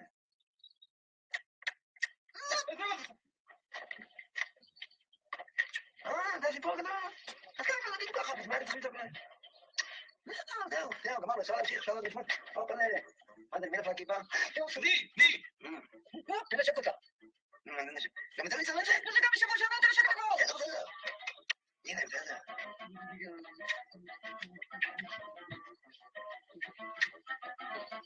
רגע, מאיפה אתה היית כל השבוע שעבר? עוד פעם תזכיר שבוע שעבר. אני כל השנה מגיע, פעם אחת לא מגיע, תעשו לי את הסיפור, יצא לי את הפיצון כזה ליד הפעמים, כזה מראה מוגרם מגיע כזה. הלכתי לרופא, אמר לי שזה הרפל.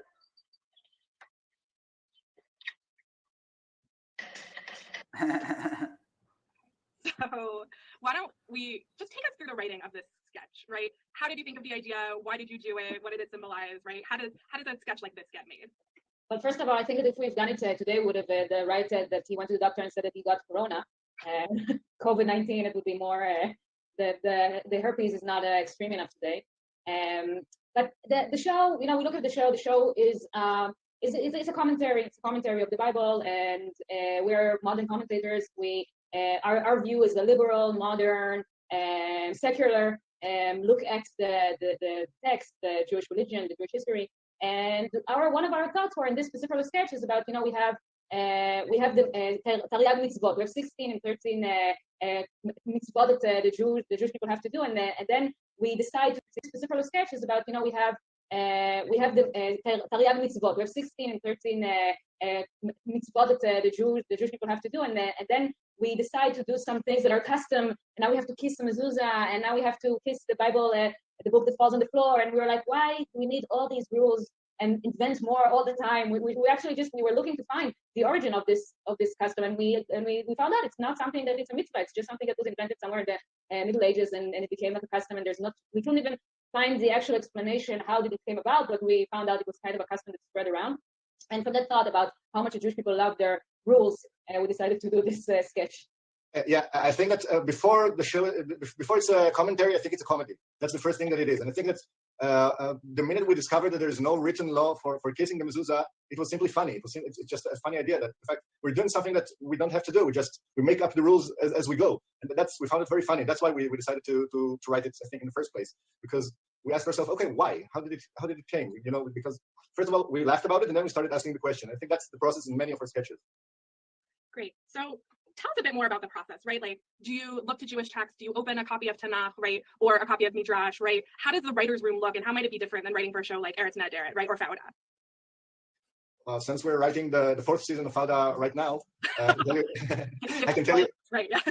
No spoilers. I can tell you it's very different. It's a writer's room. We have around 8 writers, including Naphtali and me, and we meet every morning, and we started either with the Bible itself or with Wikipedia or books, a lot of books. We simply start reading things. We start looking up for stories, and once we find the story, as I said, we ask ourselves the first question: what's funny about it? What's funny about it? And in most of the biblical stories and historical stories, there's always a funny angle. There's always one. Then we ask ourselves, okay, what can we say about it? What can we say which no one has said before? Maybe someone said it. Cool to have a job doing that, but not in a funny way. We're looking for something that we can add. As Naphtali said, I feel like we would both enjoy that. And when we start, you have a lot of ideas. I know. Writers, almost every time, one of our genius writers will have a great idea. I'm pretty creative another writer will have humor. another idea, and we'll fight about which one we're going to write. And then eventually, 2 of the writers will go and write it and fight alone in the room and come out with a sketch. Yeah. Do you use any consultants? Has anyone helped you with the show?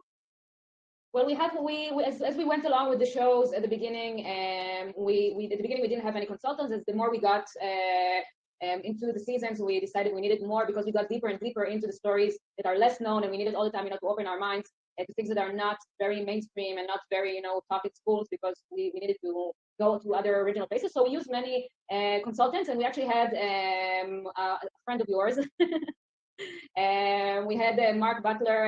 He came to us. We actually met him. We were lecturing in a HUC seminar in LA, and we met him there. And he said he's coming to Israel for sabbatical, and he really loved the show. And we said, well, come on, you should come and give us, come drink coffee with us and tell us a little bit about what you know.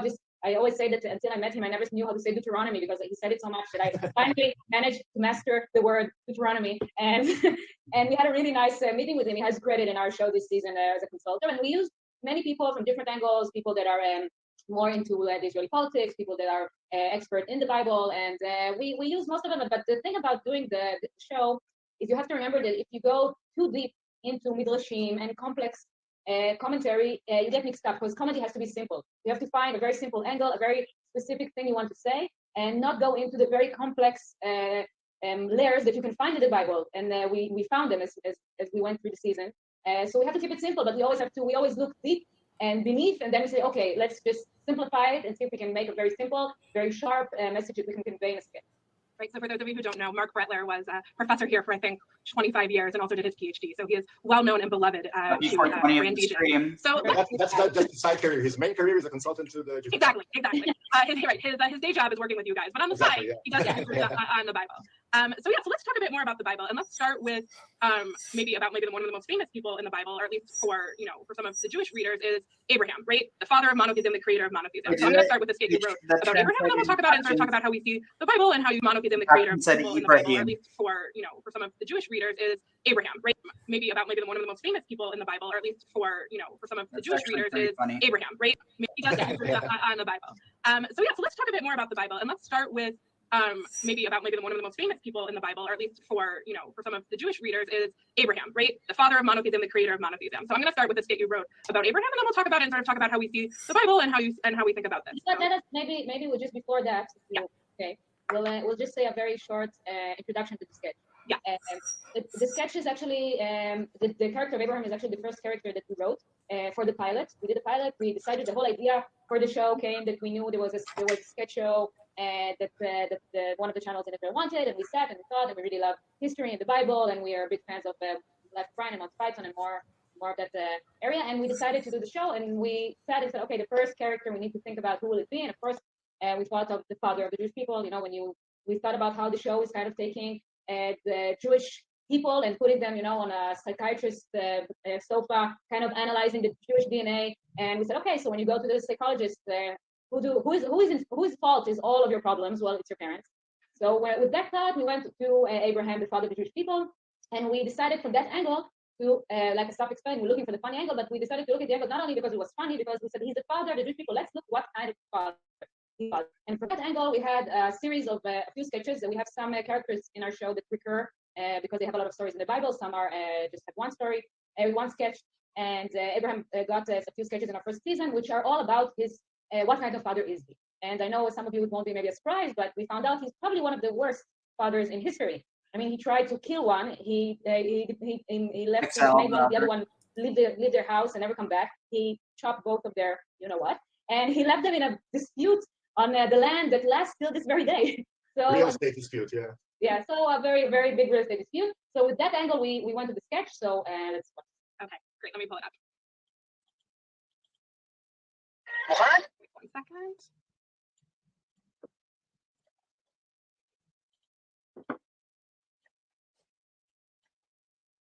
מוכן? כן, נו. אבל שלא ייפול התופח. שמעאל, אני לא אוהב את המשחק הזה. אל תדאג, יא איציק, זה לא בדקה. מה? לא, אל תדאג, אני בטוח שהם יסכימו. יצחק, ישמעאל! That's funny, so that's the reason why. Oh my god. אתה בטוח שזה מה שהוא אמר, יא אבא? אבל אי אפשר לעשות אולי... Oh my god! Dude. Holy crap. I haven't even seen the good ones yet.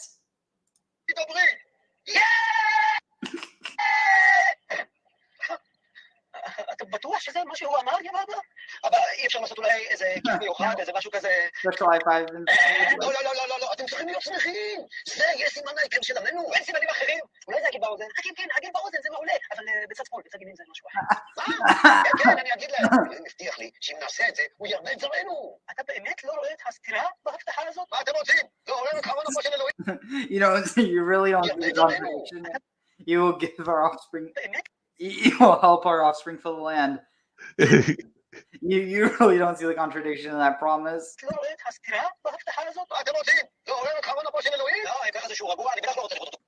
Oh my god, did they give the Ishmael a kafira?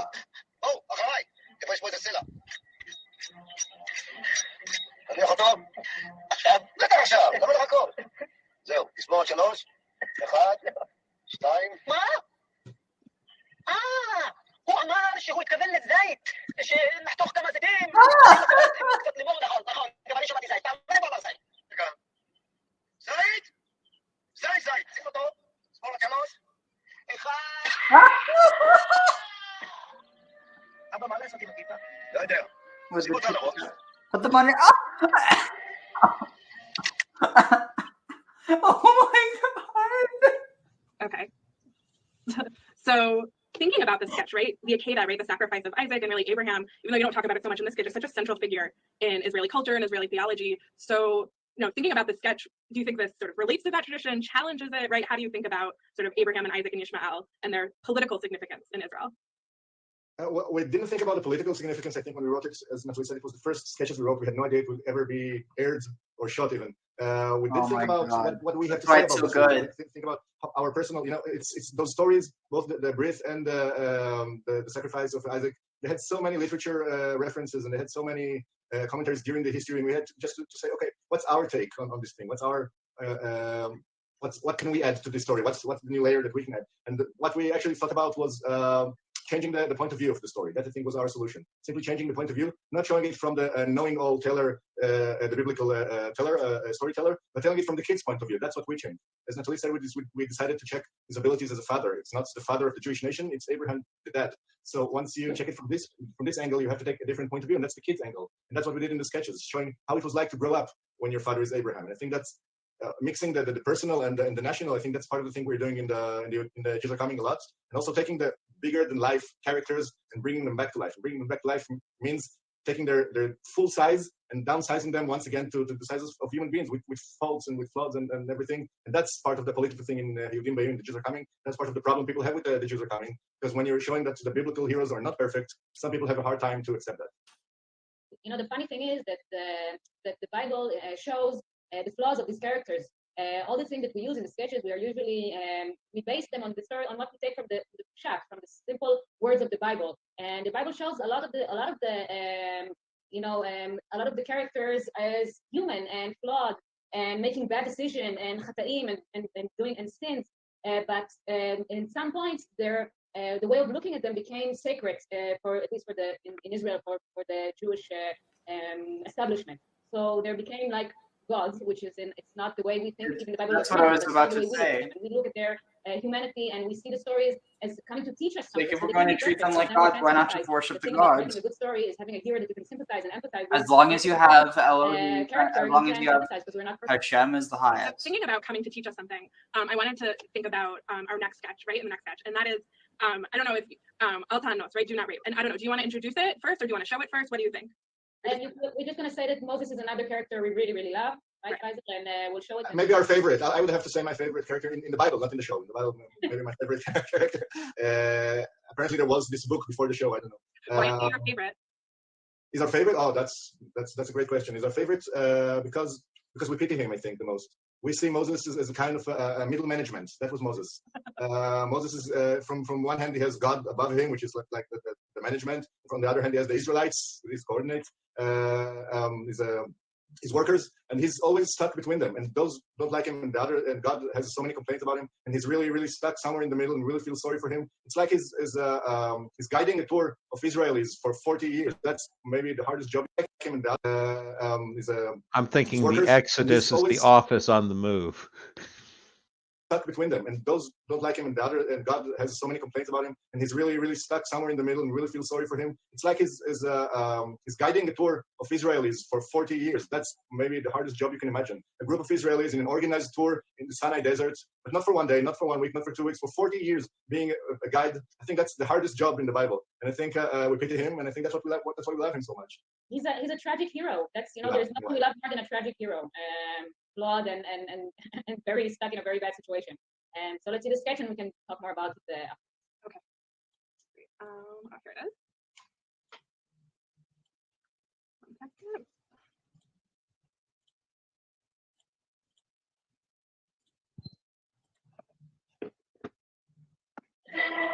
זה הדיבר האחרון, לא תחמוד נשק בקרב. יש? בסדר? אפשר ללכת לאכול צהריים? מה שאתה יכול היום? או שיהיה בתיבה. יום אחד בלי הבדיחה הזאת? יאללה, בוא נאכל משהו. רגע, פליצה, בריון, אני ביקשתי ממך לא לקרוא לי ככה ליד העם, נכון? בסדר, תגיד, לא נראה לך משהו מוזר בדיבות האלה? מה זה, שזה נראה כמו תחת? לא זה, אתה יודע, לא תרצח, לא תגנוב. מה אם לא תאנוס? לא היה? היה משהו דומה, לא, זה לא תאנוס את אביך ואת אמך, לא תאנוס בלי בחלב אמו, לא היה. לא. שום דבר אורץ. נו בסדר, זה בעיה, קחי את הדיברות, תוסיף לי מה שאתה רוצה, יש לך כתב יפה. פליצה, תאסוף את כולם בחזרה ותגיד להם שאלוהים אמר. נו באמת, מירי, דבר. לא היה? היה משהו דומה, לא, זה לא תאנוס את אביך ואת אמך, לא תאנוס בלי בחלב אמו, לא היה. לא. שום דבר אורץ. נו בסדר, זה בעיה, קחי את הדיברות, תוסיף לי מה שאתה רוצה, יש לך כתב יפה. פליצה, תאסוף את כולם בחזרה ותגיד להם שאלוהים אמר. באמת, מירי, דבר. I was just reading the captions, but when you hear it in English, it sounds really bad. And he's always stuck between them, and those. שום דבר לא אונס. נו בסדר, זה בעיה, קחי את הדיברות, תוסיפי מה שאת רוצה, יש לך כתב יפה. פליטה, תאסוף את כולם בחזרה, ותקדם שאלוהים אמר. נו באמת, מירי, באמת, זה לא יכול לחכות. נו, זה לא יכול לחכות. באמת זה לא יכול לחכות. כולם נחזור בבקשה, יש לי עוד משהו קטן להגיד לכם, בואו, רוצים לאכול. Maybe that's why she got the disease, and then they just blamed it on her saying something about Moses' wife. מה אם היא לבושה עם מחשוף? זה נחשב אונס? אונס. ואם היא לא בהכרה, ברור שזה אונס, ברור שזה אונס, אפשר להמשיך. אם היא מתה, גם אם היא מתה, זה עדיין אונס. אז פשוט לא לאנוס, בסדר? ומה אם היא אומרת לא, ואני לא מבין למה היא מתכוונת? לא, אני לא מבין למה אתה מתכוון. לא, זה אנשי קרקות, מה אני אומר לך כל הזמן? רגע. ומה אם זאת מישהי שכבר יצאנו בעבר כמה וכמה פעמים, כן? וכבר שכבנו בעבר, ועכשיו אנחנו רק ידידים, והיא באה אליי הביתה בקטע של ידידים, וישנו קצת, ונרדמנו באותה מיטה, והיא עשתה לי סימן כזה שיש מצב, ואז אנסתי אותה. לא ניסינו לי, מה יש לכם? מה קרה? אסור ליהנות. לא שאלו אתכם אם אתם רוצים, אמרו לכם אסור ליהנות. לא אם הסטטיסטים, לא אם יצאתם פעם, לא אם ראית אותה ערובה. אסור ליהנות, פרבו! תודה רבה. אלא אם אתה קצין. מה לא? עכשיו גם לא קצין? די, נו, מה זה? שינו את כל החוקים ולא אמרו לנו. הרגע קיבלת את החוקים, הרגע. לא, תקשיבו, אין לי בעיה, אתם רוצים לשנות את החוקים, תעלו אתם להר, זיבי הזה. עוד לא הייתי חוזר עם לוחות בצורה של תחת. איזה רעיון בא לי? צריך להמציא איזה מילת קוד שאז נשמע, נדע אם זה אונס או לא אונס. נכון, רעיון מצוין. אני אומר, אם הגבר צועק אונס, זה אונס.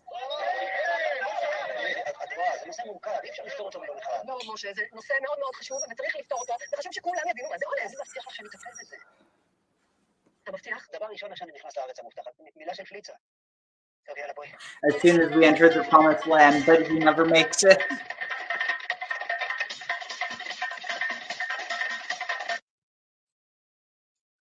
Okay, so tell me about what you thought about making that sketch. How do you even make jokes about sexual assault and still have them say something, right? Tell me all about this and what it says about Bible, Israelis, general rape culture, etc. I would just start by saying that, we have our Bible sketches are all of our sketches really. We have sometimes we find a story in the Bible and we address it as the story, like the stories of Abraham. We look at this character, we think, what does it say of us as a Jewish people? But it's more philosophic than anything. And this sketch is a sketch of us using the Bible to say something about today. Of course, everything we say is saying something about today, about if it's a satire or even about our human experiences. But this story is really a way of us, something happening in the here and now, and us thinking, what can we do and what can we do with this sketch? This is not us saying, in today's liberal and more moral eyes, why wasn't there a thou shalt not rape in the Bible? That's not our complaint. What we're saying is the problem is that today it's not one of the 10 commandments and no one is putting it in stone and saying, this is one of the commandments. And the sketch was actually written at the beginning of the whole, was really the rising of the whole Me Too movement. It was not called the Me Too movement yet. We had a big story in Tel Aviv, someone that we all knew in some way was in a very, the bohemian circle, artist circle, when we found out he was harassing, he was raping and women, and it was suddenly it exploded. And we were sitting we were lucky enough to be in writing then. And we were sitting and we were just thinking, oh my God, how can we address this? We can't write a satire show and not have a sketch about what's happening. And we felt like this is a beginning of a big thing. It was really in the air. And then we decided to use the Bible and use the story of the 10 Commandments and say something about thou shalt not rape today. So that's how this sketch was born. Great, thank you.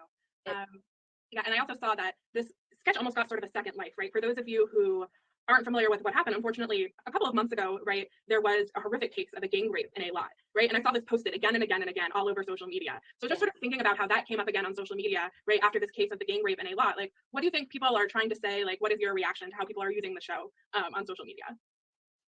The thing we love and dislike about the Jews are coming is that the horrible things that we show there are always relevant. The history repeats itself again and again and again. So yes, many of our sketches becomes relevant every few months. One becomes relevant again. Every few months, there's another horrific story that we have a sketch that deals with it. It can be thou shalt not rape. It can be things about the prime minister or about the government.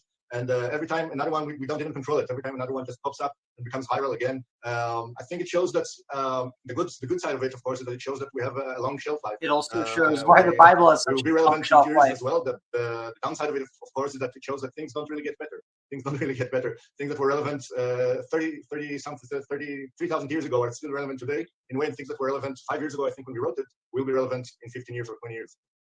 Thank you. So I want to Like move the a bit into talk about how your Kardashians? show thinks Dear about Lord, Jewish I hope history, not. and in particular American Jewish history, right? Because we're a bunch of Americans here. No, just First of all, someone else. to think about, in America at least, Jewish American humor is almost such a big part of American culture that a lot of people don't know it has Jewish roots, right? Like the Borscht Belt, the neuroticism, etc. And secondly, right, how do Israelis and Israeli writers like yourself think about this kind of humor and about American Jewish history, right? How did you choose what to write about, right? We'll show one of the clips in a little bit, but before that, right, what interests you about American Jewish history when you write about it for the show? The first thing is we didn't have a lot of interest in Jewish American history until maybe season 3 or 4. I think that's when we discovered. I'm telling the truth. That's when we discovered. You're not the only Israelis who discovered it's interesting. So I'm glad. But not only we discovered that it's interesting. Of course, it's interesting, but we discovered that it's in our scope. That we discovered that we have a very interesting dialogue with the American community, with the American Jewish community, and that we can use the show for this dialogue. And we can use the show for making a better dialogue between Israeli culture and American Jewish community. And then we started really thinking about it and really giving it, really noticing it and talking about it. Obviously, we're all influenced by American shows in Israel. So, we have, it's not the Jewish culture, but it's the general American culture, which is very strong in Israel, and we're very highly influenced by it. And Jewish humor, I think, Jewish humor has a lot of things in common. It doesn't matter if it's in Israel or in America or anywhere else in the world. Jewish humor has a specific DNA, I think. It's always very witty. It's always very cynical. I think the Jewish humor is very cynical. It doesn't matter if it's here or at your place or anywhere else. It's humor that grew up from pain. And I think that humor that grows up from pain is always cynical. So we have a lot of similarities between our humor, I think. And I don't think that the way that the Jews are coming or looking at the American Jewish community is the way that Israel is looking at it. I think it's a little different. I think we have our own view. I think we have a lot of fun in investigating and prowling and trying to find interesting stories about the Jewish community. I think we had something like maybe 7 or 8 sketches in the last season that deal with American culture and American Jews. And it's a part of the dialogue. We found it's part of the dialogue. We find that it's amazing for us to tell you guys the way we look at the American culture and having this dialogue right here, right now.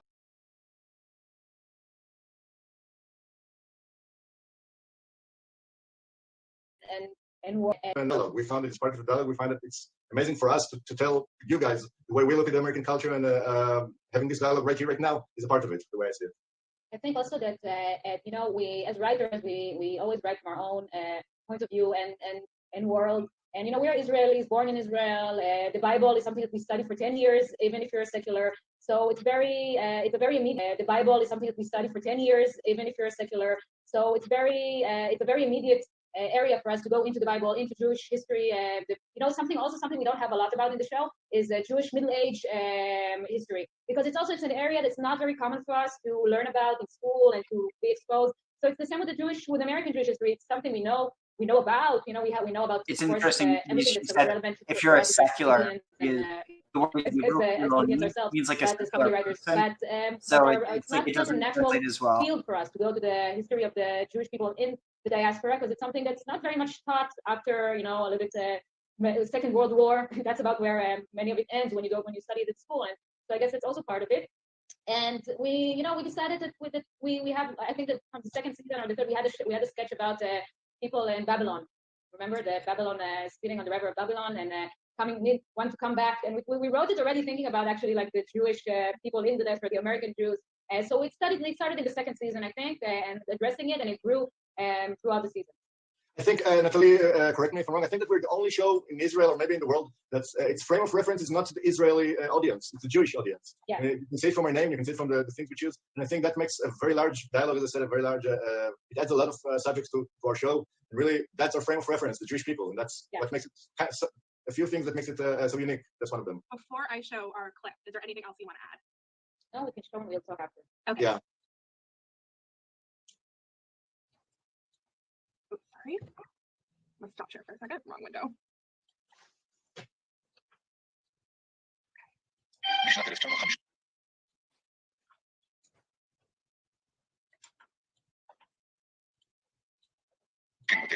הנדלר בת לנערים יהודים מפולין שהיקבעו בה חדשה ומהפכנית. מה זה דרידל גדול מאמץ? שופר? או בובלה, פשוט תפתחי את הפרסם. אוקיי, אני פותחת. אוקיי. מה זה? זה כתרת במגזינים של אבא? לא, זאת בבא יפהפייה, עבורך לשחק עימה. איך קוראים לה כמוך? ברבי. קוראים לי ברברה. בסדר, רק שיפצת קצת את השמות נעצר ליד החוץ? אני רציתי בובה שנראית כמוני. סוויטי, אני רק רציתי כמוך אנחנו שיפצנו בצער. זאת את, רק בלונדינית שזופה שדופה, עם חזה מסיח דעת וחיוך מזמין. אבל זה ממש לא נראה כמוני. סוויטי, מה שחשוב זה לא שברבי תראה כמוך, זה שאת תיראי כמו ברבי. אבל בסדר באיך שאני נראית. הוני, את ילדה מושלמת בעינינו, אבל בעין אנטישמית את טרף קל. אינני מבינה. סוויטי, את נראית יותר יהודייה מפיידל. יש תחושה שרק מלהסתכל עלייך אני צובר ריבי. את נראית כאילו ממש עכשיו חזרת ולבדוק בישו. גלובוס ביד ואת קריקטורה אנטישמית. אוקיי, אז אני נראית יהודייה, מה הבעיה עם זה? לא, אין בעיה, אין שום בעיה. את אוהבת מקלחות? בוודאי. עם איש ובלי מים? תראי, פחזנית אלרגנית שלי. אם עם שלנו למד משהו, זה שעדיף לא לראות כמו עם שלנו. תגידי, ברבי. ומה זה פה? וואו, סורפרייז, וואו, דרים האוס נפסלי. לא ליד גג עלובה לכתוב ביומן ולמות, בית גדול, כמו של גוי. It's made out of plastic. את יכולה לקום ולקחת את זה וללכת ממקום למקום, במקרה של relocation או פוגרום. וואו, סכנה, חיילים רעים, נאצים בפטרול. Inside eyes, תראי, אכתם גרול. קריין יקרה, היית במקרה יהודי מסריח? לא בבית הזה, אולי בבית ליד, פה במדינים. תודה רבה, בבית הזה לא נאנוס, למרות שאת עושה לי להתראות. Merry Christmas, officer. וואו, אז היא יכולה להיות בבנקית כמו שאני יכולה להיות? בטח שהיא יכולה להיות בבנקית. הנה, יש לי פה מחשבון ביד שלה. Here. Seriously? What? בואו פשוט לכתוב לך ג'ו על המצח. אין מחשבון, יש לו ביקיני ועיניים ריקות. הבנת? הבנתי, מאמי. אוקיי, עכשיו לכי לחברות שלך, תשחקי איתם, ותראי להם שבדיוק כמוהם, בזמן שאני מסתכלת מהחלום בצעקה.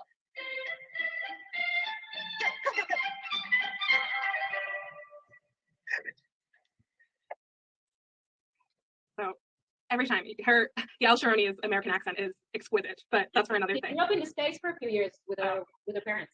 Right. So talk a little bit about Aaron Shearer, I think they both actresses have lived in the States for a few years. So every time Yael Sharoni's American accent is exquisite, but that's for another She thing. grew up in the States for a few years with Yael Sharoni's American accent is exquisite, but that's for another She thing. grew up in the States for a few years with her parents. Right. So talk a little bit about Aaron Shearer, I think they both actresses have lived in the States so for a few let's years. talk a little bit about this, right? How did this idea come to you? What do you think it's trying to say, right? About assimilation and American Jewish history and fears of anti-Semitism, which obviously a lot of us are thinking about today. Well, it's all started from the fact that once we discovered Ruth Handler's history and once we discovered that her family came from Europe only a few years before the war, and probably she had family in Europe during the war, we started asking ourselves, how come someone from Jewish origins, a Jewish woman, ending up designing the ultimate shiksa as a role model for little girls? I mean, it's been said so much about the feminist angle of Barbie and feminist criticism about this doll, but we never saw anyone that attacks the Jewish point. How come? What makes you make a doll that is really so far from the Jewish look, if you'd like? It's interesting, though. I really need to get to sleep. But do you have any thoughts before we finish off? No, I was going to say I enjoyed their stuff.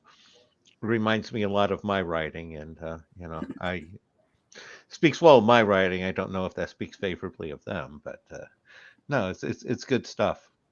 Mm-hmm. Oh, and before I forget, Baruch atah Adonai Eloheinu melech haolam asher natan lanu torat emet v'chaye olam nata b'tochenu Baruch atah Adonai noten haTorah. And then actually I think there you say some things special. Let's see. Let's see. Shares tab.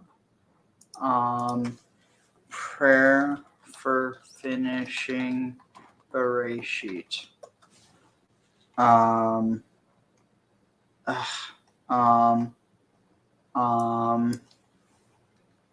Prayer after finishing a book of the Torah.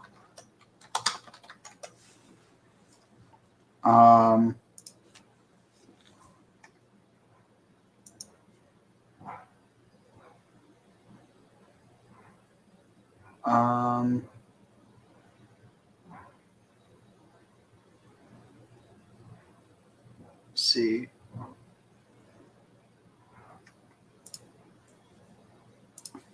What is this? The custom in Ashkenazi communities is that at the conclusion of each of the 5 books of Moses, the congregation stands out and calls out, Chazak, Chazak, Benit, Chazak, be strong, and we will be strong. And then the one reading the Torah repeats the phrase in the Sephardic congregation. The custom is to say Chazak u'Baruch, be strong and be blessed, at the congregation of every Aliyah to the Torah. Interesting. But yeah, so I guess Chazak v'nid chazak, Chazak v'nid chazak. And on that note, oh yeah, it's 4:44 the stream. Well, it's going to not end on 4:44, but anyway, I will see everyone back soon. I need to catch up on some homework, but once I do that, I'm probably going to stream some other stuff for a bit. Because anyway, but I'm probably going to let people know at the last minute like I always do. So I'm just going to try to get on a better schedule. But on that note, take care, everyone. I will see you next time. And we are on the book of Exodus now. We have finished our Exodus from Genesis, and now we are in the limbo between the two for like one day, and then we'll continue. So take care, everyone. And anything to say, Graham? Fun as always, and looking forward to getting crossing that sea tag. Yeah. And if you like this and you aren't already, or you haven't, please like and subscribe. Ugh, I feel cringy saying it, but you know what? Apparently it helps metrics. So, yep. It's the call to action. Yeah. See y'all next time. Want to tell the Rebbe the words of the new song that we're singing with Mashiach, right? So I'm just going to read them. Am Yisrael, have no fear. Mashiach will be here this year. We want Mashiach now. We don't want to wait. Okay?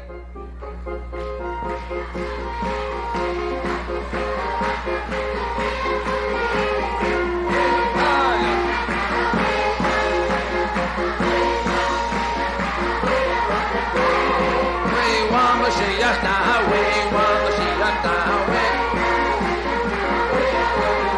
Oh yeah, Am Yisrael, have no fear. Mashiach will be this year. Am Yisrael, have no fear. Mashiach will be here this year. We want Mashiach now. We want Mashiach now. We don't want to wait. We want Mashiach now. Mashiach now. We don't want to wait.